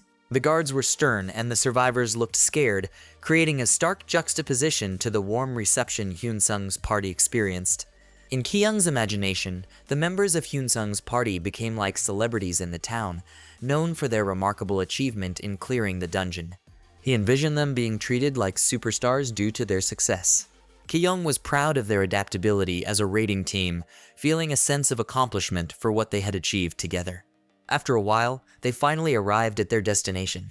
The party stepped down from the carriage and marveled at the sight of the castle that served as the guild's headquarters. The luxurious and grandeur of the place left them astonished, as if they were witnessing such opulence for the first time. Ki-young took his time to inquire about Hyun-sung's objectives now that they had reached the continent. Once inside the guild's headquarters, the party was taken aback by the extravagant welcome they received from the people inside. They referred to them as the heroes of the raiding team. The unexpected acclaim left the four of them in a state of shock. Sang-hee apologized for startling them, explaining that the guild had intended to hold a fancy welcome for them. As the people cheered and welcomed them enthusiastically, Deokgu couldn't hide his enthusiasm. However, Ki-young was more focused on analyzing the surroundings, particularly intrigued by the fact that Sang-mi, despite being the vice president, seemed to be organizing all the events. Even with the luxurious surroundings and the warm welcome, Ki-young couldn't shake off his skepticism about the situation. The extravagant nature of the guild headquarters and the eager producers raised Ki-young's suspicions even more. The guild was quick to recognize the potential of Hyun-sung's party and saw them as valuable assets. Investors and producers were already expressing their interest in recruiting the party. But one skeptical investor raised concerns about the authenticity of Hyun-sung's party's achievements. The party was led to the dining hall, where a sumptuous meal awaited them. The aroma of the delicious and juicy meat filled the air as they took their seats. Deokgu eagerly indulged in the delicious-looking meat, savoring every bite with anticipation. While the rest of the party enjoyed their meal, Ki-young remained vigilant, sensing an underlying motive behind the lavish presentation. Ki-young couldn't shake off the feeling that the guild was putting on an extravagant show for them. Despite Ki-young's suspicions about the guild's intentions, he couldn't find any concrete evidence to support his doubts. However, his skepticism heightened when he noticed something peculiar that the golden spoon he held felt unnaturally light. This discovery only fueled Ki-young's uncertainty about the guild's true nature. As the introductions unfolded, Ki-young and his friends openly shared their character classes. When it was Ki-young's turn, he nonchalantly announced that he had chosen the path of an alchemist. However, to his surprise, Sang-hee's reaction did not seem to reflect approval or admiration for his chosen occupation. Ki-young couldn't shake off the feeling of unease, thinking that he might have made a bad impression on Sang-hee with his choice of being an alchemist. Turning to Hyun-sung, who had initially praised the alchemist occupation, Ki-young began to overthink. He wondered if Hyun-sung's encouragement to choose that path was merely a means to receive free potions. Feeling the need to prove himself after the perceived bad impression, Ki-young made a silent vow to show the value of being an alchemist. On the other hand, Deokgu was delighted with the meal. Deokgu tried to lighten up the mood that his grandmother advised him about not taking food from strangers, although the delicious meal was too tempting to resist. Amidst the comfortable atmosphere, Hyun-sung seized the moment to address the underlying business aspect. He candidly questioned Sang-hee about the possibility of their special treatment being linked to the guild's need for their assistance. Sang-hee, impressed by their perceptiveness, acknowledged that indeed, the guild sought the help of Hyun-sung's party. Sang-hee, recognizing the importance of the decision, assured them that there would be no pressure in joining the guild. She proceeded to present various proposal plans, meticulously prepared to demonstrate the benefits and advantages of aligning with the guild. Hyun-sung, not one to beat around the bush, interrupted Sang-hee to seek full details before delving into the proposals. Sang-hee began by explaining that they were currently in the continent of the other world. Despite the luxurious appearance of the guild, Ki-young remained skeptical, especially noticing that many of the items appeared to be fake. Ki-young's thoughts raced, considering the possibility that Hyun-sung might have a hidden connection to the Blue Guild from his previous life. Panic set in as Hyun-sung began showing signs of interest in joining the guild. Ki-young wondered if there was something specific that Hyun-sung needed or was hiding from the rest of the party. Ki-young, frustrated by Hyun-sung's mysterious nature, struggled to decipher what might be going on in his mind. A theory started forming in Ki-young's thoughts, that perhaps Hyun-sung was once a pushover in his previous life and ended up in an incompetent guild. The mere idea brought tears to Ki-young's eyes, as it seemed to explain Hyun-sung's kind and understanding demeanor. Ki-young, consumed by curiosity, wondered about the companions Hyun-sung had in his previous life. Despite the mysteries surrounding Hyun-sung, Ki-young was determined to be a brother-like figure to him. He strongly felt that Hyun-sung should avoid trusting anyone from this point onward, and hoped that Hyun-sung would place his trust in Ki-young alone. Ki-young's gaze lingers on Hyun-sung during their lunch, hoping for trust in shaping their shared future. Meanwhile, Sung-hee provides a brief overview of the continent, highlighting its diverse lands beyond the Holy Empire of Beniger. Sang-hee reveals that besides the Republic and the Kingdom Alliance, the continent boasts other large countries known as the Top 3 Nations, emphasizing cooperation and balance among them. Sang-hee discloses the difficulties in forming alliances with the continent's natives, particularly for Earth's foreigners like them. Ki-young pays close attention as Sang-hee elaborates on the various entities coexisting on the continent, including wizards, elves, dragons, and lizard men. Sang-hee informs the party that guilds within each kingdom cooperate and are required to send forces in the event of a war. However, unless a guild is deemed too strong, opposing parties are reluctant to challenge them due to their powerful weaponry. Sang-hee clarifies that the dungeon used for testing foreigners opens only once a year. Additionally, she reveals that the current location where Ki-young and his friends are situated is entrusted to foreigners for managing the dungeon. Sang-hee elaborates that all guilds, regardless of size, rotate in managing the tutorial after its conclusion. She also notes that the guild in charge of the tutorial gains a chance to interact with the raiding team during that period. Dyaku, innocently unaware, joins the conversation, assuming they are now part of the Blue Guild. Sang-hee clarifies that they are a corporation scouting them for potential recruitment and salary negotiations. She jokes about the perks they've experienced being bribes, but Ki-young senses a hint of truth in her words. While observing Sang-hee, Ki-young contemplates that if he were in her shoes, he might have lied about certain things, given her seemingly honest demeanor. Ki-young recognizes that while the Blue Guild portrays itself as trustworthy, there's likely a sense of desperation in their recruitment efforts. He decides to inquire about the Blue Guild's standing within the Holy Empire. Realizing that this question might put pressure on Sang-hee if the guild's status isn't as prestigious as it appears. Sang-hee candidly reveals that the Blue Guild is currently not the largest guild and was previously a representative of the Holy Empire. She avoids speaking negatively about the Blue Guild, but mentions challenges they faced beyond their control. Sang-hee remains resolute and encourages Ki-young and his friends to consider joining, assuring them that the guild's offer is competitive with other guilds. Ki-young grasps that the Blue Guild's humble demeanor is driven by a quest for revival. He comprehends their strategy to present an appealing image, but recognizes that their business goals are separate from his party's interests. Ki-young has firmly decided to reject the offer, foreseeing the challenges that lie ahead for them. Ki-young wishes for Hyun-sung to decline the Blue Guild's offer so they can join larger guilds. However, Ki-young's hopes are dashed when Hyun-sung praises Sang-hee and expresses interest in her offer. Sang-hee is thrilled by Hyun-sung's request for detailed terms to consider, but Ki-young is not pleased with this development. Ki-young acknowledges the necessity of aligning with Hyun-sung as the group's leader, even if he has concerns. He trusts that Hyun-sung, as a regressor, will make a sound decision despite being somewhat of a pushover. Despite initial doubts and overthinking, Ki-young ultimately grasps Hyun-sung's plans and intentions. Ki-young speculates that Hyun-sung might be using the Blue Guild strategically. He carefully observes Hyun-sung and becomes certain that there's more to Hyun-sung's decisions than meets the eye. Ki-young entertains the theory that Hyun-sung wasn't actually a pushover in his past life. Ki-young trembles with the realization that Hyun-sung could have been the guildmaster of the Blue Guild in his past life. This theory aligns with Hyun-sung's strength and influence, which are difficult to quantify, and he possessed considerable influence to confidently join a struggling guild. Although not completely sure, this theory seems the most logical to Ki-young, especially given Hyun-sung's familiarity with Sang-hee. After a satisfying meal, Sangi urges everyone to rest as she plans to introduce them to the Human Resources Department the next day. Hain approaches Ki-young with a positive attitude, discussing the enjoyable meal they shared. As Hain clings to him, Ki-young contemplates the idea that Hyun-sung might want to return to the Blue Guild to offer them positions where their talents can be put to good use. Ki-young's mind is consumed with thoughts of Hyun-sung's future plans. Yet, he can't help but admire Hyun-sung as a lovely person. With a slow smile, Ki-young appreciates having such a smart ally by his side. As they prepare to depart, Ki-young senses that Hyun-sung has meticulously planned everything. He views the Blue Guild as their target, indicating a strategic approach to their next moves.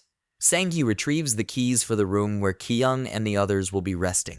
Upon handing them the keys, she emphasizes that they should contact her if they need anything. Sang-gi is taken aback when Ki-young expresses his gratitude and refers to her as Vice Guildmaster. Ki-young smiles politely, intending to convey his genuine sincerity. Sang-gi reciprocates with a smile, though Ki-young's primary intention is to leave a positive impression. Once Sang-gi leaves, Ki-young invites his friends to inspect the rooms and select the ones they prefer. Ki-young is taken aback when his friends show disinterest in his offer to choose their rooms. He notices Hyun-sung's subtle reservations about the place. Inwardly, Ki-young hopes that Hyun-sung will be more open as he fears that his keen observation skills might lead to developing the trait of a mind reader. Hyun-sung appears curious about Ki-young's opinion, prompting Ki-young to invite him to check out the room's quality. Upon entering, they are amazed by its cozy and elegant appearance. Deok-gu and Haen express genuine joy, feeling as though they haven't slept in such comfort in a long time, while Ki-young contemplates mind games he could engage in with them. Ki-young was polite and tries to make Hyun-sung comfortable, sensing his nervousness about asking questions. However, Ki-young feels overwhelmed by unintentionally making someone like Hyun-sung nervous. Taking the initiative in the conversation, Ki-young admits that he never expected to encounter such a homely structure again. Ki-young enjoys the VIP treatment, but finds it difficult to get accustomed to. On the other hand, Deok-gu voices feeling pressured by the Empire and recent contracts. Hyun-sung joins in as well, suggesting they select a guild that will benefit them, considering that other guilds will also seek their favor. However, Hyun-sung believes that they would be treated better in a guild that values their contributions, like the Blue Guild, and he hopes Ki-young shares this view. Despite Ki-young's reservations about joining the Blue Guild, he eventually agrees with Hyun-sung to avoid conflict. Deok-gu seeks reassurance about their guild affiliation, while Haen prioritizes Ki-young's comfort in deciding their next move. Ki-young expresses his curiosity about whether there will be unexpected profits waiting for him in the Blue Guild. Hyun-sung's eyes light up with excitement as Ki-young considers that the Blue Guild might be acceptable.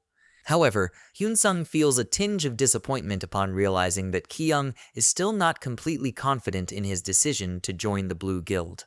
Hyun-sung agrees that they all have the freedom to choose a guild that would benefit them, even though he feels saddened.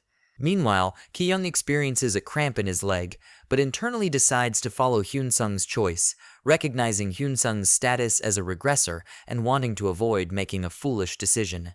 While Hyun-sung feels down, Ki-young, Haen, and Deok-gu agree to rest in their respective rooms so they can explore the guild later. Hyun-sung rises feeling dejected, yet Ki-young perceives that Hyun-sung is seizing this second chance in life to make improvements. As Hyun-sung bids goodnight, Ki-young's focus shifts to negotiating with the guild's deal. Despite this, Ki-young remains concerned about Hyun-sung's mood.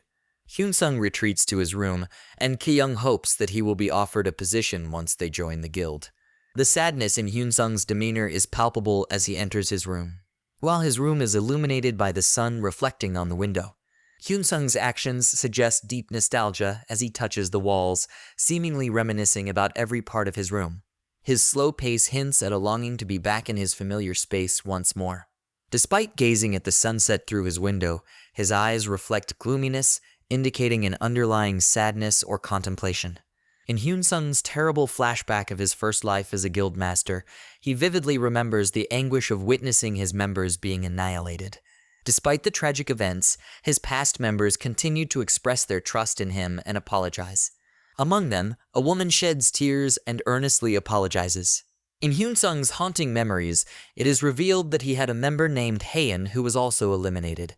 Another member's tears reflect the agony of having to defend an empire responsible for killing its own citizens. What's truly nightmarish is how Hyun-sung recalls his guild members losing hope, deeply affected by the belief that humanity was on the brink of annihilation. The horrifying memory of seeing all his members die in front of him is vivid in Hyun-sung's mind. Every bloody detail and each death is crystal clear in his memories, haunting him with the repeated apologies and the negativity of the past. The image of Hyun-sung as the last man on the other world resurfaces repeatedly, adding to the weight of his traumatic experiences. And the present moment, Hyun-sung struggles to lift his head high, weighed down by the memories of past horrors. Silently, he apologizes and makes a promise to make things right this time around. However, what bothers him the most is the mysterious adversary from his past life, the one who wore a mask. Hyun-sung is snapped back to reality just by remembering his mysterious adversary from the past. Overwhelmed by his memories, he catches his breath, but is ultimately unable to hold back his emotions. He begins to cry and tries his best to hold himself together. Hyun-sung envisions a positive image of his friends, Ki-young, Haein, and Deokgu, smiling together. He believes that this time is different and that he can make things change for the better, for the sake of his fallen comrades from his first life. Despite feeling depressed, he holds on to the belief in himself that he can make a difference. The next morning arrives with a bright and cozy atmosphere. Ki-young takes a bath before getting ready for the day. Ki-young feels cozy and refreshed as he puts on his clothes, prepared for the day ahead. After getting ready, he is ready to leave his room. Meanwhile, Haein waits outside Ki-young's room, anticipating their outing together. Haein feels awkward when Ki-young asks why she's standing outside his door. She confesses that she's been waiting for him because she wants to accompany him to the interview. Ki-young wonders if Haein's overly sweet behavior is appropriate. After a while, Hyun-sung is the first one to go for the human resources interview. Ki-young, Haein, and Deokgu wish him good luck as he gets up. As they all sit in silence, Ki-young contemplates his strategy, believing he could navigate the interview better if it were conducted in a group setting. He listens carefully, wondering about the applause he hears in the room and speculating if Hyun-sung was given a test during his interview. After Hyun-sung, Haein is called for the human resources interview. Ki-young hears applause during Haein's interview, making him uncomfortable as he suspects it might be a test. After Haein, Deokgu is called for his interview. Ki-young enters the room for his interview, feeling apprehensive about potentially being exposed as the party's trap card. However, he hopes that his current status is sufficient to pass the interview. Upon entering, he is astonished by the sight of the room. During Ki-young's interview, he is surprised to find that all of the Blue Guild members are present in the room to interview him. Among them, Sang-hee and another female member show genuine smiles, indicating a positive reception. However, there are also senior members present who appear strict and focused on their duties. During Ki-young's interview with the Blue Guild, some members display frowns and grumpy demeanors, asserting their dominance. They first inquire about Ki-young's character class, and he explains that he initially started as a mage, but advanced to become an alchemist as his second class. Ki-young mentions that he no longer wants to be a standard mage, prompting the human resources team to move on to the next question. During Ki-young's interview with the Blue Guild, two people in the back chuckled at his statement about being an alchemist, while the HR corrected him that alchemical magic is not an efficient choice.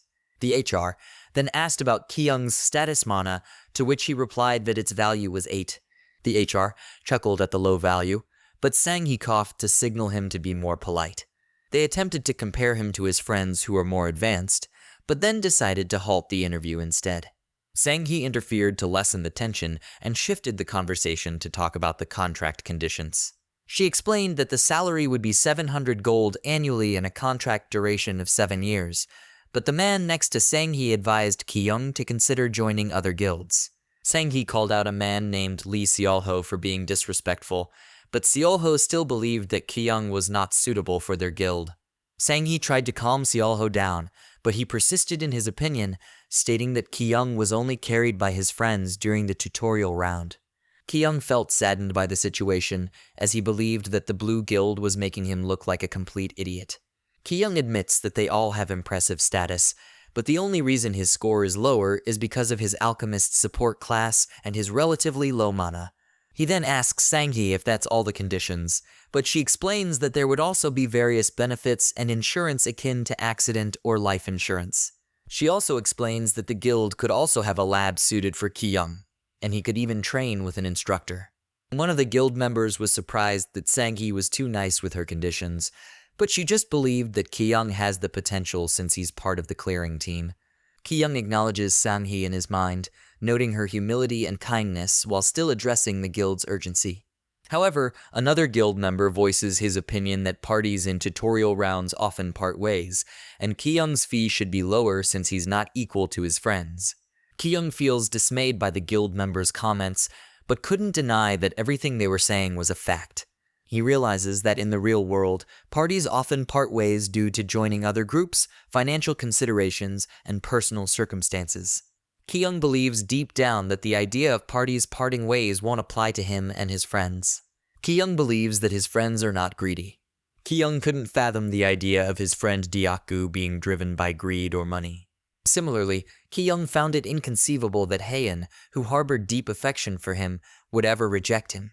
Lastly, he couldn't imagine Hyun-sung having such a high ego that he'd rather talk to an ant than Ki-young. Ki-young believed that his bond with his friends was stronger than any affiliation with the Blue Guild, confident that his friends wouldn't stand for any insults directed at him. Despite feeling annoyed by the guild member's demeanor, he decided to overlook it in favor. Back to reality, Ki-young maintained his politeness and smiled as he expressed his appreciation for the conditions mentioned by Sang-hee. The HR spoke more kindly, offering to clarify the details for Ki-young, and noting that other guilds might not accept him due to his status as an alchemist.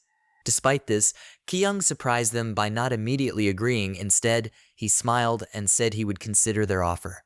The HR was shocked by Ki-young's refusal to immediately accept their proposal.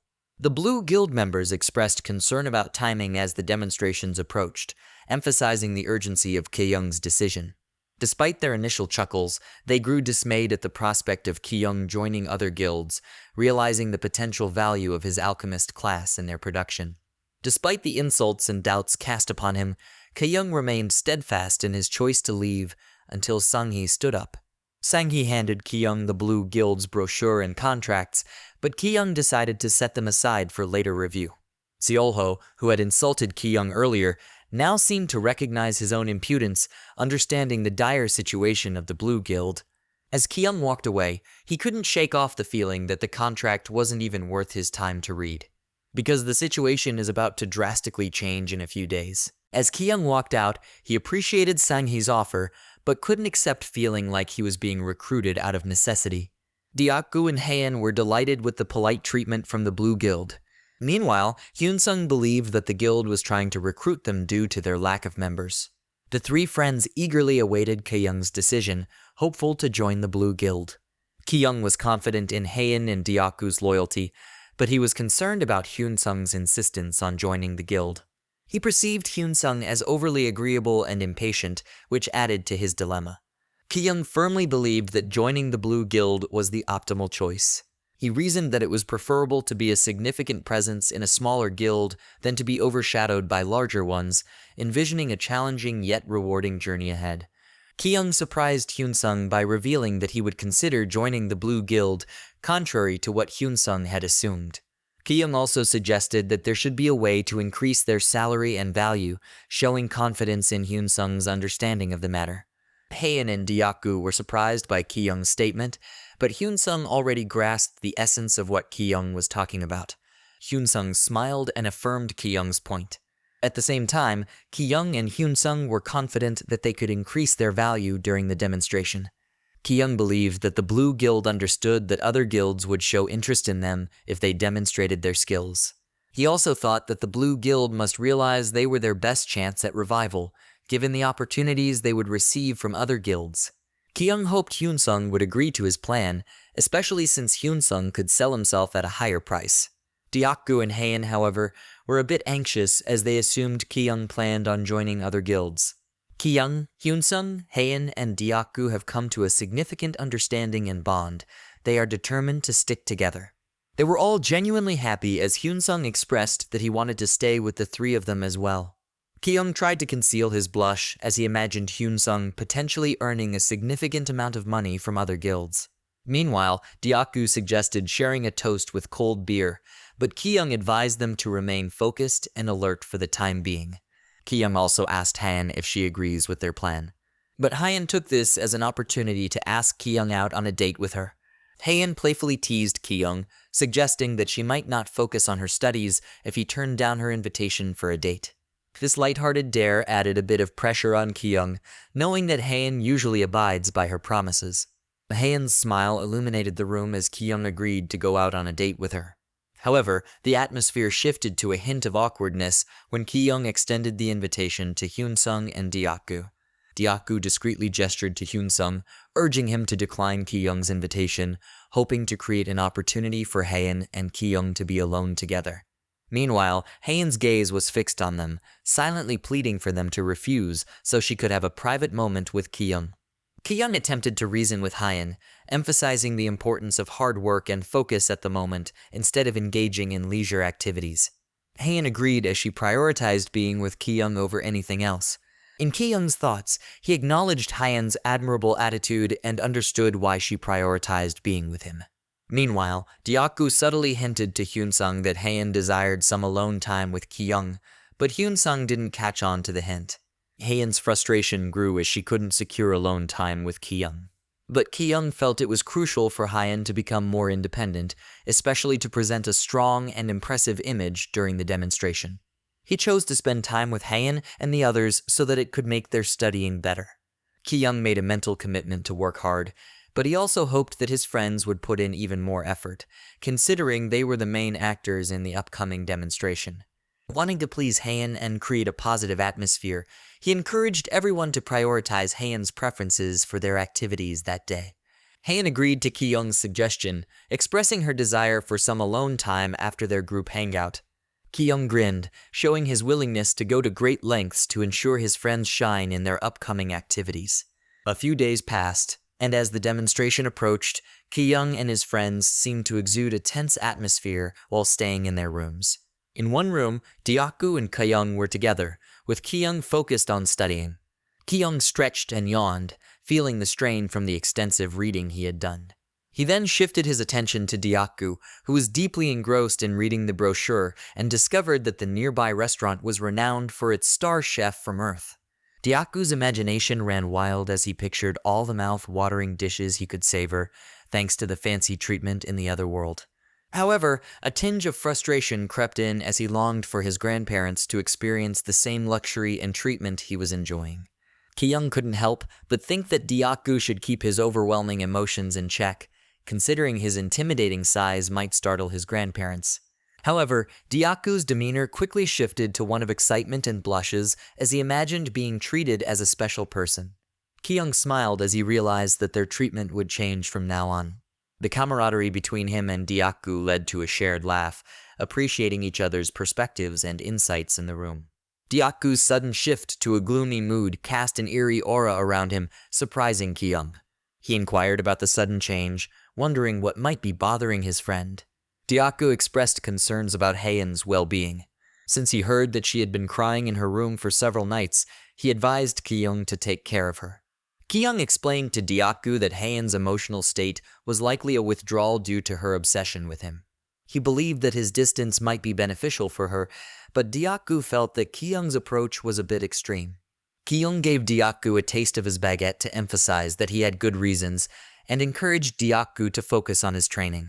Diaku, understanding Ki-young's point, accepted the baguette and decided to concentrate on his training without further persistence. In Ki-young's mind, maintaining a certain distance from her is necessary for their party's success. Because aside from having Hyun-sung, Ki-young values Hayan's potential as a future archmage with legendary rank. Ki-young believed that growth potential is essentially akin to dormant ability, and with higher dormant ability can increase their stats much faster. He confirmed this theory since Ki-young had increased his intelligence and luck status, which is now in the heroic rank. Ki-young wants Hayan to push beyond her limits, as she's in a significant growth period and has advanced to her second class as an elemental mage. He continues to study while contemplating his methods for Hayan's growth. Ki-young believed that Hayan had the potential to grow significantly further and faster than her current rate of progress. But he actually developed a method he called the Jung Haein Push and Pull Project during their time in the tutorial dungeon. This method was aimed at encouraging Haein's growth by praising her for achieving significant milestones, akin to commending an obedient student. However, Ki-young's approach would sometimes turn cold when Haein showed no progress with her powers. A few days ago, during their date, Haein clung to Ki-young and expressed her desire to be sweet with him forever. Ki-young replied, sharing the same ambition as her. Immediately, Ki-young mentioned that they should avoid physical contact until the demonstration and Haein should score 100 points. Haein felt horrified at the thought of being distant from Ki-young. She became determined to work hard and earn Ki-young's praise, leading her to put in extra effort and dedication to improve her skills. Ki-young believed that his method of maintaining distance from Haein is the most effective right now. Ki-young explained to Deokgu that he aimed to prevent Haein from getting distracted because the demonstration held significant importance. It serves as the stage where the Blue Guild's board of directors would assess their abilities and potential. Ki-young noted that the demonstration would attract scouts from other guilds, adding to the pressure of the event. He expressed a desire for everyone to succeed equally and recognized that his close presence might not be beneficial for Haein. Ki-young's explanation about Haein needing to learn independence made Deokgu realize the depth of Haein's feelings for Ki-young. Deokgu teasingly commented that Ki-young and Haein's relationship was rare and special in modern times. However, Ki-young expressed concern about Haein's intense feelings for him, making her a complete yandere. Despite this, Ki-young's main focus remains on ensuring that both Haein and Hyunsung, who are key players in their group, excel and shine in their endeavors. Ki-young believed that if numerous guilds were interested in them, their value and bargaining power would skyrocket. He imagined the prospect of having substantial wealth at their disposal, leading to a comfortable and prosperous life for everyone in their group. The demonstration event commenced the next day. There was a well-groomed host guiding the attendees into the venue to witness the showcase of the tutorial raid team's demonstration. The organizers efficiently guided Ki-young and his friends to their designated entrance, informing them that their demonstration would commence in 15 minutes. As they advanced, Ki-young couldn't help but notice the stark contrast between this event and their experiences in the tutorial dungeon. Ki-young acknowledged a sense of security despite his reservations about some members of the Blue Guild. As they approached the entrance, he couldn't help but notice familiar faces passing by the window. Ki-young and his friends were taken aback to see the people from the shelter they had rescued during their time in the tutorial dungeon. Ki-young scanned the crowd, hoping to spot Ji-hai among them, reminiscing about her persistence, but she was noticeably absent. Ki-young believed that he and Ji-hai would have made a perfect duo to prove the Blue Guild wrong and make them regret underestimating them. As Ki-young and his friends entered the arena, his eyes sparkled with excitement at the grandeur of the event unfolding before them. The grandeur and meticulous preparations left him amazed, realizing that they were truly valued as players. Deokgu shared in his astonishment, while Hyunsung seemed more experienced, as if he had encountered similar events before. After their entrance, Sang-hee confidently approached the microphone and introduced herself, capturing the attention of the important guests from various countries gathered for the event. In her speech, Sang-hee highlighted the journey of Earthlings like her, emphasizing their time as foreigners in the continent. Sang-hee couldn't believe how quickly they had transitioned from the tutorial dungeon to hosting such a significant event. As she spoke, a guest from another guild listened attentively. This guest was not only beautiful, but also had a muscular and intimidating presence. The guest's smile reflected her anticipation for the day's demonstration event. Sang-hee expressed gratitude to the guests from different countries, some of whom carried an air of royalty about them. Sang-hee, representing the Blue Guild, expressed her hope that all attendees would be blessed by the light of the goddess, Benigger. Following her speech, the handsome host took the mic to officially kick off the show. Ki-young, Deokgu, and Hyunsung settled into their seats, with Ki-young aiming to leave a positive impression by appearing cheerful in front of the crowd. The first one to take the stage for the demonstration was Haein, who appeared visibly nervous as she faced Ki-young. Ki-young was expecting to see the bubbly and cheerful Haein, but he didn't know that she now looked pale and tired. Haein's eyes were eagerly searching for Ki-young in the crowd as she prepared to perform. As Haein spotted Ki-young, it was as if all her exhaustion faded away and her day brightened. However, Ki-young looked deeply concerned as he noticed that Haein didn't seem all right. Deokgu cheered for Haein as he spotted her entrance on the stage, but Ki-young couldn't help but feel concerned about Haeun's weight loss. He was a bit dismayed, thinking that Haeun might have overworked herself while practicing her magic powers. The host asked Haeun to give him a hint when she's ready, introducing her to the crowd for her performance. In Haeun's mind, she was determined to impress Ki-young, fearing that he might leave her if she failed to do so. Haeun was consumed by thoughts that Ki-young might leave her if she failed, given his preference for capable individuals. Clutching her magic staff tightly, she prayed for an outstanding performance to prove her worth. Haeun envisioned hugging Ki-young tightly, driven by her fear of failure. As negative thoughts clouded her mind, she couldn't hold back tears, overwhelmed by the pressure to succeed. Haeun's fear of failure stemmed from her past experiences of abandonment, deepening her anxiety about Ki-young leaving her. The host, sensing her emotional state, felt a bit awkward witnessing her distress. But then there was a sudden disturbance at the event, causing a significant commotion and startling the host. Panic spread throughout the crowd as everyone felt the intense magnitude of the event. Ki-young, amidst the chaos, hoped that Haeun would take control of the situation since this was their only shot to make a lasting impression. Ki-young fervently prayed for things to go smoothly, hoping for teamwork and success. Meanwhile, on the stage, Haeun summoned all her powers, determined to give her best performance despite the chaotic circumstances. Haeun, with a mix of determination and concern in her eyes, summoned a powerful magic she called Explosion. The magical energy surged upward for safety reasons. Haeun's spell unleashed a massive fireball that appeared both destructive and menacing, showcasing the intensity of her magical abilities. Ki-young watched in profound astonishment, realizing the effort and dedication Haeun had put into perfecting her magic over the past few days. The stage crumbled under the immense pressure exerted by Haeun's powerful spell. The spectators in the crowd instinctively covered their ears and clung tightly to their seats. After witnessing Haeun's powerful magic, Ki-young struggled with the intensity of the pressure, feeling as though his eardrums might burst at any moment. Following her performance, 2 individuals from other guilds were deeply astonished by Haeun's exceptional display of magical prowess. Sang-hee and Seolho were astonished by Haeun's power, unable to believe the extent of her abilities. Meanwhile, Haeun caught her breath on stage after delivering a breathtaking performance that left the audience in awe. Haeun shed tears of joy, hoping that she had made Ki-young proud with her performance. Meanwhile, Ki-young wore expression that seemed to convey that he must never to underestimate Haeun's capabilities. Ki-young felt incredibly nervous, unsure of how to express his emotions in that moment.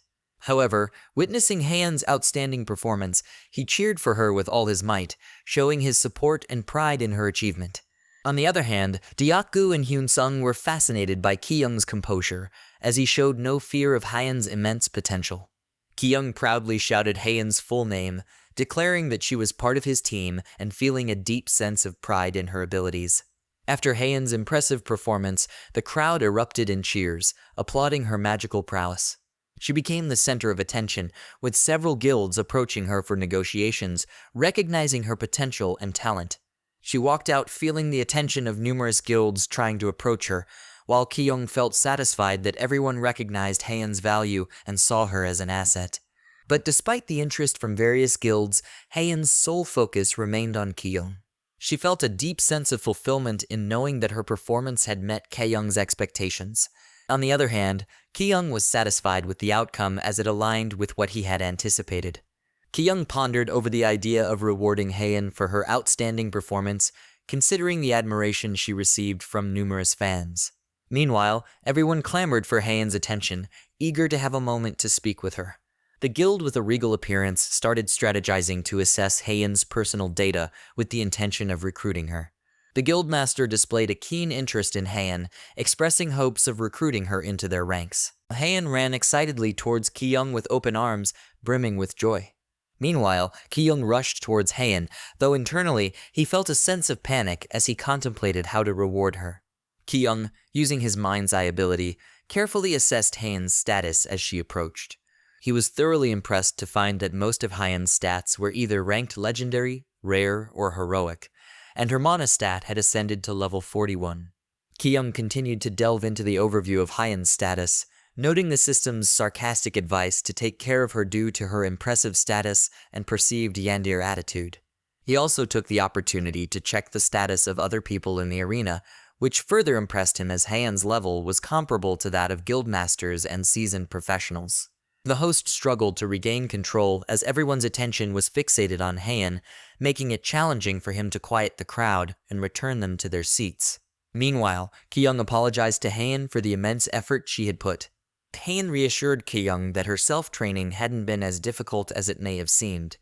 Haeun also reassured Ki-young that she had managed well during the challenging week of training.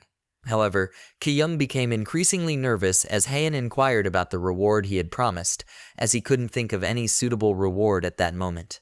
Haeun, without any hesitation, pouted her lips as if she was ready to receive a kiss from Ki-young. The sudden romantic gesture surprised everyone, revealing Haeun's relationship with Ki-young to the crowd. He initially felt uncomfortable with the idea of kissing Haeun in front of everyone. But as Ki-young glanced at the surprised faces of the Blue Guild members, he had an idea. In that moment, he understood that this unexpected situation could serve as an opportunity to showcase his value within the team. With a thoughtful expression, Ki-young gently touched Haeun's cheeks. He decided to show his affection for Haeun in a more respectful manner as he leaned in and kissed her on the head. While Deokgu and Hyunsung blushed at the sweetness, for Ki-young, this was an opportunity to demonstrate to everyone that their unity was unbreakable. Ki-young's simple and wholesome revenge to the Blue Guild was to show that if they wanted Haeun, then they must accept Ki-young as well. He laughed secretly, satisfied that everything went according to plan. However, Haeun couldn't contain her emotions and hugged Ki-young tightly, giggling and clinging to him. Haeun giggled as she held onto Ki-young tightly, displaying her strength that surprised him. Their affectionate moment resonated with everyone, but the host intervened, requesting the audience to return to their seats as the event needed to proceed. The host proceeded to announce Hyunsung as the next performer on stage. Hyunsung confidently removed his jacket, signaling his readiness. Ki-young, along with Haeun and Deokgu, wished Hyunsung luck and encouraged him to do his best in the demonstration. Despite the supportive atmosphere, Ki-young couldn't help but notice Hyunsung's natural charm and effortless attractiveness. Deokgu teased Ki-young about feeling like a third wheel with him and Haeun, but Ki-young reminded him to stay focused. As Ki-young was looking forward to Hyunsung's performance, anticipating it to be outstanding. As the host announced that Hyunsung's demonstration would involve a duel, Ki-young took a moment to assess Hyunsung's opponent, Kim Swordsung, who boasted higher stats than Hyunsung. Hyunsung, sensing the challenge ahead, switched into serious mode as the countdown for the duel began. Ki-young, observing from the crowd, was confident that Hyunsung would undoubtedly dominate the stage with his skills. When the host signaled that the duel was about to commence, both Hyunsung and Swordsung ascended into the skies. During the demonstration event, Ki-young observes Hyunsung and Swordsung's duel.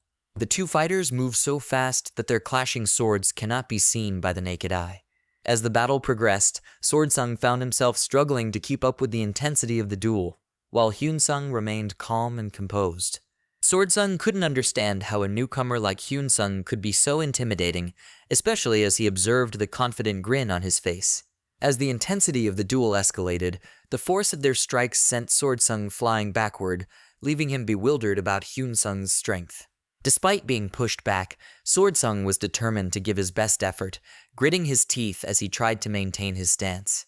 Hyunsung's agility and quick decision-making impressed Swordsung, who was taken aback by Hyunsung's ability to stay focused and efficient in combat.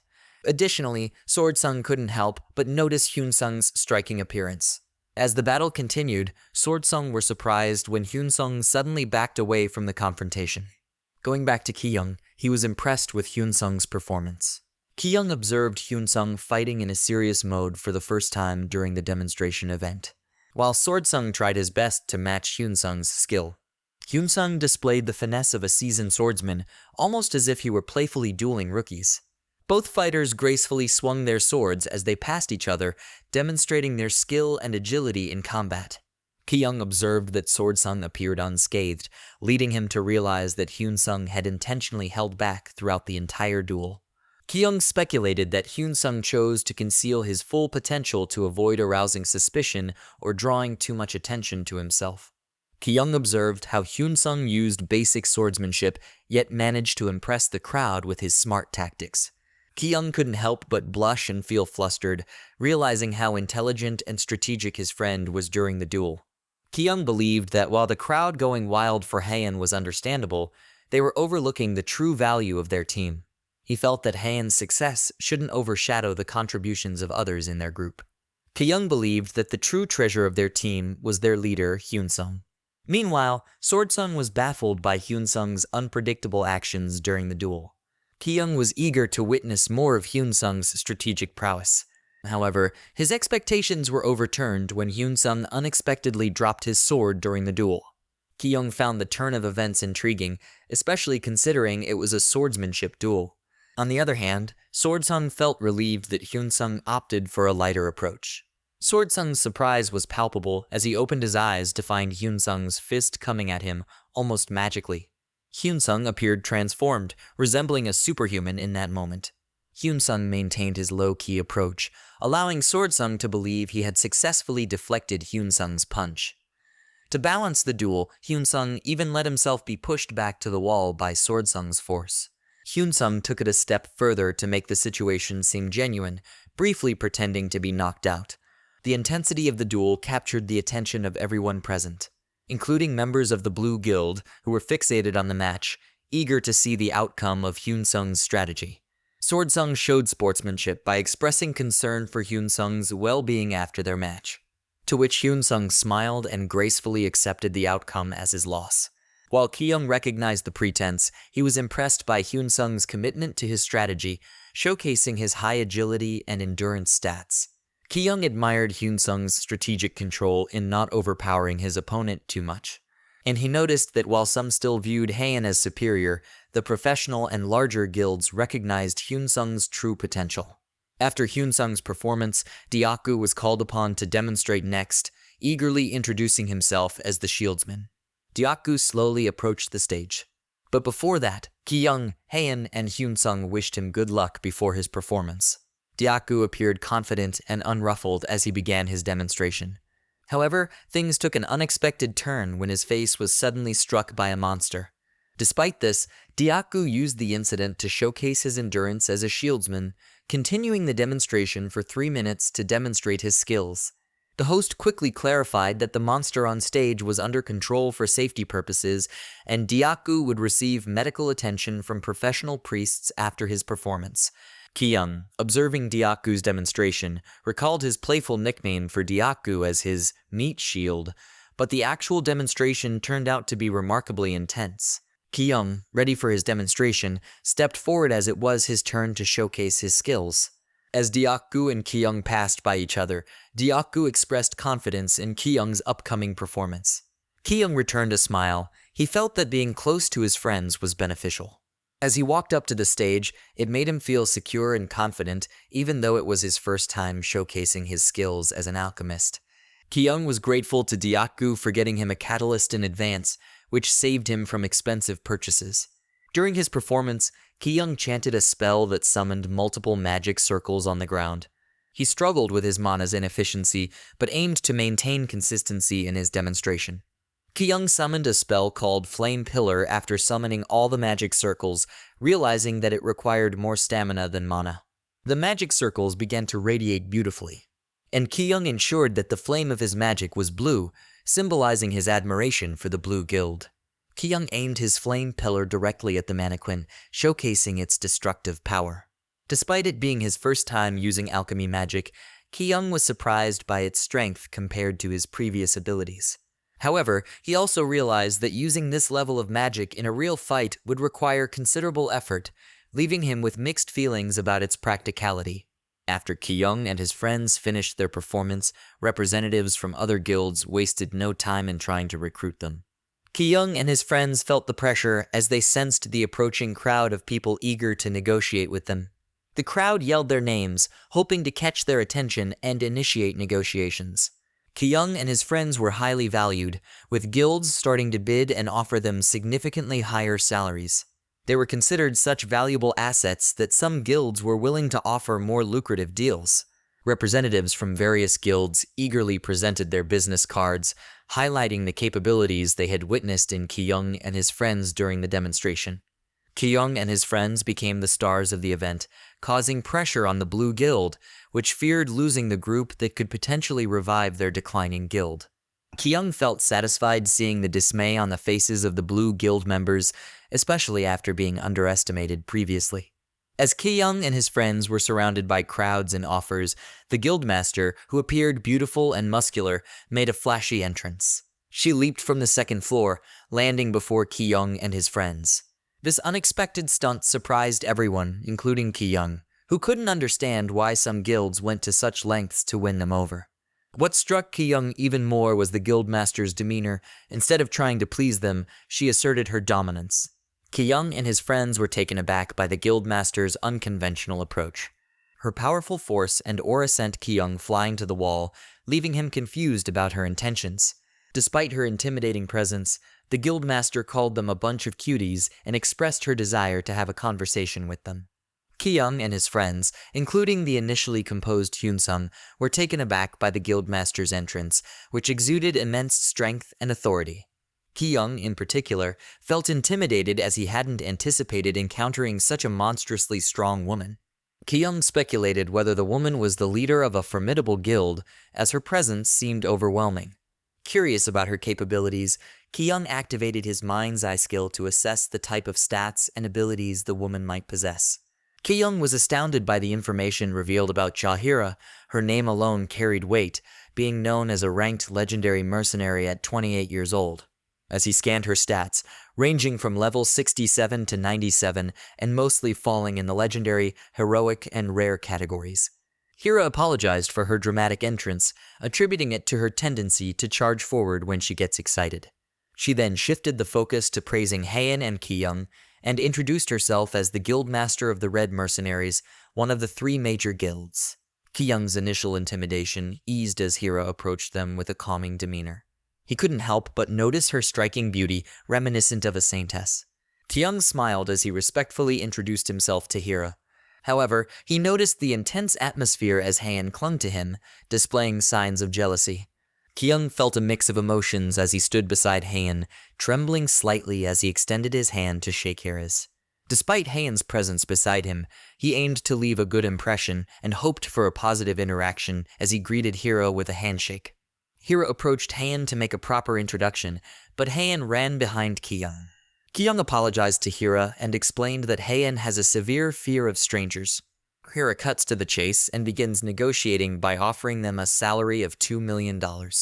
Ki-young feels electrified by the offer, especially since it's $2 million individually, which is much higher than what the Blue Guild offered them. However, he noticed that Hyun-sung seemed determined to join the Blue Guild instead. Hira explained that the Red Mercenaries specialized in close-range battles against monsters, providing some insight into their guild's focus and strengths. Ki-young learned from Hira that the Red Mercenaries had decided to nurture mages and priests to complement their close-range combat style. This strategic decision reflected Hira's desire to bring about positive changes in her guild, which Ki-young found intriguing and promising. Hira acknowledged Ki-young's value as an alchemist and highlighted his ability to create healing potions, a role typically fulfilled by a priest. This recognition tempted Ki-young to accept the offer, especially considering how the Blue Guild had treated them with skepticism and underestimation. Hira explained that she could only accommodate Ki-young and Haein due to the available positions for mages in her guild, as most of her members were already fighters. This decision put pressure on Ki-young, as accepting the offer would mean leaving behind Deokgu and Hyun-sung. Ki-young found himself in a difficult position, especially with Hyun-sung signaling him and hoping that he would turn down Hira's offer.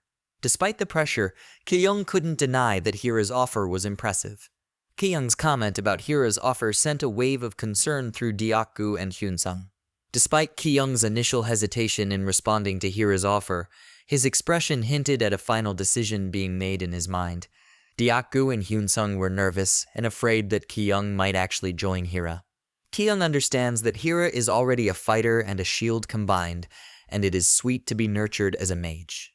However, Ki-young decided to turn down the offer as he valued the strong bond and friendship he had developed with his friends during their adventures in the tutorial dungeon. Additionally, Ki-young took into account Hyun-sung's insights into the future. Hira's demeanor shifted once again as she sensed Ki-young's interest in her offer. However, despite her expectations, she chose not to exert pressure as she believed in respecting people's choices and principles. Hira couldn't help but feel a bit disappointed as she admitted to herself that Ki-young was indeed her type. Instead, she gently touched his cheeks, leaving Ki-young feeling confused about her unpredictable nature. Hira then advised Heian to learn how to suppress her bloodthirst since Hira could sense it. Heian, despite her strength, felt intimidated by Hira's presence. Hira looked at Heian and felt that she would not tolerate any disrespect from her. Ki-young was caught off guard as Hira leaned in and gave him a soft kiss on the lips. He felt a rush of nervousness, especially since Heian was standing right next to them. After receiving a soft kiss on the lips from Hira, Ki-young found himself unable to move or resist. But he hoped that Heian would understand the situation and his reaction. After the shared kiss between Hira and Ki-young, Heian, in particular, was flabbergasted by the situation, leading to her loud reaction. Alongside Dyaku, he was shocked and screamed in response to what they witnessed. Hira's kiss to Ki-young appeared to carry significance beyond the gesture itself. After the kiss, she released Ki-young and mentioned that she had other matters to attend to. Hira wanted to teach Heian a lesson about controlling her emotions, particularly her bloodthirst. Hira's gift of a necklace to Ki-young left him both puzzled and grateful. Hira smiled as she informed him that the necklace is a gift. Ki-young was given a rare ranked necklace called the Mana Pendant by Hira. This pendant boosts the wearer's magic power by 3 points, offering a significant advantage in magical abilities. Ki-young's demeanor shifted to calmness as he recognized the utility of the Mana Pendant he had received from Hira.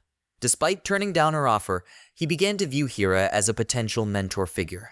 Ki-young promptly concealed the Mana Pendant he got from Hira, mindful of Heian's potential emotional reactions. The group of 4 then proceeded to move forward in the arena, while others continued to clamor for their attention. Some recruiters tried to persuade Ki-young with sweet words, suggesting that he might change everyone's perception of alchemy. Ki-young responded respectfully, stating that he would try his best to contact them if possible. Meanwhile, Dyaku vented his dislike towards Hira to Hyun-sung. Dyaku wanted Hyun-sung to interject, but Hyun-sung was engrossed in observing Ki-young managing the recruiters. Hyun-sung remarked that Ki-young could present himself in a pleasing manner when needed. He then shared with Dyaku his belief that Ki-young was aware of his actions on a deeper level. In Ki-young's perception, he sensed that Hyun-sung silently appreciated him for establishing a connection with Hira, despite rejecting her offer. However, Ki-young felt anxious due to Heian's apparent discomfort following the incident where Hira kissed him. After concluding their interactions with the guild recruiters, the Blue Guild finally approached them. The Blue Guild's demeanor displayed shame as they realized they had underestimated Ki-young. Ki-young wore a slight grin as he inquired with Sang-hee about potential changes to the contract conditions. He felt satisfied witnessing their expressions, particularly after he and his friends demonstrated their capabilities during the event. Ki-young speculated that the Blue Guild might view him as a significant member of their friend group, despite Hyun-sung being the party leader. Sang-hee requested some time from Ki-young, intending to present a more appealing offer. Consequently, Ki-young instructed his friends to return first as he prepared for a meeting with the Blue Guild. Heian acknowledged Ki-young's decision, yet her eyes betrayed an unpredictable emptiness. Ki-young resolved to assist Heian in managing her emotions, particularly her jealousy. He then headed to the Blue Guild's meeting room to kick off the negotiation. Meanwhile, Sang-hee seemed somewhat embarrassed, but made an effort to toughen up for the discussion. Ki-young attempted to hide his pride as Sang-hee presented an annual salary of 5,000 gold along with new weapons and accessories of heroic and rare ranks. Ki-young's joy was immense, akin to Light Yagami's demeanor when facing an adversary in Death Note. He eagerly welcomed more offers, feeling cherished, special, and lavished with opportunities. Sang-hee also suggested extending the contract by an additional 3 years. Sang-hee was truly keen on having Ki-young and his friends join the Blue Guild, and she was motivated to come up with even more enticing offers to make that happen. Sang-hee surprised Seolho with an offer for Ki-young to have his own squad unit within the Blue Guild rather than joining an existing one. Ki-young was thrilled as Sang-hee elaborated that a team leader held equal standing with the administrative leader. Sang-hee even proposed restructuring the Blue Guild to include a non-combatant personnel division. And of course, she would be appointing Ki-young as the team leader for non-combatant administrative personnel. Ki-young couldn't contain his joy, his face taking on an awkwardly joyous and blushing expression. However, Seolho objected to Ki-young seemingly being spoiled by the offers. He had become furious by asserting his dominance with his magic baston. This sudden turn caught Kyung off guard as he realized he had been affected by Seolho's mana bloodthirst. Sang-hee raised her voice, urging Seolho to avoid reckless behavior. Seolho, feeling that Kyung was attempting to deceive them by assuming authority, grew even more agitated. Despite Sang-hee's efforts to pacify Seolho, he remained triggered and resentful. Kyung began to understand that his new role as team leader was a source of contention for Seolho. Kyung remembered that Seolho had previously held the position of administrative leader in the past. Kyung came to the realization that Seolho might be reluctant to share his leadership title with him. This prompted Kyung to consider ways or bluffs to break free from Seolho's influence. Despite Sang-hee and the administration's directives for Seolho to restrain himself, he remained convinced that he had the situation under control. Seolho contemplated erasing Kyung to preserve his authority. This angered Kyung, who saw Seolho's actions as arrogant and selfish. Kyung decided to bluff by challenging Seolho to carry out his spell. He stared directly into his eyes and daring him to eliminate him then and there. Seolho's cocky demeanor and confidence led him to believe that there would be no repercussions for his actions. Meanwhile, everyone in the room listened attentively as Kyung prepared to disclose a revelation. Kyung conveyed that Hira wouldn't react well if something negative occurred to him. Seolho promptly halted his magic spell upon hearing Hira's name, even though Kyung doubted that Hira would be concerned about the situation. Kyung opted to bluff by pretending to have a close bond with Hira. With confidence, he referred to her as a big sister to him. This revelation shocked everyone in the room, given Hira's immense influence across the continent. He presented the pendant as evidence of their supposed relationship, even though they were not blood-related. Seolho refused to believe every word that Kyung had said, but deep down, Kyung knew he was just making it up since he had recently met Hira. However, Kyung emphasized that he and Hira had literally just shared a kiss back in the arena as solid evidence of their closeness. Seolho inquired about Kyung's relationship with Hira, but Kyung shifted the conversation to the holder of the negotiation rights in the guild, threatening a newcomer as the real issue. Kyung cautioned Seolho about the potential negative impact on their reputation, particularly if Hira were to discover the situation. This realization left Seolho feeling powerless, understanding the gravity of the situation for the Blue Guild's life and reputation. Sang-hee, on the other hand, asked Seolho to cease his recklessness. However, Kyung wanted to ensure that none of them would try to harm him again, as he had one more card to play. Sang-hee and the other administrators were nervous to see Kyung brimming with confidence and knowledge. Seolho fell silent, while Kyung pondered that something was amiss within the Blue Guild. Kyung then inquired about why the Blue Guild lacked a guildmaster and why this position was vacant. Sang-hee was astonished that Kyung was aware of the absence of their guildmaster. Kyung calmly explained that it was apparent the guildmaster was missing, especially since other guildmasters like Hira had attended the event. While Sang-hee agreed to share the details about their guild with Kyung, Seolho continued to struggle with his emotions, yelling at Kyung. Seolho believed that Kyung was merely joking and attempting to undermine the authority of the Blue Guild. Kyung realized that Seolho's emotional reactions stemmed from his fear of losing authority rather than concern for the guild's well-being. Despite Kyung's efforts to convey that Seolho's attitude wasn't beneficial for the Blue Guild's revival, Seolho saw Kyung's stance as arrogance. Kyung observed that the guild seemed to be deteriorating internally and emphasized that he and his friends were not involved in causing these issues. They were merely following their leader, Hyun-sung. Kyung looked directly into Seolho's eyes and clarified that he had no intentions of engaging in conflict, only seeking negotiation. Kyung playfully teased Seolho, suggesting that he might have lost his senses due to age. When Seolho tried to punch him, Kyung swiftly dodged the blow and taunted Seolho again, highlighting how his reaction illustrated the dysfunction within the Blue Guild. This further angered Seolho as Kyung pointed out his role in the group's decline. To add a final touch to his teasing, Kyung referred to Seolho as akin to stagnant water. Seolho couldn't contain his emotions and forcibly pulled away from Sang-hee's embrace to confront Kyung. Without hesitation, he grabbed Kyung's shirt. Seolho was already furious, feeling insulted by Kyung's intelligence. Sang-hee slowly walked out of her seat to approach Seolho, sensing the escalating tension. Seolho emphasized that Kyung had no right to speak as if he owned the Blue Guild. However, Ki-young interpreted Seolho's possessive language regarding the Blue Guild as a sign of his greed. Sang-hee once again requested that Seolho to release Ki-young, but Seolho maintained that he had the authority to handle the situation. Ki-young observed Seolho's high opinion of himself, noting his lack of respect for Sang-hee, who held the position of vice guildmaster. Ki-young also understood that Seolho disliked him because the true prize for recruitment was his friends. However, Ki-young believed that Seolho needed to cease his reckless behavior. Furthermore, Ki-young thought that while the law might operate differently in the jungle, Seolho had indeed gone too far in his actions. Seolho's pride prevented him from accepting criticism from a newcomer like Ki-young. However, Sang-hee intervened before Seolho could act impulsively by issuing a warning. Her intimidating demeanor, coupled with the readiness to use her powers. This caused Seolho to hold back and refrain from speaking further. Ki-young reflected in his mind that while there were aspects of Sang-hee's leadership he didn't favor, she remained the conscience of the Blue Guild. He saw Sang-hee's swift action in escorting Seolho out as beneficial for him. When Seolho warned of revenge and departed, Ki-young felt like he was playing the role of a cliché villain from stories. Sang-hee then approached Ki-young, expressing her embarrassment over Seolho's immature behavior.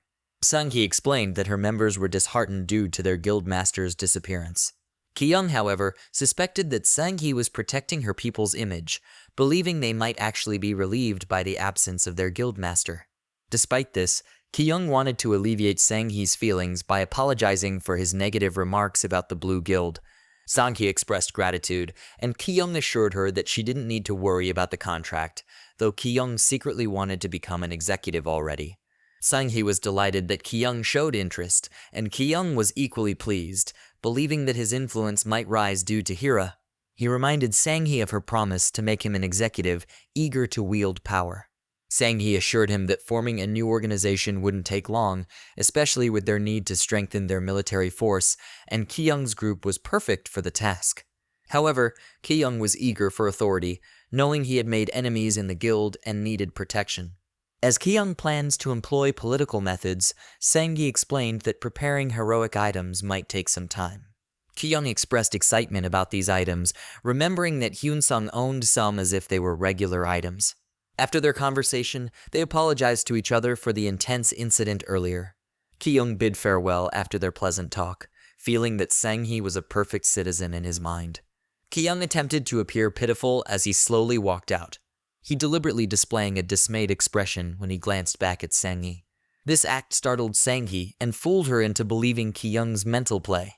However, Ki-young's actual purpose was to make Sang-hee think that she should have done more for him. Ki-young felt relieved as he left the room, hoping that Sang-hee would continue to pity him as it aligned with his plan. He believed that if Sang-hee remained consistent in pitying him, everything would unfold according to his plan. Ki-young was a bit excited as he walked down the hallway, anticipating meeting up with his friends. When he caught up with them, he informed them that he had some business with the Red Mercenary. Ki-young elaborated to his friends that he needed to have a discussion with Hira. Haein was not pleased to hear it as her jealousy rises once again. Despite her visible displeasure, Ki-young emphasized that his sole objective was to ensure the best outcomes for their group. Ki-young clarified to his friends that it would be beneficial to have someone watch their backs. He stole a glance back at Hyun-sung, blushing slightly as he noticed Hyun-sung's evident approval and satisfaction with his plan. However, their brief moment of contentment was quickly overshadowed when Haein suddenly began crying. Haein sobbed uncontrollably, expressing her fear that Ki-young meeting with Hira would result in her being disregarded or cast aside. Ki-young, surprised by Haein's intense reaction, acknowledged that he still had to manage her overwhelming emotions despite believing he understood her well. He gently tried to comfort Haein. Ki-young decided to take Haein for a walk to have a conversation with her, despite feeling a bit guilty that he needed authority for protection. Deokgu and Hyun-sung expressed concern as they noticed how downcast Haein appeared. Holding her hands gently, Ki-young hoped to convey to Haein that what benefits him would also benefit her. Ki-young realized that Haein was deeply affected by the incident when Hira kissed him, as she couldn't even blush while holding her hand.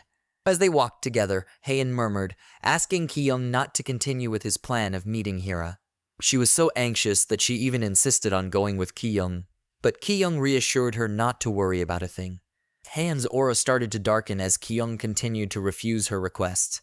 She began to beg Ki-young not to meet with Hira, expressing that it would drive her to the brink of insanity. Haen began to show tantrums as she felt like Ki-young was not listening to her. Ki-young found it increasingly difficult to understand Haen as she became more obsessed.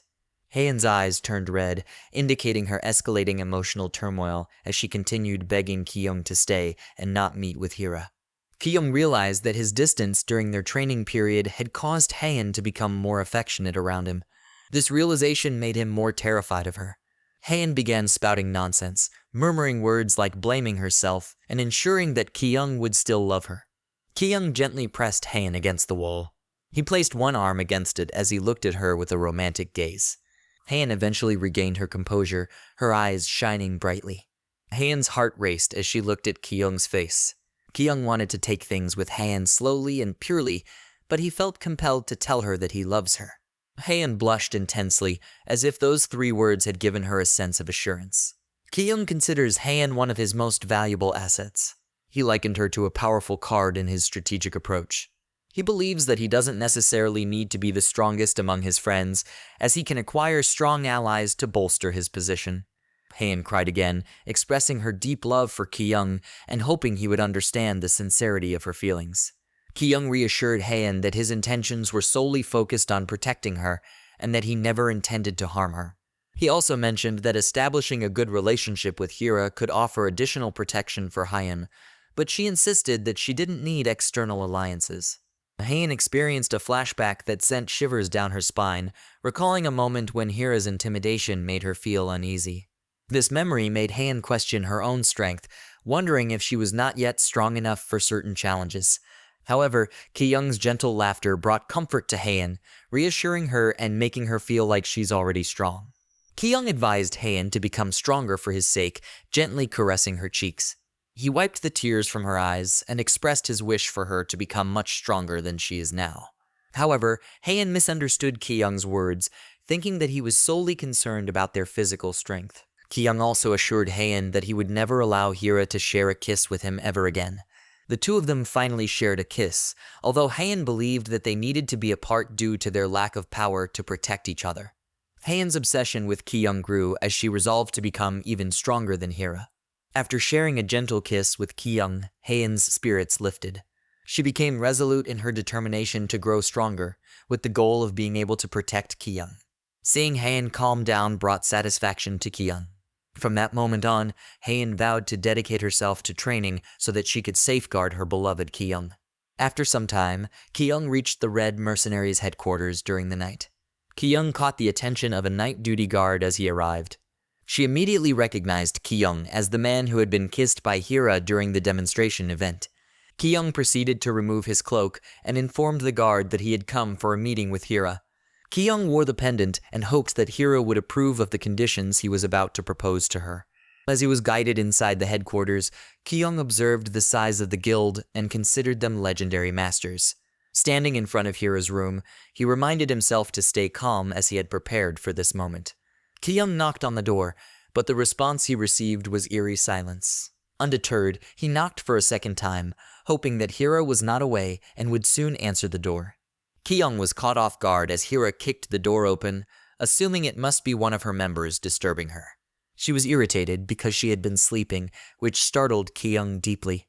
As Hira got a grip of the situation, she was surprised to see Ki-young's presence in their headquarters. She was happy, thinking that Ki-young might have considered joining the Red Mercenaries. Hira became confused as Ki-young clarified that he did not intend to join and seeks clarity on why he had come to their headquarters. Hira made it clear that she doesn't like men who play games, but she also believed that Ki-young wasn't the type to return after sharing a kiss previously. Hira approached Ki-young and directly asked him about his precise goal. Ki-young noted that while Hira could be unpredictable, she had a fundamentally straightforward personality. In response, Ki-young straightforwardly asked Hira to be his sponsor. Hira couldn't immediately comprehend his goal, leading to a moment of silence between them. Feeling a bit embarrassed by the confusion, Ki-young hesitated to repeat what he had said. Ki-young was surprised to see a smile on Hira's face, indicating her interest in his goal. Intrigued by his honesty, Hira invited Ki-young to follow her to her room for further discussion. Playfully, she joked that she's a sucker for boys with a pretty face like Ki-young's.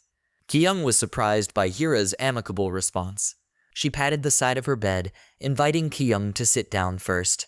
With a playful demeanor, she insisted that Ki-young sit right next to her, and he must act cute and charming. Hira explained that since Ki-young wanted her to be his sponsor, she wanted to know if he was to her liking.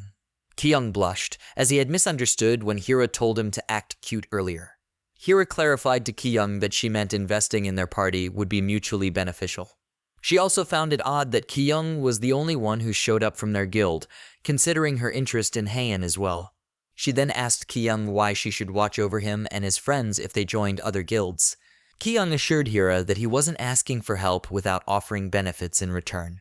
Hira was delighted by Ki-young's confidence in what he had to offer. Ki-young, however, felt conflicted about acting submissive towards Hira, who had a dominant personality, as it made him despise himself to some extent. Hira then asked Ki-young to pitch his proposal and explain the other benefits he could offer besides just clearing the tutorial dungeon. Ki-young informed Hira that his idea involves employing both Haein and Hyunsung as allied forces. Ki-young began praising Hyunsung and Haein, highlighting their remarkable talents and potential for growth, and how they could become powerful assets and be of great use to Hira. However, Hira appeared uninterested and prompted Ki-young to provide more details or elaborate further on his proposal. Ki-young felt a bit pressured as Hira was playing hard to get and demanded more details about his idea. Hira emphasized that it didn't matter if Hyunsung and Haein were to become the strongest, as she already held a strong reputation as one of the most powerful figures across the continent. Hira also mentioned that her guild had ample funds to purchase potions from magicians, and she noted that her members possessed talents comparable to Hyunsung's. Hira emphasized to Ki-young that she desired complete control, clarifying that Haein and Hyunsung would be considered allies rather than members of her guild. Ki-young was left speechless as Hira emphasized that her focus was on those who were loyal members of the Red Mercenaries. Ki-young started to worry, contemplating that if Hira rejected his proposed conditions, he might end up being at her beck and call. Hira indicated that she had alternative options for Ki-young, suggesting that he need not pitch any unnecessary or nonsensical ideas. Hira proposed that Ki-young should simply act obedient and cute towards her, promising generous rewards and benefits not just for him, but also for his friends. Ki-young felt compelled to proceed with his second plan, considering Hira's proposition. Ki-young's action of ripping the pendant Hira had given him was driven by his desire for her to understand his anger. After tearing it apart, he then presented her with the pendant she had gifted him. Hira was taken aback as Ki-young threw the pendant at her. Hira was a bit puzzled by Ki-young's act of rebellion. Ki-young made it clear to Hira that he perceived her treatment of him as akin to using him as a doormat, despite not requiring such treatment. Hira was taken aback by Ki-young's refusal to submit to her, especially considering the rewards she had bestowed upon him, such as gold.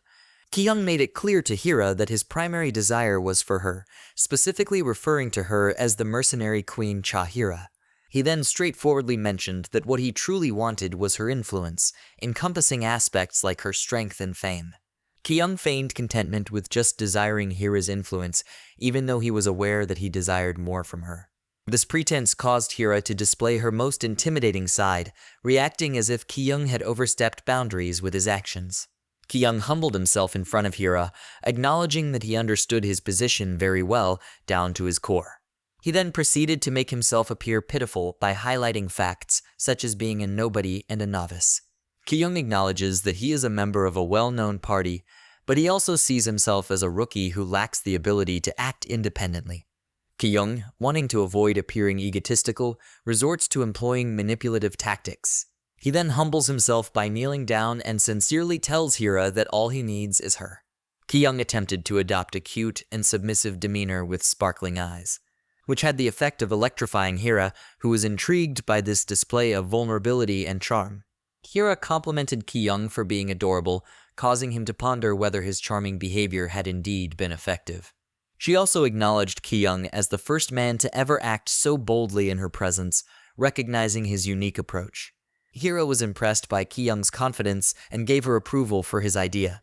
She expressed her hope that Ki-young had already prepared some potions, and that she currently required only the basics of alchemy. Lastly, in order for extending protection to Ki-young's friends, is that he must add the value of his offer to her. Ki-young feels nervous as he still lacks knowledge about alchemy. As Ki-young pulled out his book, he exuded confidence in his plans to create potions for future sales. Hira recognized the book as the Ramas Tucker, which is valuable, and made Ki-young realize that he should have mentioned the book earlier in their conversation. Ki-young playfully teased Hira, suggesting that he would only share 1% of the valuable Ramas Tucker book with her. He then confidently spoke about his potion-making plans, expressing his belief that they would soon enter the market and lead to financial success. Hira then gave Ki-young the opportunity to pitch more of his ideas. Ki-young explained his proposal for an amicable relationship between the Red Mercenaries and the Blue Guild. However, Hira flinched, sensing that Ki-young might be attempting to deceive or take advantage of his own guild. Ki-young conveyed his belief that Hyun-sung would lead the Blue Guild to significant growth, which would also be advantageous for the Red Mercenaries. He simply requested Hira's investment in their endeavors, but Hira sought further assurance given Ki-young's confident and prophetic attitude. Ki-young decided not to reveal his secret, especially considering Hyun-sung's status as a regressor. Instead, he presented Hira with a list of names of mages that she might require, allowing her to choose from the list if she desired their services. Ki-young felt pleased when he saw Hira's reaction, knowing that she acknowledged the skills of some of the mages on the list he provided. Ki-young made an effort to seem intriguing, even though some of the names he mentioned were of little value, while others were indeed skilled mages. Hira felt a bit teased by this, but Ki-young recalled their agreement that providing one basic of alchemy would result in something in return. Ki-young urged Hira to consider accepting his proposal, emphasizing that it would grant her access to more knowledge about the valuable book. He observed that she appeared to be deeply contemplating whether or not to accept his offer. In Ki-young's imagination, he had expected Hira to be a lovey-dovey character similar to those in the manhwas he had read. However, he soon realized that Hira was quite the opposite, as she approached her decisions with a thoughtful and thorough mindset. Ki-young feels nervous about the potential for rejection, knowing that Hira is meticulously evaluating the advantages and disadvantages of their deal. He becomes increasingly anxious as Hira takes her time to respond, fearing that he may have pushed her too hard or made her uncomfortable with his proposal. Ki-young found himself unable to understand what Hira was thinking as he noticed a fiery intensity in her eyes. He began to blame himself, concerned that his ego might have influenced the situation and that Hira might indeed reject his offer. Ki-young's anxiety reached a peak as he began to overthink, imagining that his life was in jeopardy. He reflected on the important people in his life and became emotional, shedding tears. Despite this, he was surprised when Hira negotiated to raise his potion profit to 3%. Hira proposed that she would also have a say in the protection method she would use for Ki-young. She made a solemn oath, swearing on her name that no one would ever lay a hand on Ki-young without her consent, emphasizing her authority in deciding how to protect him. Ki-young harbored some suspicion initially, but Hira reassured him that he would witness the level of protection he would receive once he accepted the deal. With limited options, Ki-young eventually agreed to Hira's offer. After their intense negotiation, Hira bid farewell to Ki-young and affectionately called him her darling. Ki-young responded with a smile as he walked out of the door. Ki-young wondered if their conversation had made his protection under Hira official. However, his thoughts were interrupted when he was surprised to see a group of red mercenaries heading towards Hira's room. Ki-young chose to eavesdrop on the meeting, and he observed that most of the red mercenaries followed Hira's decision regarding their alliance with him. He was taken aback when one of Hira's members expressed a deep devotion to protecting him. Ki-young grinned with the realization that his protection under Hira was now officially established. Feeling content, he made the decision to leave the headquarters. As he removed his cloak, his smile remained, reflecting his satisfaction with the outcome. He became playful, hopping around and making heart signs to express his happiness. When addressed as Mr. Ki-young, he giggled, feeling a sense of accomplishment and professionalism. Ki-young was thrilled about sharing the news with the Blue Guild, but his excitement was interrupted when his status window revealed a new title. Upon checking, he was surprised to find that he was now officially acknowledged as Hira's lover. Ki-young's joy quickly turned into shock as he stared blankly at his status window. He was so astonished that he couldn't utter a single word. Ki-young's reaction to the surprising revelation caused him to start sweating, and his eyes widened in disbelief. He had a sudden realization that because he had expressed his need for Hira's influence, she had decided on a method where he was officially declared to be her lover. Now, 2 weeks had passed since his meeting with Hira, and he had to come to terms with this new status in his life. In the meantime, negotiations with the Blue Guild progressed smoothly for Ki-young. As soon as he opened his personal account, he received the down payment immediately. Additionally, the promised executive position was granted to him shortly afterward. Ki-young, who manages his own squad, had a moving day for their base. Spending more time in the Blue Guild, he found it not so bad as he noticed the guild had a system divided into several parts. Because of this, Ki-young finds it easy to move around without feeling the pressure of the higher-ups, especially when he is with his friends. What's more, Ki-young received the non-combatant Special Administrative Officer title in the guild. Ki-young felt like his position in the guild was rushed, as he had hoped for a position equal to Seolho's. However, despite these concerns, Ki-young still enjoyed his time in the guild because he found it comfortable and conducive to his activities. As he was about to enter his office, Hyun-sung immediately rushed towards Ki-young to give him a heads up. When Ki-young opened the door, he was met with a lot of items that almost buried him. Ki-young opened the door to his office and discovered all the lovely gifts from Hira inside. However, he couldn't help but wonder if these gifts were sincere or if he was being teased for his arrogance. As he tried to carry all the gifts, he noticed that some members of the Blue Guild became gloomy in his presence. Turns out, these two were tasked with sorting out Ki-young's gifts, and they were getting weary of the task, but they felt compelled to do so due to Ki-young's increasing influence within the guild. Additionally, rumors had started circulating that Ki-young was perceived as a playboy because of his involvement with Haein. Ki-young was indeed content, knowing that no one would dare to cross him, but his thoughts soon turned to his real lover, Haein. He realized that Haein was also someone not to be trifled with. Ki-young saw Haein as both lovely and sweet, but he also perceived her as a yandere and a bit intimidating. He remembered a time when Haein almost lost her composure when Hira started aggressively giving gifts and rumors spread about their relationship. Naturally, Haein cried again, but Ki-young did his best to explain to Haein that his relationship with Hira was solely business-related. He emphasized that Haein was the only person he truly loved, but Haein's mind was preoccupied with the goal of training hard to protect Ki-young. Going back to the present, as they walked down the hall, Hyun-sung initiated a conversation. Hyun-sung was curious about the context of Ki-young's meeting with Hira, a topic Ki-young had been eager to discuss with him for weeks. Ki-young revealed some truths to Hyun-sung about his conversation with Hira regarding the need for protection, but he hadn't expected the playful twist of Hira declaring him her lover. Hyun-sung was pleased that Ki-young had made a good impression on Hira, especially considering their strained relationship in his previous life. From Ki-young's point of view, he suspected that Hyun-sung's pride stemmed from the fact that the Hira they encountered in this timeline was different. Ki-young thought that excelling in their alliance would be like icing on the cake, but he found it challenging due to his new role as Hira's lover. Hyun-sung then shared with Ki-young that Haein was currently at the lake behind their headquarters. Hyun-sung updated Ki-young that Haein was likely practicing her magic abilities by experimenting with multiple attribute magic. He also mentioned that Deokgu was currently building a boat next to Haein at the lake. Ki-young asked Hyun-sung why Deokgu was building a boat, and Hyun-sung recalled that Haein had requested a boat ride, which he allowed because it could be beneficial for their training. However, Ki-young found it suspicious, considering Deokgu's proficiency as a wingman. Hyun-sung updated Ki-young about the discussions at the party leaders' meeting regarding a dungeon called the Garden of Terror. It was revealed to be a rare ranked dungeon recently discovered, and their guild appeared to be taking charge of it. Hyun-sung just wanted to give Ki-young a heads up about the upcoming expedition to the Garden of Terror, mentioning that other members would be interested in joining their party. Ki-young found it intriguing that other Blue Guild members were showing interest in their party for the expedition. Ki-young assured Hyun-sung that he had everything under control for now, relying on his knowledge, and is looking forward to the tutorial dungeon and the potential for selling potions. Hyun-sung observed Ki-young's determination to hustle and work hard for money, especially given the substantial investment the Blue Guild had made in recruiting them.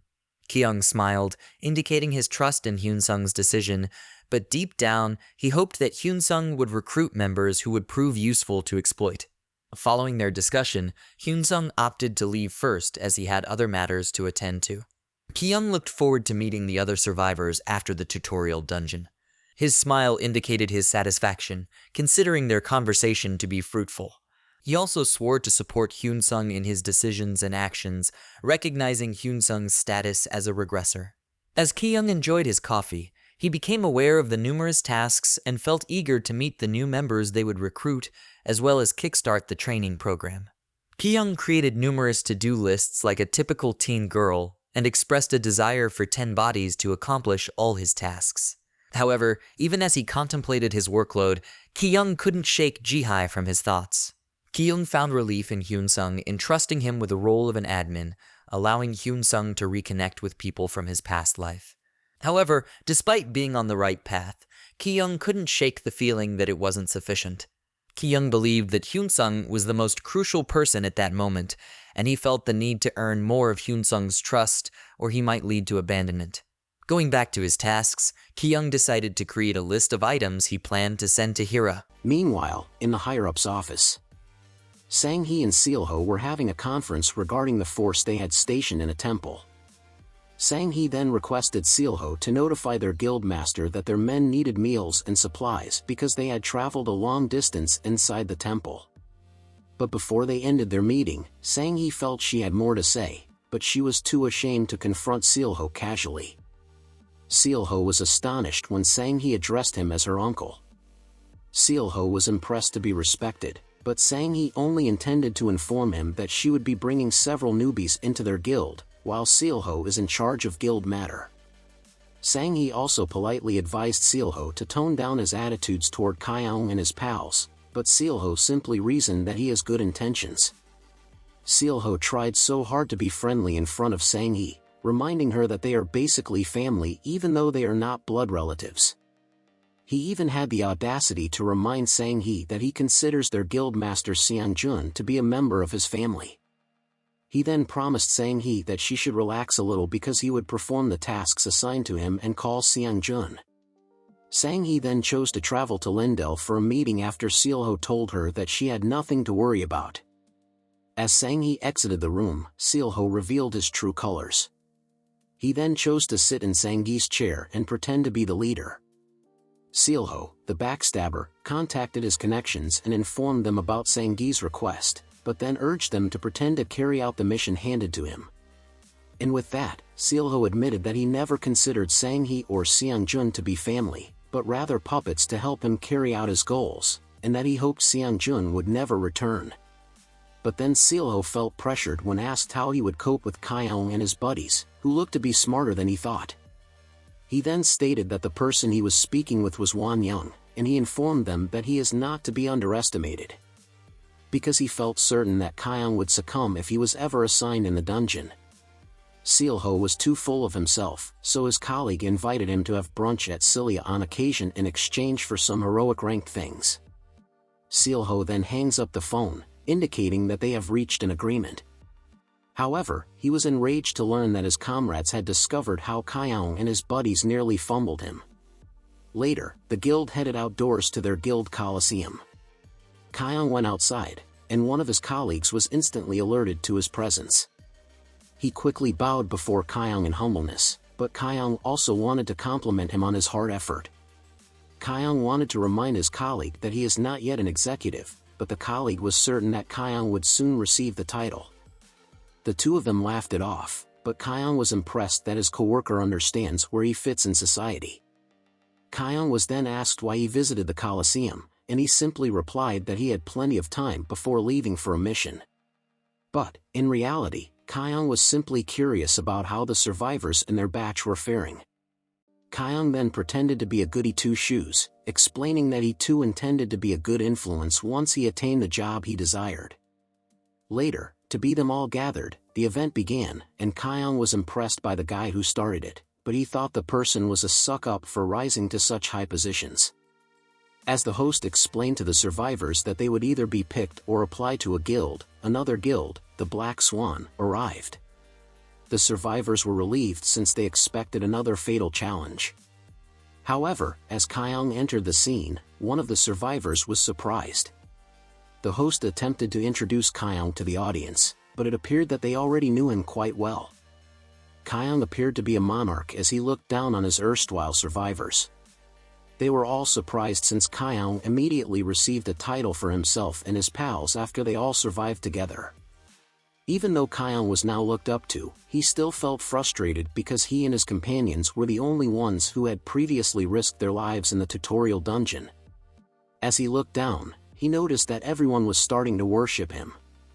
He was astonished at first, but now he can't stop smiling, as if the survivors have been feeding his ego. He was ecstatic to have formal authority. In his mind, they could have all survived together, but he sees himself as the mighty one that everyone needs. Kyung felt so validated that he wanted to shove it in other people's faces that his previous decisions had been correct. As he peered across the throng, he noticed someone who appeared envious of him. But then he had a realization that he knew this individual really well. He then looked her in the eyes and noticed a fierce expression. Kyung eventually recognized he had been trash-talking Jae-hai in his mind. Kyung then experienced a flashback to their time in camp. He remembered Jae-hai praising him for being harsh and serious about removing Jinho and his pals, particularly when he was manufacturing armor in the middle of the night. But Kyung was simply certain that he was smart enough to partake in a successful gamble. Kyung then invites Jae-hai to engage in a mission, but she declines since she is unsure about Kyung's plan.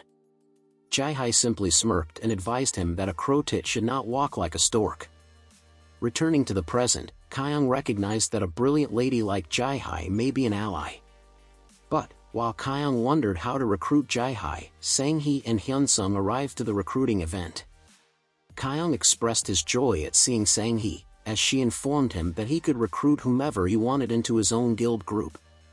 Sang-hee wishes Kyung well, stating that the Blue Guild would fully back him. Kyung was inspired as he gazed at Sang-hee, who is the embodiment of a true leader. Sang-hee then began her lecture for the survivors who had worked extremely hard to survive and will now be citizens of Lindell, the City of Freedom. Sang-hee gave them the option of being picked or applying to one of the 3 known guilds, starting their own guild, or remaining a non-combatant citizen. As Sang-hee prepares to give the survivors counsel, Kyung wonders if she has a candidate to recruit from the audience. But just when they expected more practical guidance, Sang-hee just told them to survive in the new environment they live in. Sang-hee exited the platform as if she had a cold heart. However, Kyung was pleased by Sang-hee's practical and professional demeanor. Even Kyung decided to walk out with Sang-hee, realizing that it was the proper decision rather than choosing someone out of sympathy. But all of a sudden, Kyung and Hyun-sung were accused of being selfish for enjoying a better life than previously. One of the survivors had the cockiness to call Kyung selfish for being a member of the guild, despite the fact that they had all promised to stick together until the very end. Kyung, on the other hand, was perplexed by the fact that they had all contributed to their survival. Kyung regards the survivor as shameless and a bastard. Kyung recognized that the person calling them out was nothing more than a jerk who had previously bullied Hyun and was a suck-up to Jinho. Even though he tried so hard to be pathetic, Kyung knew the survivors were nothing but ungrateful, especially since Hyun-sung had built a camp for them and looked after them. But Kyung became concerned when Hyun-sung appeared to sympathize with the ungrateful survivors, even considering Hyun-sung a pushover. Since Hyun-sung decided to move forward, the crowd began to believe that Hyun-sung would once again take care of them. Meanwhile, Kyung hoped Hyun-sung would ignore the crowd and not be overly polite this time. Until a moment of silence fell over the gathering as Hyun-sung took a step forward in front of them. They suddenly smiled, expecting that Hyun-sung would be a pushover again in order to protect them. However, in the most direct statement, Hyun-sung simply stated that his relationship with the camp survivors had come to an end. On the other hand, Kyung was overjoyed to see Hyun-sung sticking up for himself. The survivors started to panic, but Hyun-sung just emphasized that it is preferable for them to be independent rather than clinging to him. All of a sudden, the survivor changed his tone and began cursing Hyun-sung. Kyung then felt as if they had crossed a boundary when they termed Hyun-sung irresponsible, despite the fact that Hyun-sung was the one who had first carried them all. Because Hyun-sung was a kind-hearted person, Kyung felt it was his turn to confront the survivors. Kyung just explained that their lives would be much safer in the city, but all he received was disrespect by being referred to as Hyun-sung's underling.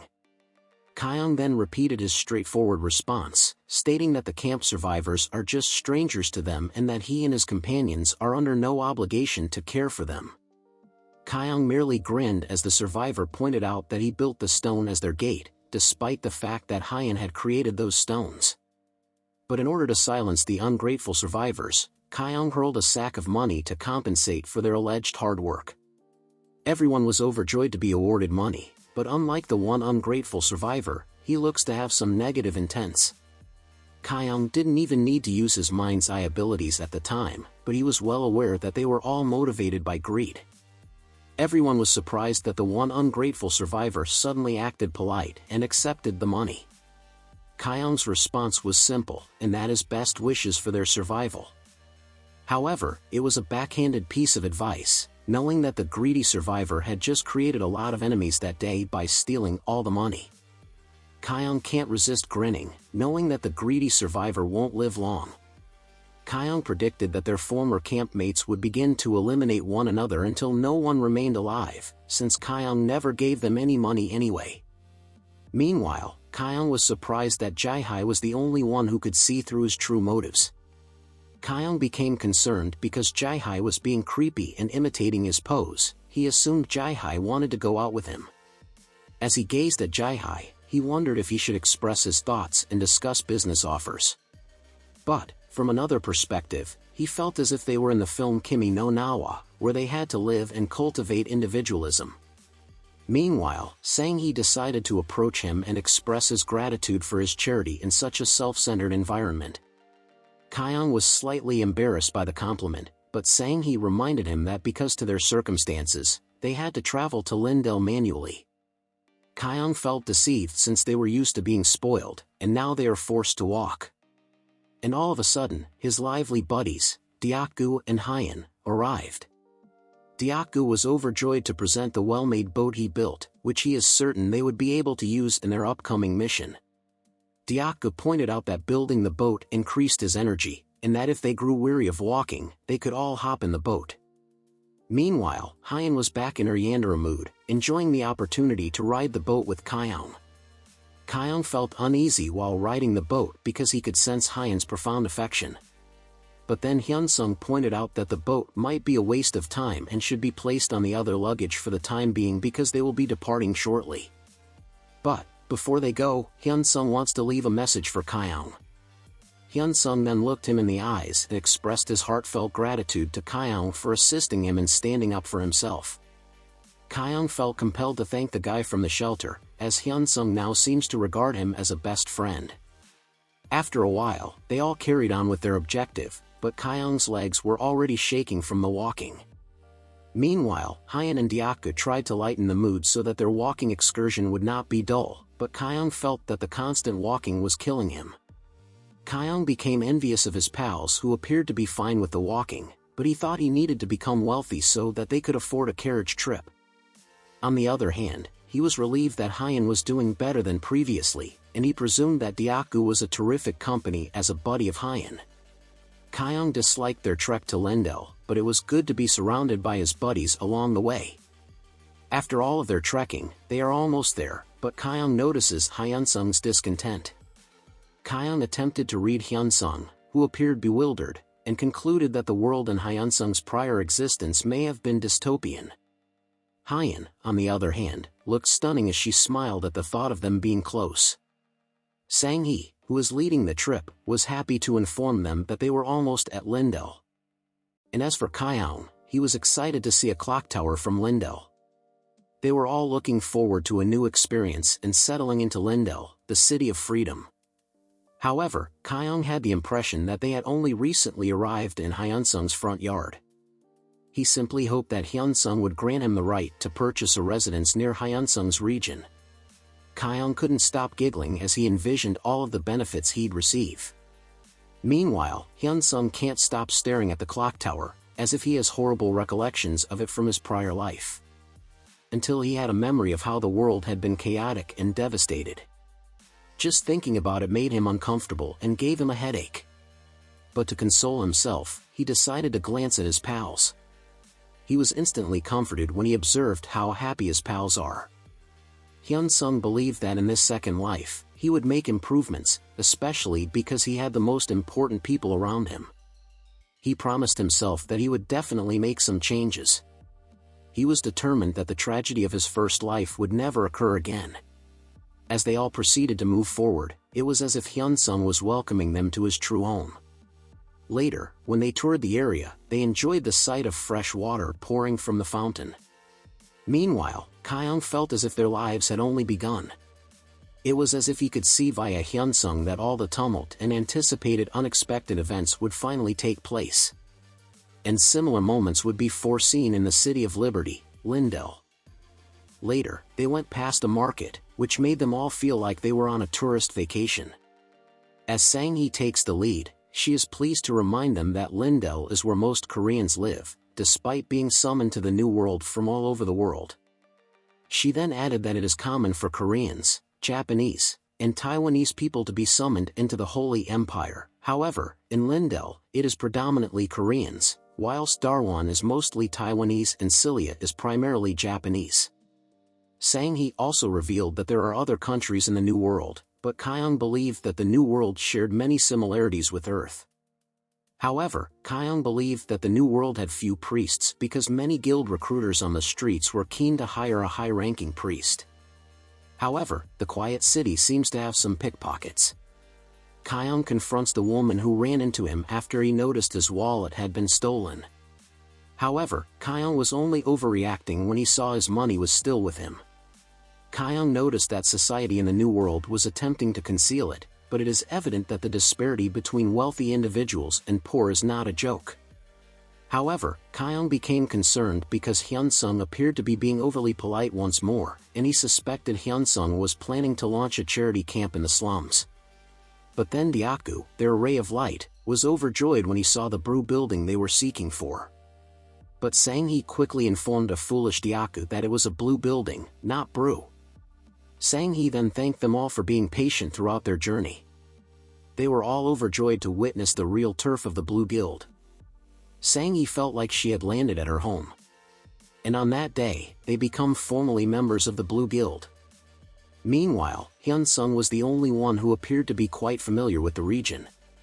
Kyung, on the other hand, simply hoped that he would stay with Hyun-sung for a long time.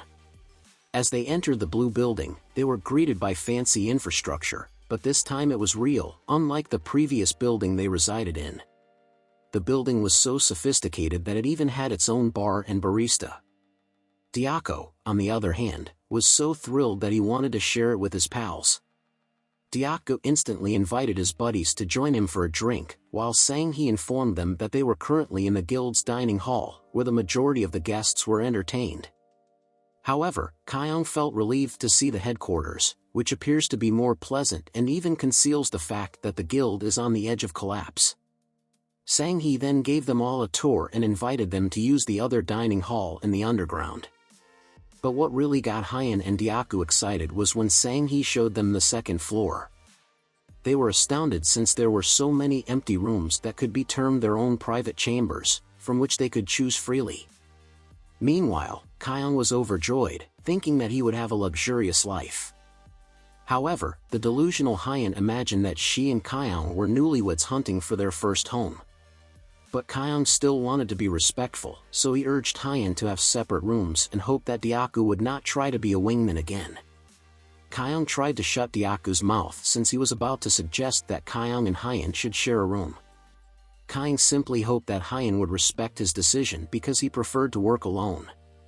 Kyung then had no choice but to try to persuade Hyun that most relationships would fail if they spent so much time together. Hyun quickly obeyed Kyung, and she couldn't stop blushing, as if Kyung was doing his best to repair their relationship. Sang-hee then continued her tour, informing everyone that other facilities, such as the training room and gym, are just beyond the building. However, Kyung was taken aback when Sang-hee informed him that she had prepared his own workspace. Kyung felt his heart racing with every stride. As they entered the chamber, they were all in awe. They were all astounded when they saw Kyung's personal alchemy lab, which was well organized and clean. Sang-hee also put disinfecting artifacts to ensure that no pollutants bothered Kyung throughout his studies. Finally, Sang-hee implemented rudimentary defense magic in case an unanticipated accident occurred.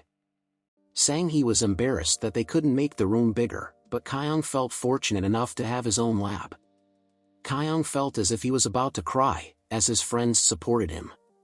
Kyung pondered if there were any other alchemists in the world with a better lab than him, despite the fact that Hira's gifts were more precious in the materials he had in the lab.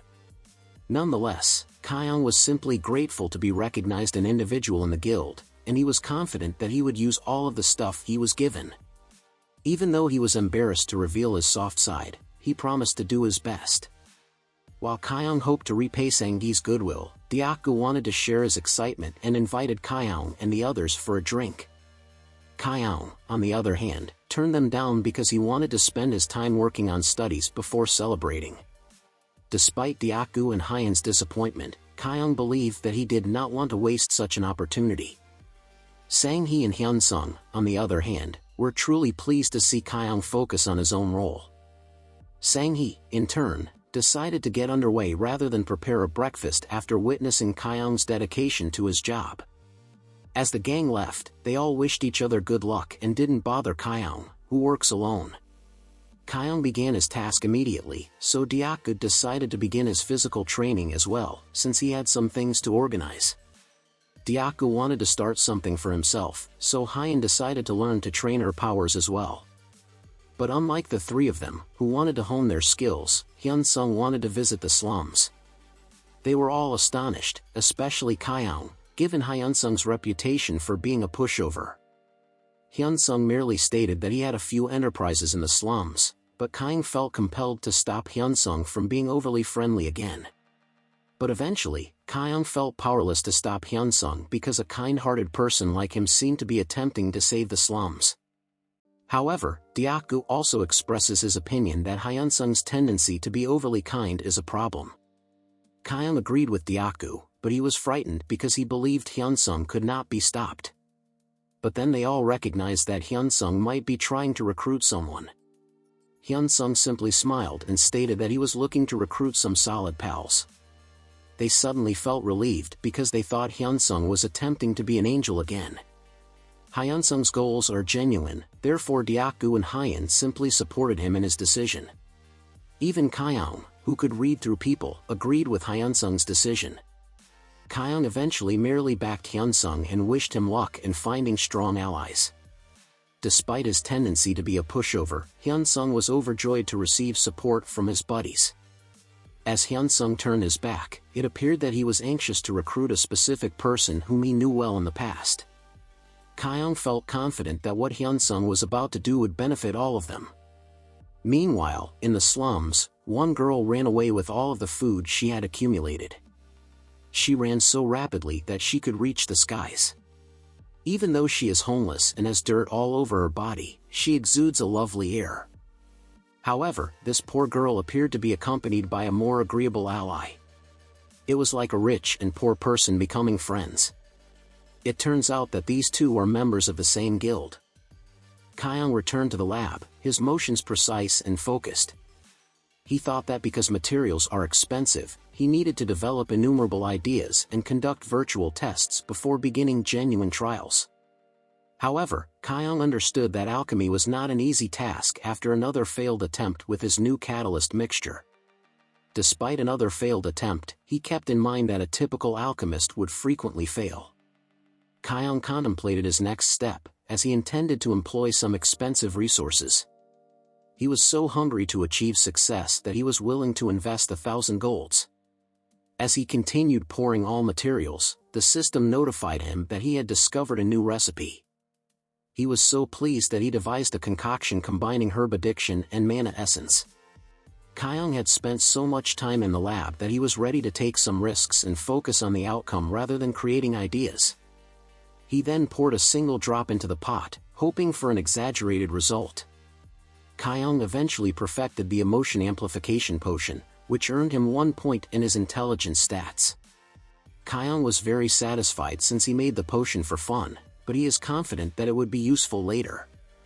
After his first successful experiment, Kyung became addicted to creating more effective potions. He created one after another until he was able to make store-bought potions.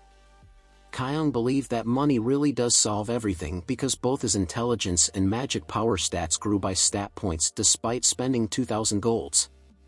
But while he was working, he was visited by two effervescent friends, Hyun and Dyaku, who he hoped had cleaned themselves before entering. Kyung then admonished Dyaku for delivering Kyung's packages despite the fact that there is already an authorized package delivery person. But Dyaku merely stated that he missed his buddy because Kyung worked too hard and was rarely seen by the others. Hyun, on the other hand, was acting like a wife by checking in to see if Kyung had eaten yet. She was so lovely and cute when Hyun offered Kyung a boxed meal because he had been working so hard. Kyung opened the box and saw how tasty the meatballs Hyun had prepared for him were.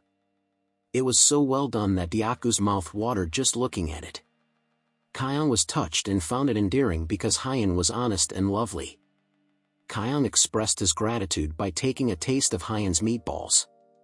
However, Kyung was taken aback by Dyaku's state after taking a bite of the meatball. Kyung's mood shifted as he noticed Dyaku feeling ill after eating. He couldn't tell what was going on, but Kyung knew it had to do with the meatballs. Kyung had an unsettling sense, like if Hyun had put something strange in the meatballs she made. Hyun has once again turned into a psychopath, urging Kyung to consume the meatballs, while Dyaku has literally been food poisoned. Kyung was afraid and felt like he had nowhere to go since Hyun kept pressuring him to eat. As Kyung took a bite, he realized his instincts were correct as his vision began to blur. Later on, Kyung awoke at the same spot after eating the meatballs.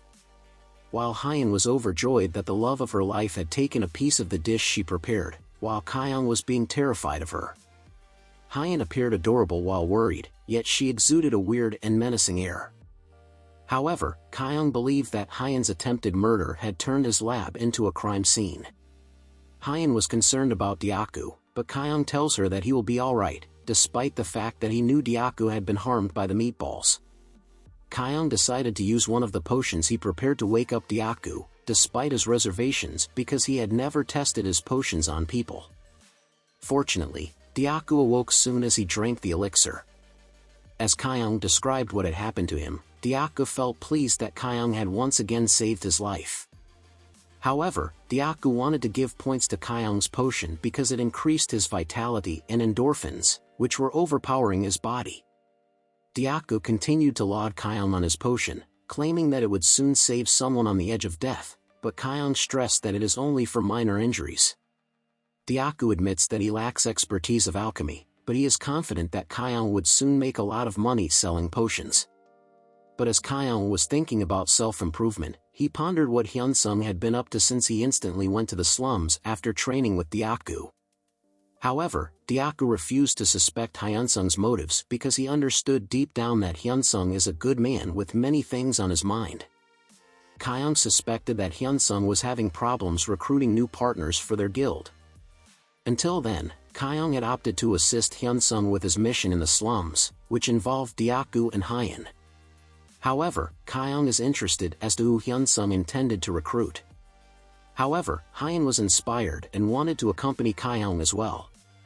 And, once again, Dyaku, the wingman, let them go about their business, believing that because Hyun is with Kyung, he did not need to accompany them. But before Kyung and Hyun went to see Hyunsung, Kyung felt compelled to bring one of his potions along.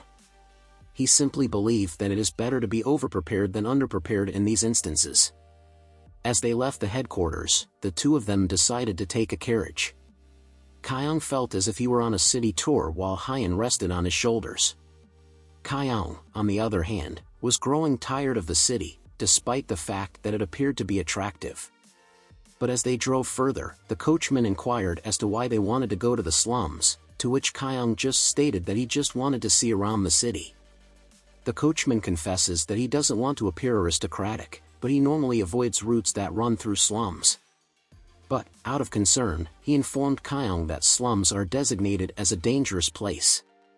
However, Kyung saw the miserable homeless individuals as lifeless bodies on the ground, as if their will to live had been taken out of them. Though Kyung is aware that he could defend himself because the beggars possessed certain meaningless stats, he still believes that it is best to avoid such areas. However, as he looked at the beggars, one caught his eye since it had a holy power stat of more than 69 points. He then recognized that the guy he found could be the one Hyunsung was seeking for. However, when he glanced at her, he seemed so lovely and well-groomed. Her name was Sun Hee-young, an idealistic volunteer from a heroic ranked class with incredible numbers.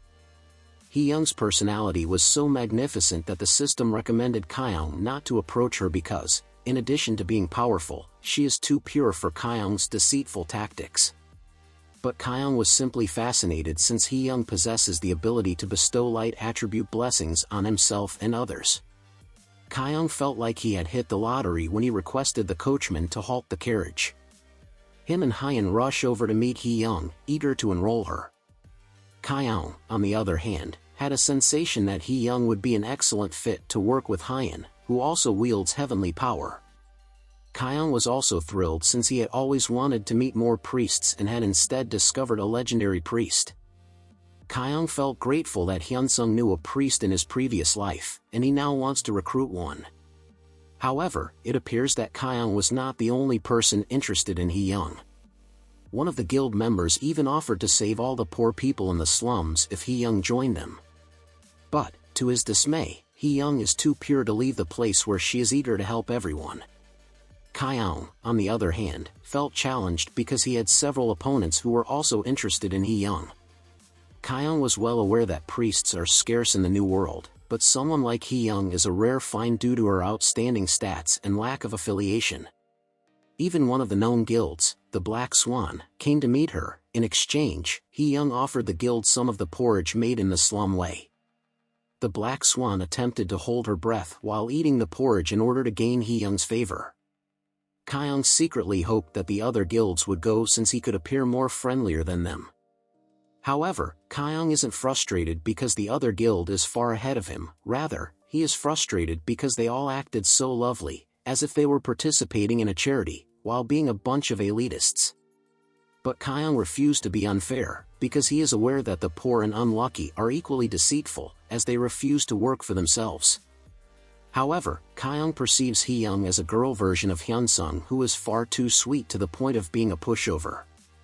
Hee-young didn't mind helping the wretched beggars, even though she was only being sent about to get some food for them while they lay on the streets. As Kyung observes Hee-young's benevolence, he can't help but feel like his gut is punched. It was upsetting for him to witness a priest who cares about individuals who had been abandoned. On the other side, Kyung only sees a pushover woman who cares for lazy beggars.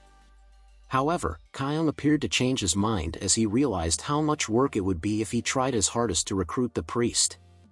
However, the brilliant Kyung devised another strategy to capture Hee-young's favor by faking that he has never seen the slums before.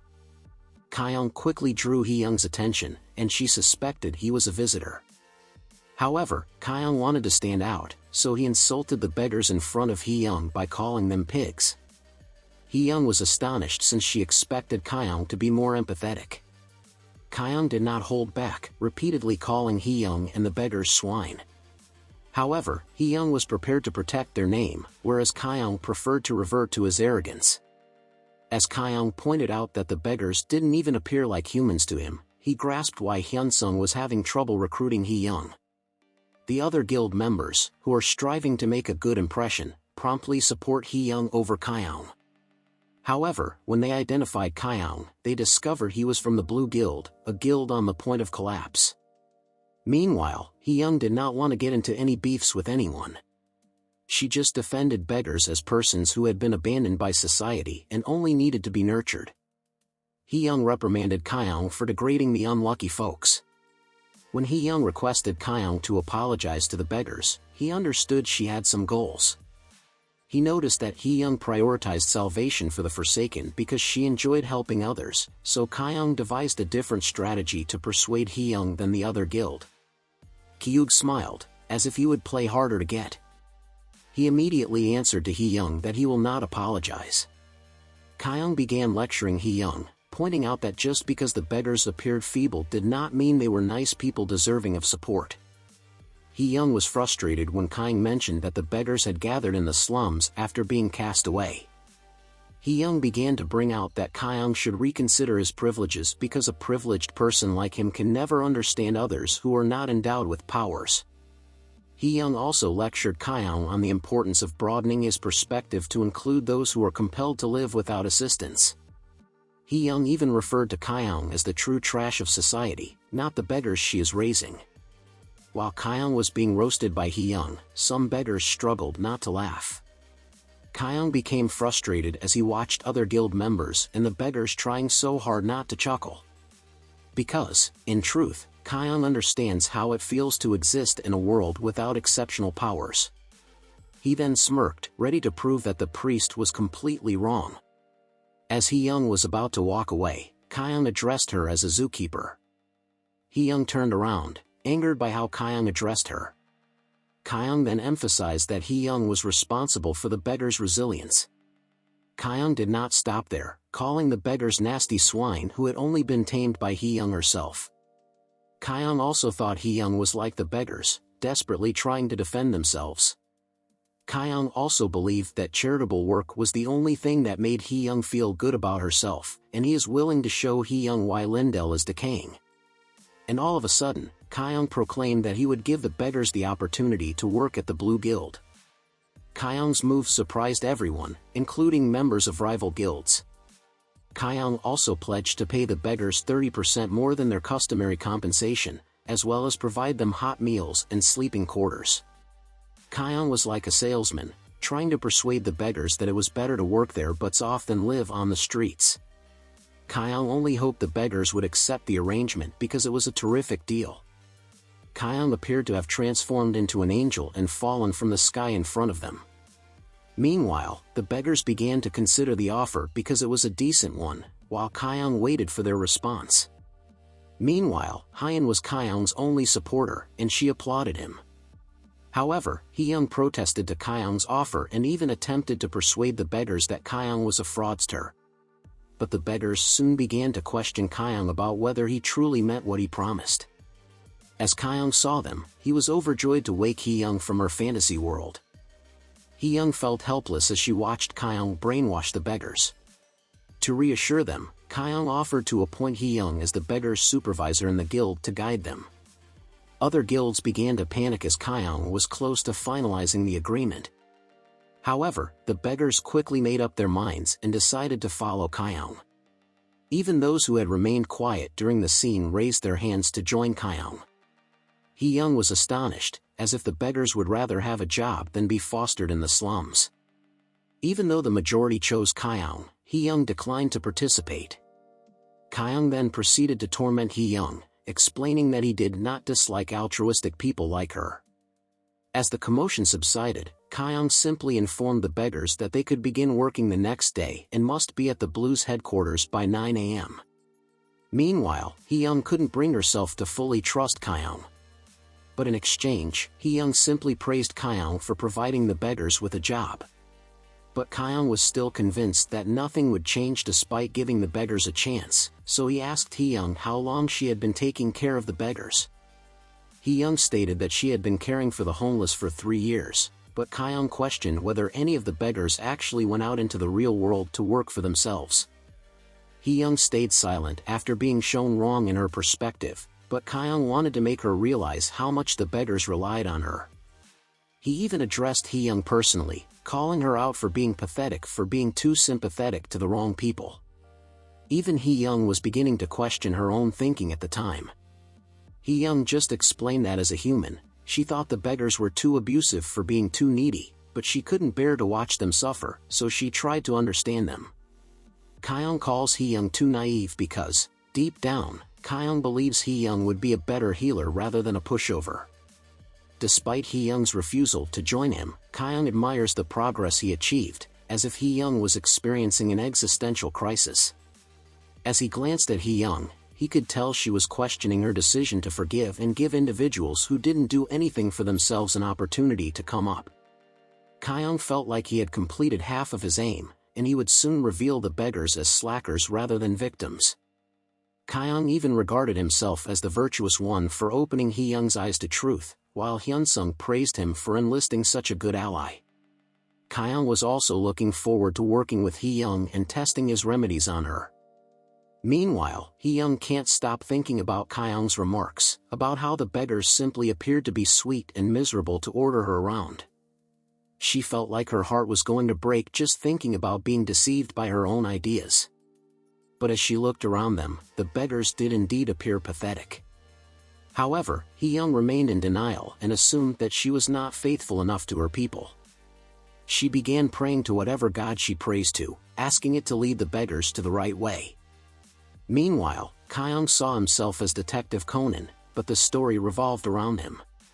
When he attempted to enroll Hee-young alongside Hyen, it was as if he was living in a fantasy. In his view, the beggars in the slum were the actual evil guys, and he was merely trying to let Hee-young realize she was being duped. But 3 days had passed, and envisioning himself as Detective Conan was nothing more than a fantasy. He can't stop viewing himself in his dream as the genius, despite his physical weakness.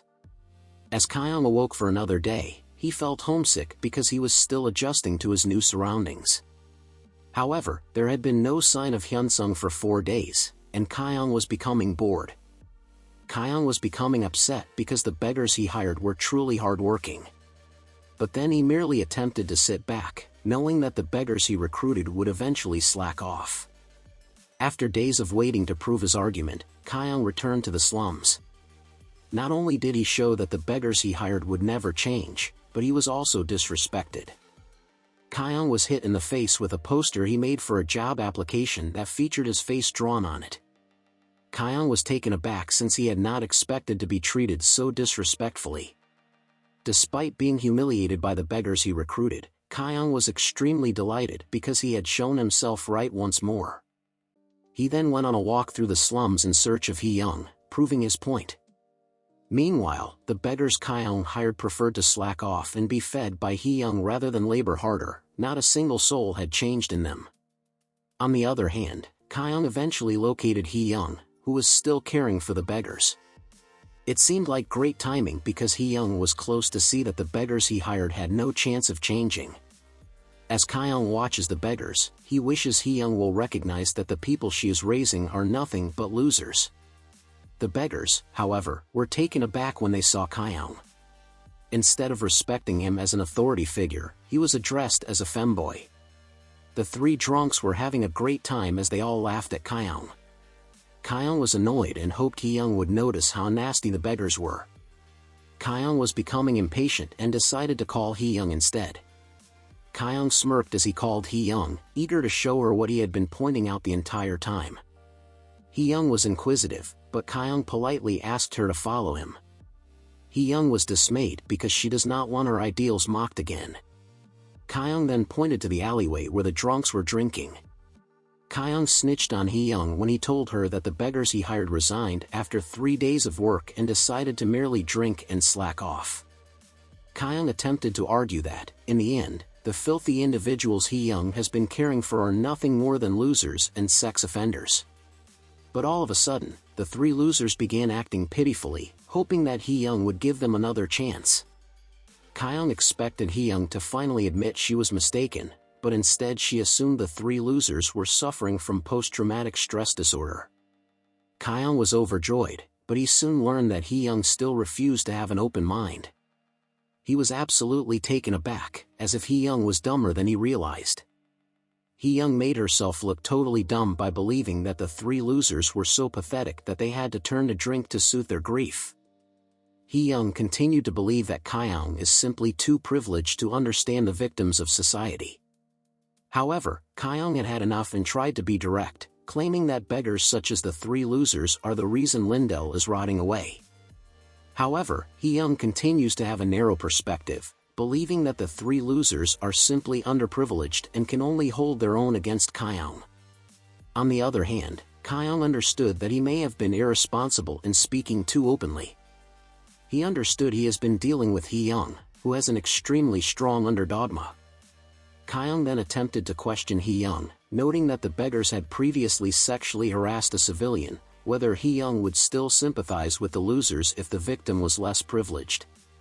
However, Hee-young has become so dumb that she believes Kyung is only discriminating against the 3 losers. Hee-young even imagined the beggars to be a large family, with everyone knowing each other, as if the losers had been joking together earlier. Kyung then laughed at Hee-young for only seeing what she wanted. Hee-young then made it apparent that Kyung's belief that there are horrors in the world is only a fantasy to her. On the other side, he only sees a stubborn lady who is out of touch with reality. Kyung felt helpless since he had never imagined Hee-young to be such a difficult person. However, the three losers abruptly flung a bottle of sake at Kyung. The losers were very irritated that Kyung snitched on them. Kyung was startled that the losers had decided to beat him up. Kyung implored the losers to stop and apologized, knowing deep down that he was not wrong. However, the losers were too closed-minded and even blamed Kyung for ruining their lives. The three losers started kicking and hitting Kyung severely. While Kyung was getting bruises, he felt Hee-young lacked a sense of fairness. Hee-young simply walks away, knowing Kyung deserves to be beaten up. The losers even insulted Kyung, saying no one would ever save him and he should accept his fate as a sandbag. While Hyun-sung was out in the city on personal duties, Kyung discovered that Hee-young would only side with people who appeared weak. Kyung, on the other hand, devised a plan to wake Hee-young up and reveal that she has been breeding filthy people. While Kyung lay defenseless on the ground, the losers taunted him for being too feminine for a guy. Meanwhile, Kyung didn't take it as an insult because he had previously dressed up as a girl. Kyung recalled that when he entered a competition and won by cross-dressing, he was not even recognized as a guy. Although Kyung remembers being tormented back then, he questioned how minorities lived in a world filled with terrible people. However, Kyung believed that the existence of losers in the world, such as beggars, made his life simpler. However, Kyung's statements fueled the fire and profoundly upset the losers. In response, the losers attempted to scare Kyung away by selling him on the black market. But in an instant, Kyung vanished from sight. While fleeing, Kyung feels extremely smart because he still has a lot of tricks up his sleeve. After a while, Kyung eventually returned to the headquarters after all of his jogging.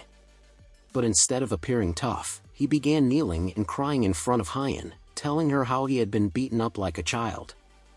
Hyun was soon awakened when Kyung continued to whine. But to her surprise, she noticed bruises all over Kyung's face. Hyun instantly checked on him, but Kyung wanted to reassure her that his bruises were not too serious. But then Kyung jumps to the chase and asks Hyun for a favor, to utilize her transformation power on him. Hyun initially informed Kyung that there was no problem with using her power, albeit it did have some limitations. And, as shameless as it may sound, Kyung urged Hyun to transform him into a beautiful and fragile-looking petite girl. Hyun wanted to give Kyung a chance, but she was so inexperienced that she imagined they were going to have some fun with role-playing. But Kyung quickly corrected her and just asked her to convert him into the average gorgeous women seen around town. Kyung just closed his eyes and hoped for the best as Hyun attempted to employ her transformation power. Following the apparition, Hyun pointed her finger toward Kyung and released the power. Kyung appears to be in the process of transforming after being hit with the power, just like Sailor Moon does. Kyung's hair became longer and softer. His masculine features grew more feminine. Despite his emo bangs, he transformed into a gorgeous small girl. Kyung then struck a pose, resembling Sailor Moon, who will deliver justice to society. Meanwhile, Hyun couldn't resist blushing since Kyung appeared so naturally beautiful. However, Kyung was greatly disappointed because he expected to transform into a beautiful woman only to find himself as a malnourished-appearing woman. Kyung asked Hyun why it turned out that way, but Hyun just reassured him that he is already a beautiful-looking human. However, Kyung decided to bring Hyun along and merely carry out his plan because he appeared vulnerable enough. As they go out, Kyung explains that he wants to teach Hee-young a lesson, while Hyun is unsure whether to address Kyung as Big Sis or Big Bro. Kyung felt thrilled to see Hee-young's expression as they left. As they talked, Kyung asked Hyun to address her as Kion, her fictitious ally. Hyun's reaction was ecstatic and cheerful as she supported Kyung in whatever she wanted to be. However, Kyung became an ugly duckling as he considered his plan to make Hee-young their ally by having her comprehend the true nature of beggars. Meanwhile, in the slums, Hee-young was unable to move ahead since she was in the shed as the rain began to fall. But when she was in the shed, she kept telling herself that beggars will never attack people who are underprivileged, like them. Hee-young simply kept soothing herself with the idea that no one is perfect, as if evil did not exist in the world. But she suddenly heard a loud scream nearby. But, 10 minutes before the ruckus began, the losers had finished their drinking spree. The three of them considered what they would do if Kyung snitched on them to the Blue Guild, as they could be arrested for harassing him. But it didn't matter how reckless they were as long as the pushover Hee-young was beside them. But, when they were slacking off, a random person approached them. It turns out that Kyung planned to confront them in his female form. She did her utmost to incite the losers by defending Hee-young's reputation. Returning to the present, Hee-young had never heard such an urgent and terrible scream before. She was stunned when Hyeon approached her and told her about the commotion she had observed. Hee-young was astonished because it was her first time hearing beggars harassing a woman. As Hyeon led her to Kyung, Hee-young kept convincing herself that it was all a misunderstanding. She still believes and sees the beggars as one big happy family who will never harm anyone who are less fortunate than them. However, when Hee-young arrived, she was faced with a horrific sight. She couldn't understand what was going on. It was as if her world had been broken. As the truth was revealed in front of her, all she saw was Kyung. She remembered exactly what Kyung had told her about not everyone who appears to be weak is compassionate. She witnessed the losers beating up a helpless woman right in front of her. She couldn't move or speak out of shock. Hee-young attempted to get a closer look, but her world went gray and upside down. Meanwhile, Kyung tried to be as sorrowful as possible. However, the losers ignored their surroundings and continued to trash Kyung. Even though Hee-young was already ahead of them, they had the audacity to push Kyung in front of her. Meanwhile, Hyeon waited for the conclusion of Kyung's plan while looking at Hee-young, who appeared to be experiencing a change of heart. Hee-young attempted to approach them and implore them to stop, but was pushed aside when the loser assaulted her with his elbow. When they realized they had hurt Hee-young, they decided to put an end to their silliness. Kyung looked like an Oscar winner with his best acting, which was entirely concerned with Hee-young. But, in his mind, he sympathizes with Hee-young, who has had her heart wounded by the harsh reality. He even promised himself that if she joined him, he would give her the loveliest dress possible. Returning to the loser beggars, they were all surprised to see that they had acted out of character in front of Hee-young. Hee-young, on the other hand, appeared to be very disappointed. Kyung, on the other hand, sought to ensure that Hee-young's attention was drawn to him by appearing to be in profound pain. However, Hee-young began blaming herself for being blind to the truth, and now a poor person had been damaged right in front of her. Hee-young merely wanted to build a world in which everyone was unified. Especially when they appeared to dwell in a medieval world where the Holy Empire was the sole favored power. Meanwhile, the poor continued to be abused in society. Hee-young simply wanted to protect individuals who were less fortunate so that they may live a more comfortable life. Returning to the sorrowful scenario, Hee-young hoped Kyung would wait longer so that she could do her best to heal him. Meanwhile, Kyung tried to appear to be on the edge of death while holding Hee-young's hand. But Hee-young desperately wanted to save Kyung, and Kyung was having so much fun that Hee-young finally saw the true ugly side of the world. As Kyung lay on the floor, he was eager for Hee-young to realize how mistaken she was. It was as if he would be completely content once his ego was fed. Until Hee-young abruptly stated her disappointment with the three loser beggars. She was so upset that she even nurtured and trusted the three creeps, but they committed one of the vilest things a man could do, and now she wants them to depart in the slums. Kyung, on the other hand, felt compelled to dance around because he had once again proven himself correct, despite his cruel tactics. The three losers started explaining themselves, but Hee-young had enough. Hee-young simply wanted the three jerks to leave the slums, regardless of how sad they tried to appear. After a while, Hee-young decided to heal Kyung, making them resemble a Renaissance artwork. However, Kyung believed that mending him would be a bad idea because it would reverse the transformation enchantment placed on him. Hyen, on the other hand, did her best to counteract the magic she cast in order for Kyung's plan to succeed. The action devolved into a struggle between two incredible mages, with Kyung attempting to win with his acting abilities. Hyen's stronger power led Hee-young to believe that her holy magic was being rejected. Hee-young can't stop crying since she is about to see one of the most horrible experiences she will ever have. As she glanced at Kyung, she realized that he was right all along about how she had turned a blind eye to those who were truly suffering. However, in order to make his acting more convincing, Kyung began spitting blood. However, his acting was so violent that Hee-young became even more afraid of the scenario. Meanwhile, Hyen did her best to seem mournful, which made Kyung grateful since if he had brought Dyaku instead, the two of them would have already been beaten to pulp. Kyung gazed at the three jerks and wished Hee-young's power would awaken so she could give them a lesson. However, Hee-young was still frightened since she didn't know what to do with Kyung. Yet Kyung attempted to appear as dramatic as possible, yet he made sure to show Hee-young that he had lived a nice life. However, he made sure to tell Hee-young that she is a noble person who would get up early to help others. Kyung also made up a story about how he remembered when he first met Hee-young, just to make her feel good about her kindness. However, Hee-young could not stop crying as Kyung stated how much she deserved to be respected. She screams for help since she is so hopeless right now, praying that someone will help Kyung. Regardless of how loud she screamed for aid, no one came for her, despite the fact that she helped everyone else. At that point, Hee-young felt so betrayed that no one had rushed to her aid. Even the three bastards appeared unapologetic as they saw Hee-young break into sobs. All of a sudden, the trashy beggars began to show their true colors, insulting Hee-young and even calling her terrible names. Meanwhile, Kyung was ecstatic since the jerks had proven his point. However, Hee-young had had enough of those who took advantage of her goodwill. But then the three losers went much beyond the belt, seizing Kyung and threatening to injure her further.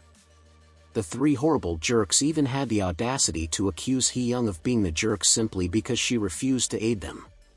But what they didn't comprehend was that they were simply turning Hee-young into the person she dreaded becoming. Kyung, on the other hand, was eager to observe Hee-young's transformation.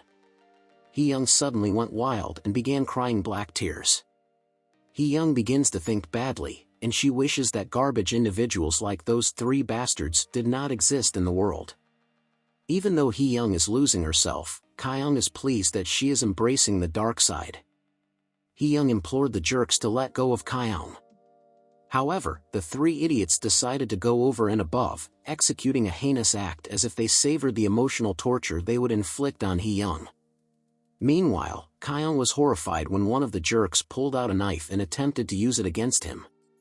Kyung secretly hoped Hee-young would act swiftly because his life was actually on the line. On the other side, he felt pressurized since Hyen appeared to be about to intervene at any point, but he hoped she wouldn't because this stage was prepared for Hee-young. But Hee-young suddenly began to kneel down. But Kyung was caught off guard when Hee-young began to pray. It was as if she had accepted that he would die. Meanwhile, the jerk decided to draw his knife and try to stab it through Kyung. Kyung, on the other hand, was visibly terrified since his life was in danger. But all of a sudden, everything became bloodier as Hee-young raised her hands. Kyung had shivers down his spine as he felt the jerk's head fall behind him. Kyung wanted to understand reality since he didn't anticipate Hee-young to become so monstrous. At that point, the holy and innocent Hee-young represented a witch who had reached her limit. Meanwhile, the jerks were taken aback when they discovered they had messed with the wrong gal. Hyen, on the other hand, appeared to be impressed, as if she suddenly regarded Hee-young an ally. The system then notified Kyung that Hee-young is currently undergoing a significant shift. Hee-young then repeated what they had said earlier, that if they were all annihilated, there would be no witnesses left. And with that, Hee-young became the Dark Priest. Kyung, on the other hand, is unable to express the sensation because the transformation was so drastic. He cannot deny that Hee-young appeared scarier than before. On that night, the slum lost hope since the only person who was friendly to them had had enough. Even crows appeared from the skies, signaling that death was approaching. Meanwhile, the last two jerks were eliminated one by one before they could react. Kyung felt that he may have over the line since he simply wanted Hee-young to understand that the world is a chaotic place. Kyung is most concerned about how they will clean up the corpses of the three jerks or face repercussions from the Blue Guild. But what bothered Kyung the most was that Hee-young appeared to be truly joyful while slaying all of the bad men. What's more unusual is that Hyeon is constantly rooting for Hee-young, as if she's just met her new closest friend. Hyeon was so distracted that she forgot Kyung had a limit to her magical strength. Kyung became concerned that if his genuine shape was disclosed, Hee-young would discover that she had been duped. However, Hee-young was too preoccupied with dealing with the last jerk alive. But, whatever justification the jerk tried to provide, Hee-young had already decided to eliminate him. Kyung, on the other hand, felt as if he would be screwed if Hee-young discovered that he had manipulated her. But then the magic ran out, and Kyung returned to his original shape. Meanwhile, Hee-young had no sympathy for what she did to the three jerks.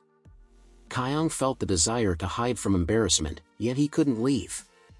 But Hee-young was overjoyed, believing that the woman she met earlier was still alive. To her astonishment, she encountered Kyung rather than the woman she had saved before. Hee-young was surprised and demanded an explanation from Kyung. But Kyung vowed to reveal the truth once and for all.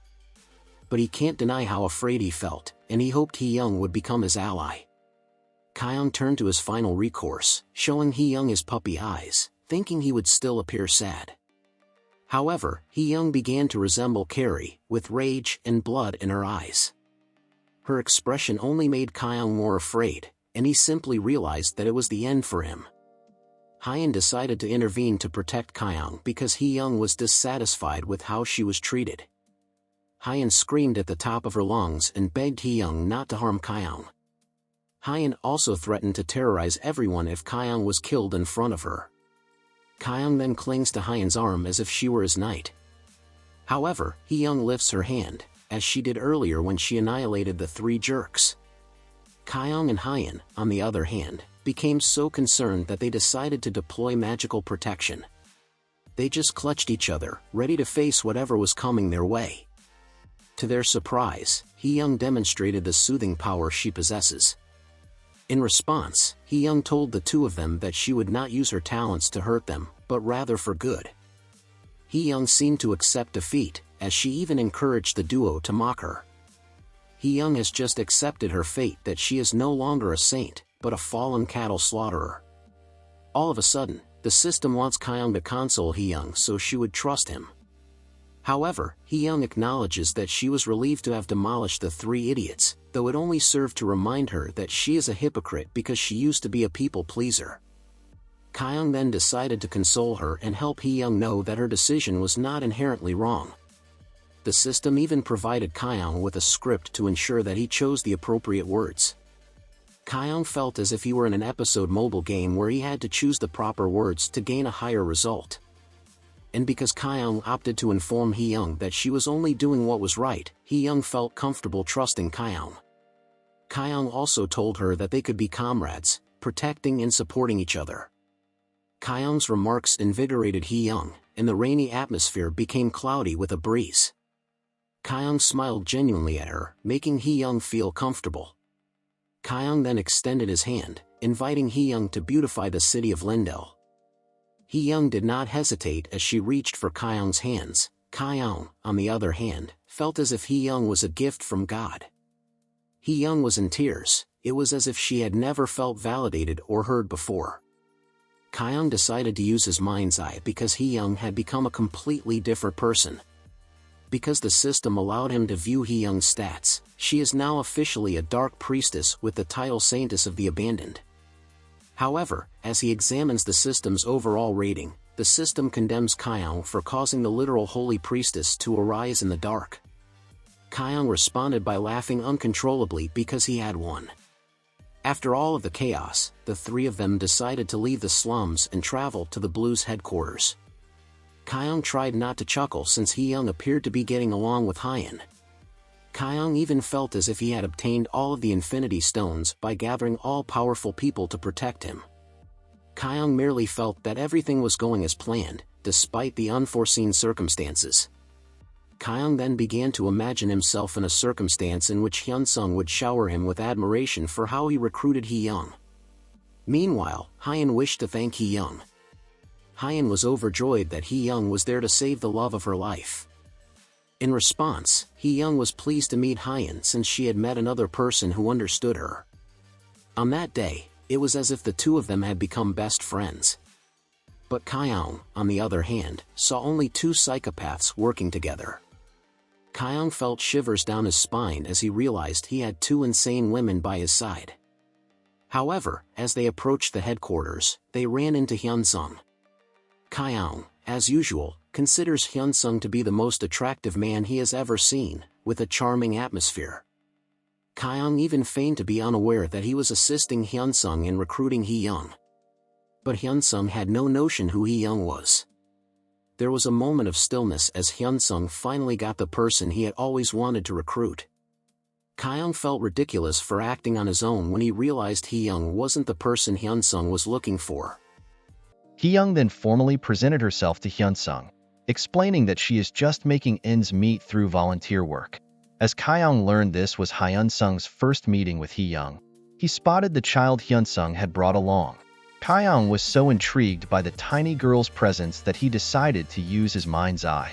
He then learned that the little girl is Kim Yeri, a 14-year-old archer with incredible ranks in either heroic or legendary who has yet to obtain a title. The system also predicted that she would soon become a prodigy assassin, and it advised Kyung not to resent the kid because she was still innocent. It was her heart that was shattered. Kyung realized that perhaps Hyunsung had a soft place for Yeri in the past, which was why he went looking for her. However, Kyung does not intend to let go of Hee-young. He also envisaged Yeri and Hee-young as K-pop idols appearing in a game show. He imagined Hee-young showcasing her talent in front of an audience. It seemed as if Hee-young didn't have to put in much effort because she could kill everybody around her. Hee-young has the ability to slice everyone in her path with a single move. She even called herself Lacrimosa, and she sliced and sliced as a finishing touch to her show. Kyung envisioned himself in the audience, fanboying over Hee-young's performance. However, he imagines Yeri to be less talented, and Hee-young is the one that shines on stage and captures everyone's hearts. It was as if Hee-young was the star of the show, and everyone was positive that she would win the stage. However, in the end, Hyunsung gets to choose who wins. It was as if Hyunsung were the host, giving the audience the option of Hee-young or Yeri taking the crown. Meanwhile, Kyung is just a fan, hoping Hee-young gets picked. But, in the end, the favorite wins, and Yeri takes the title.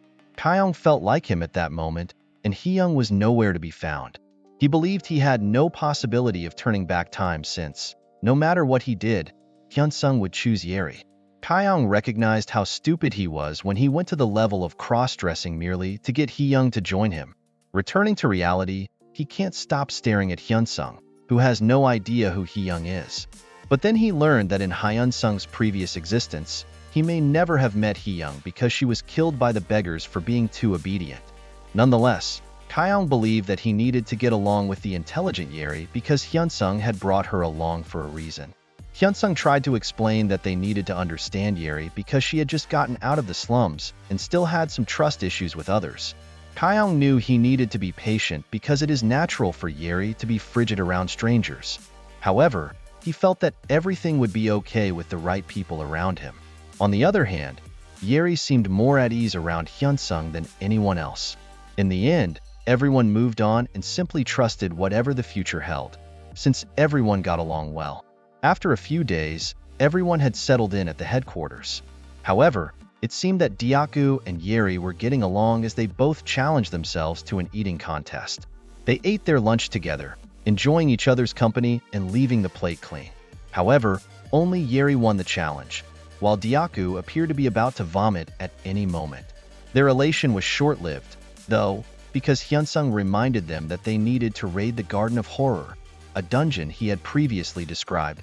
They all listened intently as Hyunsung announced that other guilds will be joining the dungeon raid as well. Kyung became anxious because he may cross paths with someone he knew. Hyunsung then stated that the Red Mercenaries, the Sorcerer's Guild, and the Black Swan would all be joining. Kyung felt relaxed because he knew he was Hira's favorite. But what piqued Kyung's interest the most was what kind of guild the Black Swans were, despite the fact that he was aware that they would divide the reward they earned. As the gang had a quick meeting, Kyung saw this as an excellent opportunity for them to establish a positive reputation.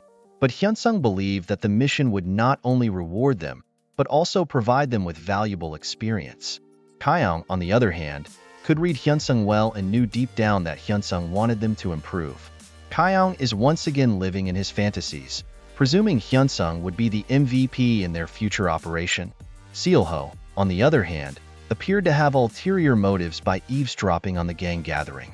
Seolho even brought along his ally Jungyeon, who had no choice but to participate because the Black Swans commanded them both. Jungyeon also wanted to tell Seolho that a new member of the Black Swans has expressed interest in Kyung's gang.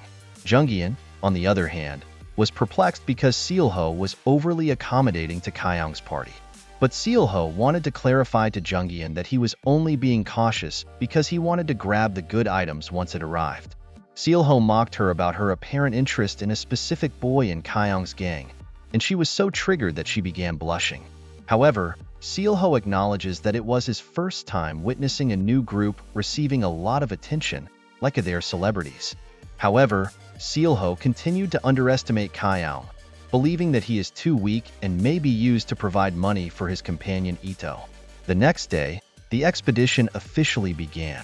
While the journalist was instructing her co-workers to produce a better story and photographs, other guild members were taken aback as they looked back.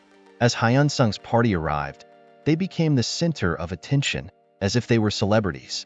However, Kyung observed that the reporters were drawing quickly because cameras did not exist in the new world, which impressed him.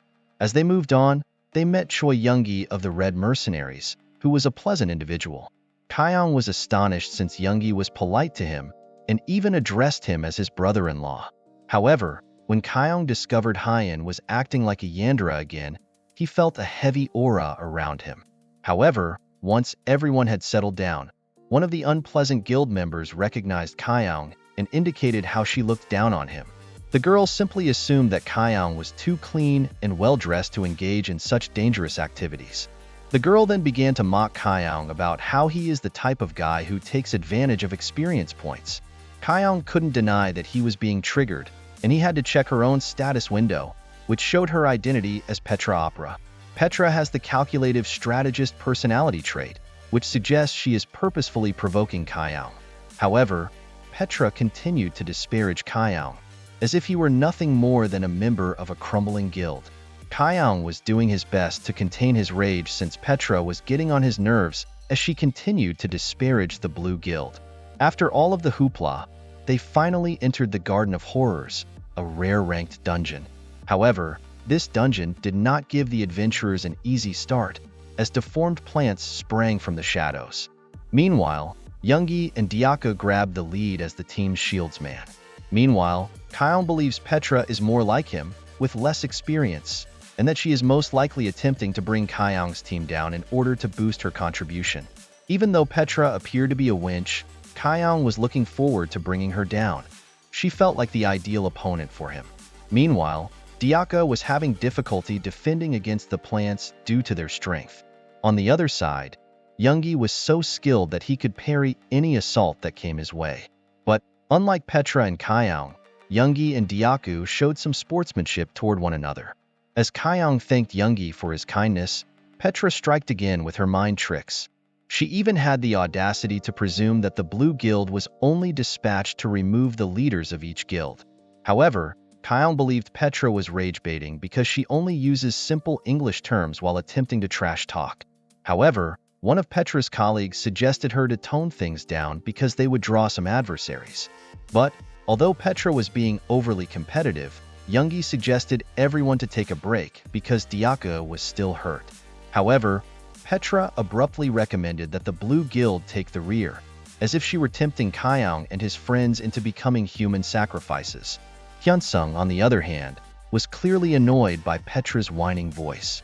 Nonetheless, Kyung wanted to help, as he handed Yoongi some medicines he manufactured as a treat for assisting them. Kyung simply stated that he wanted to express his gratitude by giving them the potions he made, which are far superior than what they buy in stores.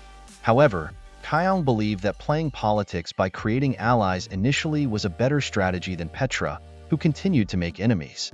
Yoongi was so appreciative that he realized why Hira regarded Kyung as a kind-hearted man. However, Hira enjoys playing around, spreading rumors that Kyung saved her from insanity back on Earth, as if they were in a conventional romance show. However, Kyung believed that his political plot would be easier because Yoongi is the type of person who admires someone with a meaningful narrative. Later, Kyung resolved to have a heart-to-heart with Yoongi. Yoongi had a soft place for Kyung and was anxious to find out what was hurting him. Yoongi, who had been so nice, was inquisitive, as if he wanted to be a true friend to Kyung and hear him out. But, in order to gain Kyung's trust, Yoongi instantly confessed that Hira had instructed him to guard him. Since Kyung received the desired response, he once again played the victim and created a fictitious scenario in which Petra called Hira names. Yoongi was astonished, but Kyung wanted to make sure Petra was depicted as the evil one. So he made up a tale in which Petra said that Hira had hired the Blue Guild to assassinate everyone. Kyung cried crocodile tears, yet he also maintained an empathic appearance. However, his plan worked because Yoongi appeared to be upset with Petra. On the other hand, Kyung was overjoyed to see Yoongi's genuine loyalty to Hira. Later on, Kyung continued to act friendly until he became friends with the Sorcerer's Guild. However, Petra advised Kyung to cease being so friendly, believing that Kyung was jeopardizing their dungeon business. Since Kyung opted to ignore her, Petra maintained her conviction that Kyung is simply slowing the entire squad. But this time, Kyung decided to fight back by just taunting her and being completely dumb. Petra was so triggered that she felt compelled to trash Kyung, but she was captured by reporters who witnessed her losing herself. But Petra had no idea that she had fallen for Kyung's trap the moment she named Hira in front of Yoongi.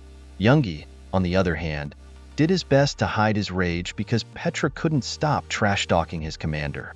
But Kyung can't stop chuckling because Petra made a huge fool of herself by threatening him. But this time, Kyung decided to finally get on Petra's nerves by telling her that he now understands why she was assigned to their present task. He then approached Petra, whispering that she was just sent away because the Black Swans wanted her gone. Kyung began taunting Petra, claiming that she is a useless member who will bring dishonor to the Black Swans. Kyung also underlined that Petra's underlings who accompanied her could be the Black Swan spy sent to eliminate Petra once the task was complete. Petra had had enough, but Kyung still wanted to boost his ego by seeing Petra go insane. But, at that moment, Kyung wanted to assure Petra that Hira isn't the only one who has his back, until someone suddenly grabbed Petra's arm, taking her by surprise. Hyunsung rushed into the scene and advised Kyung that he shouldn't apologize. All Hyunsung had to do on that spot was hold Petra, who was immediately intimidated by his presence, until Petra blushed as a large crowd decided to participate in the uproar. Petra suddenly realized that Kyung had so many allies who admired him and would support him at any time. Kyung acted as if Petra had damaged his delicate personality, but deep down he wanted to educate her that this is why they should behave well. To top it off, Kyung revealed that Petra had requested him to stop being overly nice with everyone, which humiliated her. Meanwhile, the reporters became so preoccupied that they were unable to draw the proper anatomy of everyone in the room. Petra tried to persuade the reporters that she was the true victim, but they were all fixated on Hyunsung's gorgeous face. Seeing how the press reacted, he was relieved that they appeared to be friendly with his party, particularly Hyunsung. Kyung unexpectedly performed a fan service for the reporters, as if the Blue Guild always has a heartwarming brotherhood. However, one of the reporters had reservations and thought Kyung appeared to be manipulating, and he was curious about his true motives. Going back to Petra, Hyunsung released go of her arm and stressed that Kyung had done nothing wrong. Hyunsung chastised her for overstepping her authority and advised her to address any issues immediately to him. Meanwhile, Yoongi and the girl from the Sorcerer's Guild defended Kyung, accusing Petra of being the real reason for their slowdown. Petra, on the other hand, attempted to gain public sympathy, but ended up disparaging the Blue Guild as if they were not a normal party. Yoongi eventually debunked Petra by exposing her lack of interest in their conflicts. Yoongi even mentioned that the Blue Guild accomplished the most of the job with Hyun's wizardry, Hyun-sung's swordsmanship, and Hee-young's healing powers. Meanwhile, Kyeong was greatly moved by Yoongi's defense of the Blue Guild's name, which had carried them through their entire raid experience. Finally, Petra had no choice but to apologize because no one in the room agreed with her. Kyeong, on the other hand, believed that Petra shouldn't be a politician since she makes people dislike her so easily. Even still, Kyeong wanted Petra could leave the dungeon with a companion at her side, like what he had. However, as they all continued with the raid, Hyun-sung called his buddy's attention and apologized to them. However, Kyeong explained that Hyun-sung should not apologize because they all contributed to the mission's goal of learning. However, Hyun-sung felt horrible since Kyeong was being regarded as inferior, but Kyeong didn't mind. And now that everything has been settled, Hyun-sung has decided to demonstrate his abilities. He believed that everything would change in the next few seconds as they moved through the dungeon. Hyun-sung's pals were startled because he appeared so determined. Kyeong assumed that now was the time for Hyun-sung to demonstrate his true power. Kyeong envisaged himself in a fantasy universe as the master manipulator, while Petra is also portrayed as a wicked character in his mind.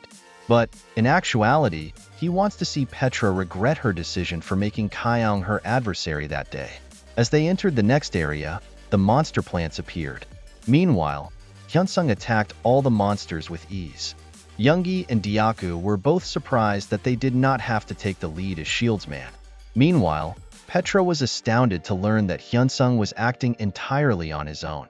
However, Petra expected him to make more mistakes to prove a point. Meanwhile, Yeri demonstrated her archery talents by precisely hitting all of the creatures in front of her. While Hyun-sung was expertly guiding his team, Kyeong was pleased to see that the Blue Guild was pulling ahead of the Black Swans. Meanwhile, Kyeong and Hyun agreed to combine their strength attributes, wind and flames. As their magical powers combined, they resembled a charming lovey-dovey couple. However, Deoku noticed more monsters approaching them and is unwilling to back down. And with that, Hyun-sung led his troops and instructed Deoku to take the rears. He also summoned Yoongi and directed them to lure the small monsters towards the boss monster. Meanwhile, Kyeong was very pleased of Hyun-sung for acting like a great leader while everything was moving smoothly. But while he observes Petra, he appreciates how she was thoroughly duped into underestimating the Blue Guild after Hyun-sung chose to show off. Kyeong believed Petra was already being humiliated because the novices were heading the first excursion they joined. He was only delighted that Petra's sabotage plan would never work on his pals. However, one of the reporters kept a careful eye on Kyeong. He quickly notes in his journal that Kyeong appeared to be taking advantage of Petra, who was in a vulnerable position. However, the reporters felt compelled to hurry because they were in a risky area. They cautioned each other to move fast since the monsters had opted to attack them directly, stomping on and leaving the reporter's journal behind. Returning to the battlefield, Hyun-sung served as a voiceover instructor, advising Deoku on how to fight. Finally, Hyun-sung instructed Deoku to hit the monster with his shield. Deoku and Yoongi gathered the little monsters and led them to the boss monster, just as Hyun-sung had instructed. However, Hyun-sung was warned by his pals to be cautious because the boss monster appeared to be poisonous. But Hyun-sung assures them that he can defeat the boss monster in no time.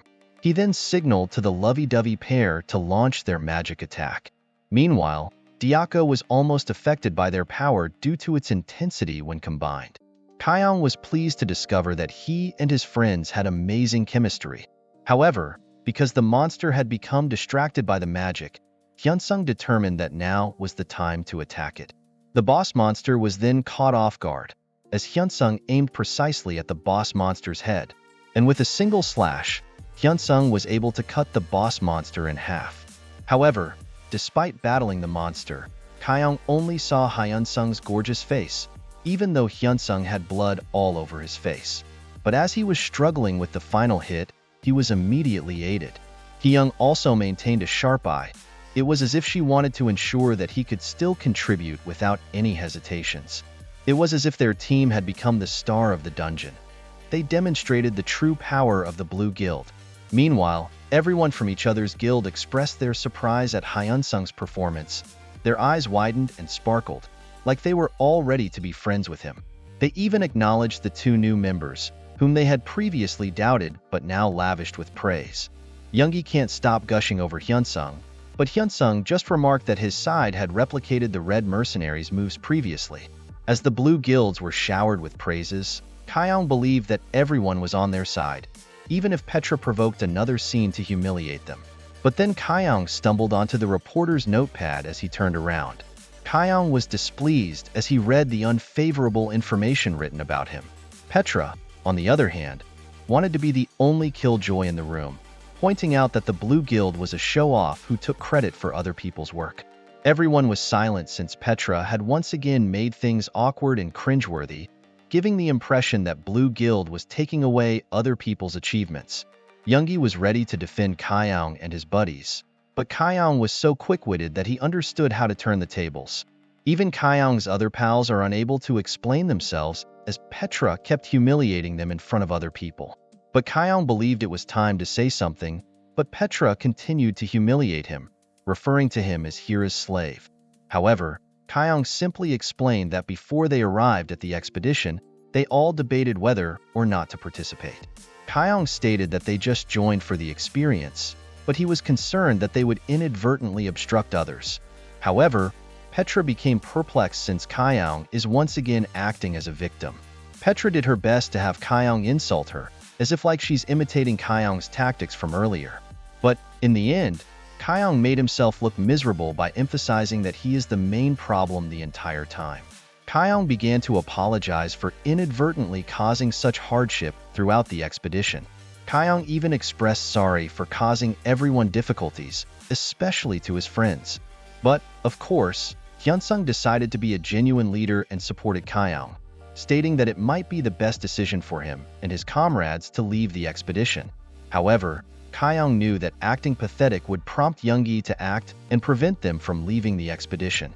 And now the tables had turned, with Yoongi, being the expedition's leader, decided that it was best if Petra leaves the expedition. Of course, Petra didn't take that well and began insulting the Red Mercenaries as well. Kyung, on the other hand, understood that in order to be the master manipulator, he needed to play the victim in front of them. All Kyung had to do was set a small amount of bait in the right place and right time, and everything would happen as planned, while Petra was losing herself. However, Yoongi had had enough and struck the wall behind her to tell her that she was going too far.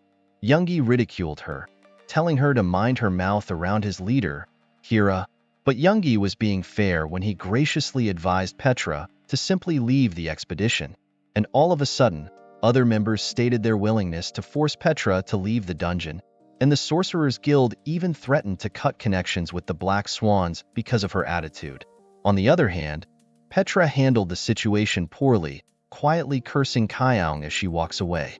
Kyung, on the other hand, was overjoyed to see Petra ousted, all for playing the victim role. Instead of simply just walking out, Petra chose to make a commotion by instructing the reporters to portray her as the true victim, and that the Red Mercenaries and Blue Guild targeted her. Later on, the squad finished their duty in the rare rank dungeon, even clearing it peacefully after the Black Swans fled. Even though Petra was already out of the picture, Kyung made sure he left a good impression by asking Yoongi to give Petra and the Black Swans some credit. However, Kyung also planned to charge Petra some consolation money, which could lead the Black Swans to completely blame Petra. Meanwhile, Kyung determined to deal with the reporter who had spotted his deceitful ways and is attempting to expose him. Fortunately, Kyung found the reporter, but instead of confronting him, he felt it would be best if the reporter became an ally rather than an opponent. Thank you for watching. If you enjoyed the video, give it a thumbs up, leave a comment, and subscribe. And if you'd like to contribute further, you can now buy me a coffee. Every little bit helps in creating more quality content for you. Just click the Buy Me a Coffee link in the description below. And don't forget to hit the notification bell so you never miss a new video.